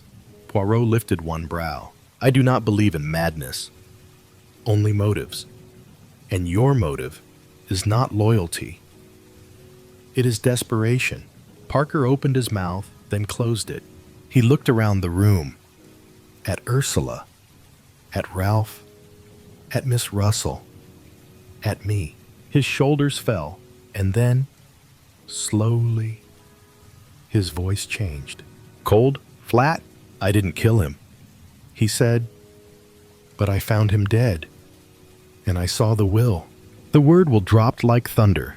Poirot leaned forward. Explain. Parker's voice was eerily calm now, like he'd rehearsed this version of himself a long time. He was rewriting it, changing everything. Ralph out, Ursula in.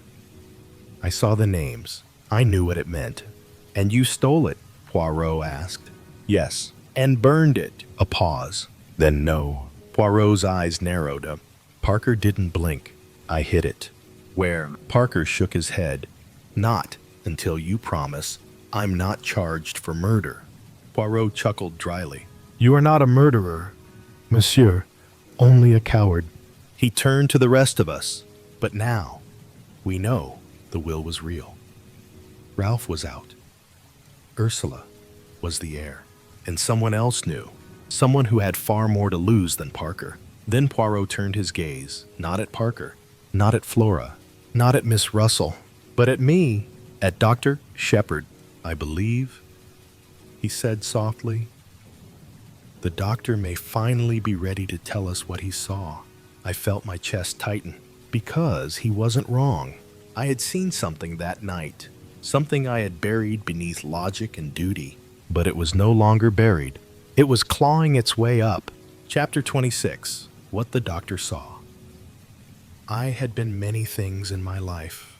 A physician, a war veteran, a brother, a man of routine. But I had never been cornered like this. Poirot's words hung in the air like the last note of a requiem. The doctor may finally be ready to tell us what he saw. All eyes turned to me. Caroline's were the worst. Not accusing. Worse. Trusting. I cleared my throat. The room was too warm. Or too silent. Or both. I arrived at Fernley Park that night, just after 9. I began. Poirot nodded. Earlier than you reported to the police, I didn't argue. I simply continued. I walked toward the study. I thought I heard voices, so I waited. I didn't want to intrude. Poirot tilted his head. And what did you see? The image returned, like a negative burned into my memory. 2 men, or rather one seated, unmoving. The other standing, gesturing. I couldn't make out the faces, just shadows against the firelight. And then I heard a noise, a sharp sound, like glass breaking, or metal on tile. I hesitated. I stepped closer. That's when I saw Parker, just for a moment. He was coming from the direction of the window. He looked startled, panicked. Parker stared at me, furious. "You never said that." "No," I said. "I didn't." Poirot didn't look triumphant. He looked tired. "Why did you lie, Doctor? I didn't want to cloud the investigation." Everything was already fraying. Poirot raised a hand. "You didn't lie to protect Parker. You lied because of what you saw next." He walked slowly toward the fireplace. The seated man was not Roger Ackroyd. A gasp. Ursula stepped back. Flora's hand flew to her mouth. Caroline stood suddenly.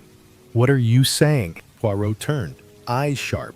"I am saying Ackroyd was already dead." The man seated there was a decoy. Silence. Then I spoke, quietly. "I saw someone lift something from the desk. A paper. Then pull a cloak around themselves and exit through the window."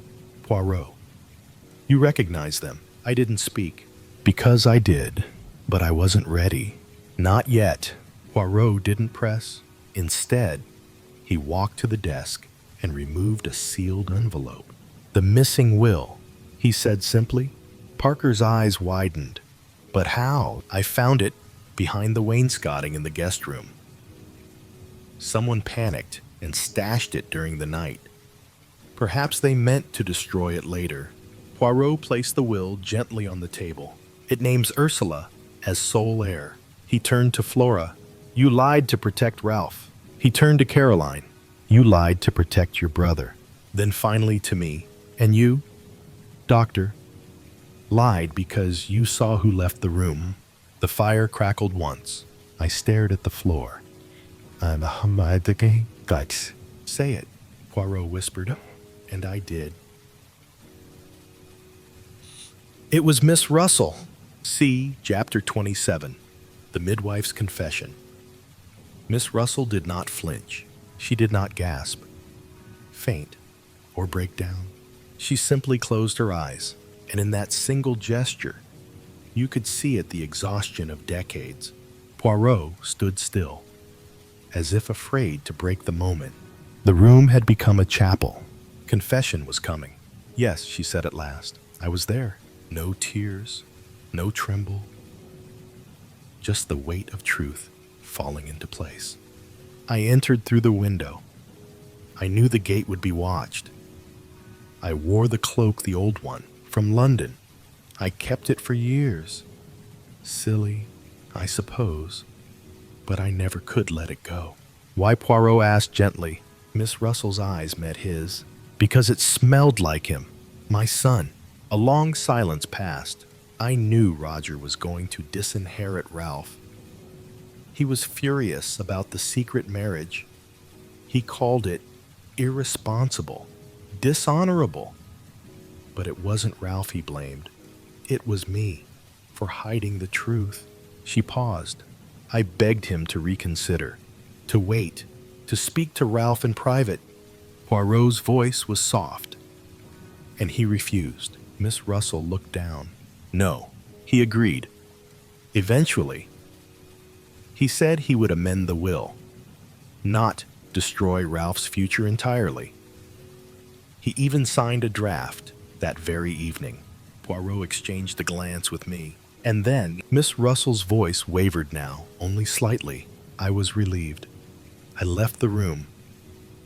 But when I reached the garden path, I realized I had left behind my gloves.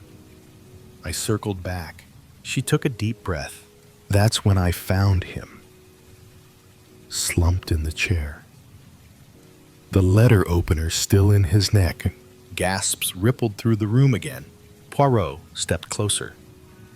"And what did you do?" I panicked. I thought it would look like I had killed him. I moved the chair. I tried to make it look like he had company.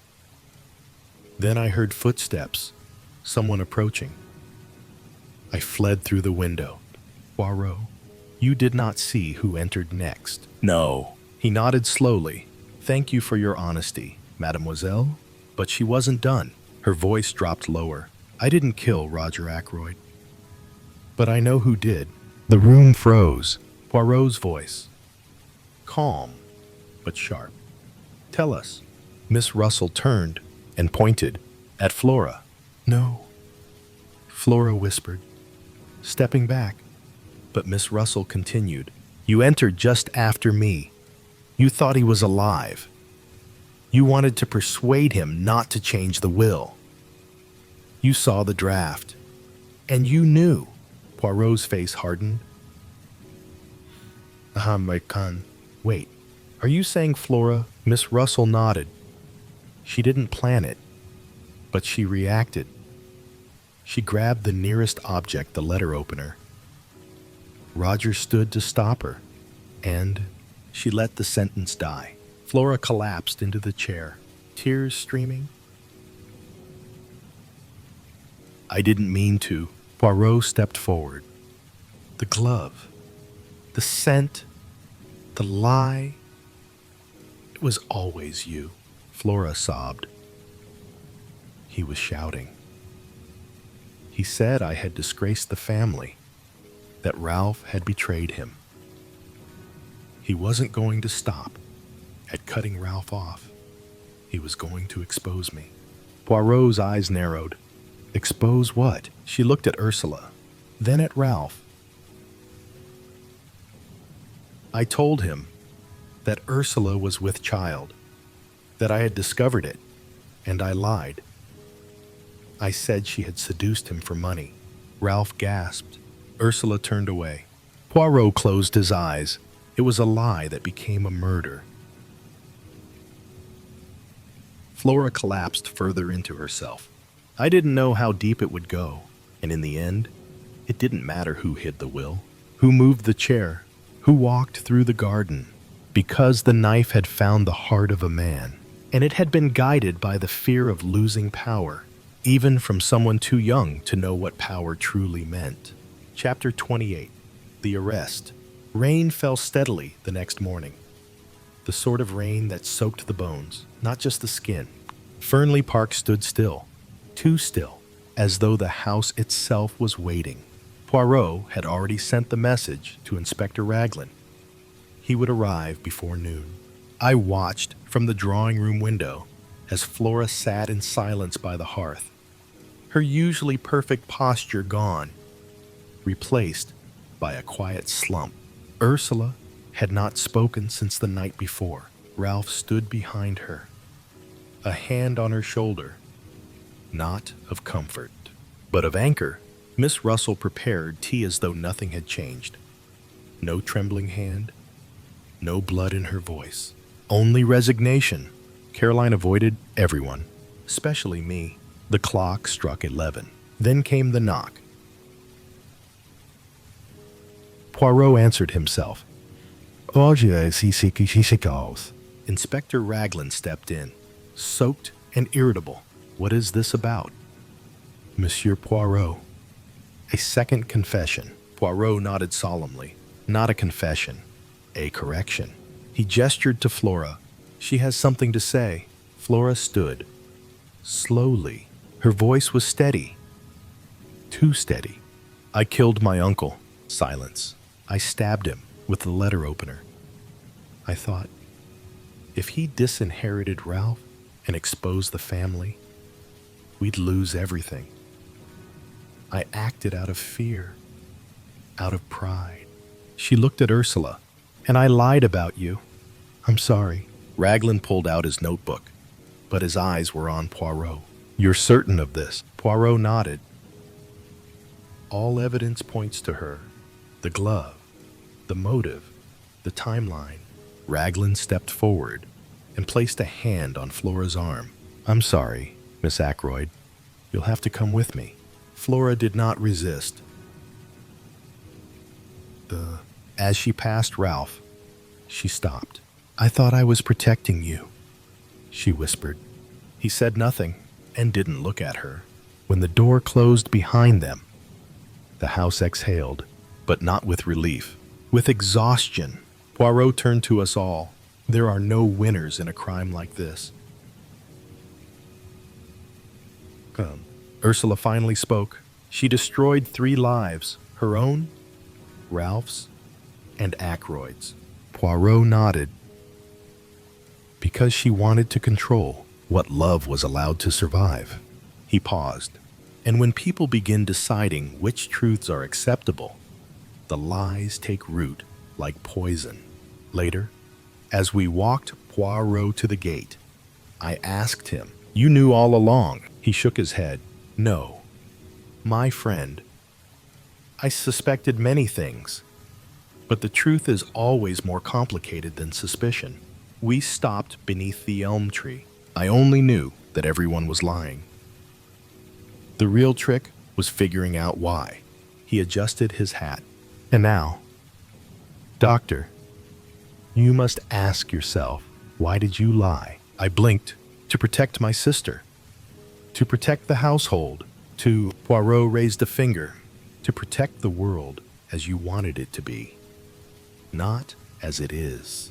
With that, he tipped his hat and walked down the path, leaving Fernley Park quieter than I'd ever known it. Not because the mystery was solved, but because innocence, once fractured, does not return whole. Chapter 29. The Will Unread. The solicitor arrived quietly. No black suit, no briefcase polished to a sheen. Just a tired man with a folder and a promise made to a dead client. I was instructed, he said, to deliver this only after the final inquest, should foul play be confirmed. He handed Poirot the envelope. It was heavier than I expected, not with paper, with weight. We gathered again in the drawing room, not to accuse, not to confess, but to listen. Poirot opened the envelope and withdrew a single sheet. He did not read aloud at first. He read silently, then again, then once more. When he finally spoke, his voice was unreadable. It is not a legal document, not a will in the formal sense. It is a letter. He began to read, "To those who remain after me, I have rewritten my will 3 times in the past year. Once out of anger, once out of fear, and once out of love. If you are reading this, then the worst has happened, and I was right to be afraid." We all leaned closer. I have spent my life controlling others, their fates, their fortunes, their feelings. I called it duty, sometimes even honor. But in truth, I was afraid to let go. I know about Ralph and Ursula. I know about Russell's sacrifice. I even know about Flora's desperation, and I forgive them. All of them. There was a pause. Poirot's voice softened. "To Ralph, I leave what remains of Fernley Park. May he use it to build, not hide. To Ursula, I leave my personal estate, what little I did not lock behind lawyers and signatures. To Miss Russell, I leave my gratitude for raising a boy I failed to see as a son. And to Flora, I leave nothing. Not out of anger, but mercy, because she must find a way to live without my approval, and perhaps without anyone's." The room was silent when Poirot folded the letter. Miss Russell looked away, her lips pressed tight. Ralph took Ursula's hand, though she was still staring at the rug as if she might fall through it. Flora, of course, was no longer here to hear those words, but somehow, I think they would have broken her more than the arrest. Poirot handed the letter to me. "You are the executor now, mon ami." I looked at him, startled. "Me?" He nodded. "Ackroyd trusted you. Still does." It seems. I stared at the paper, and in that moment, I realized this was the first time since the murder I had held anything of true value. And it wasn't the house, or the land, or the money.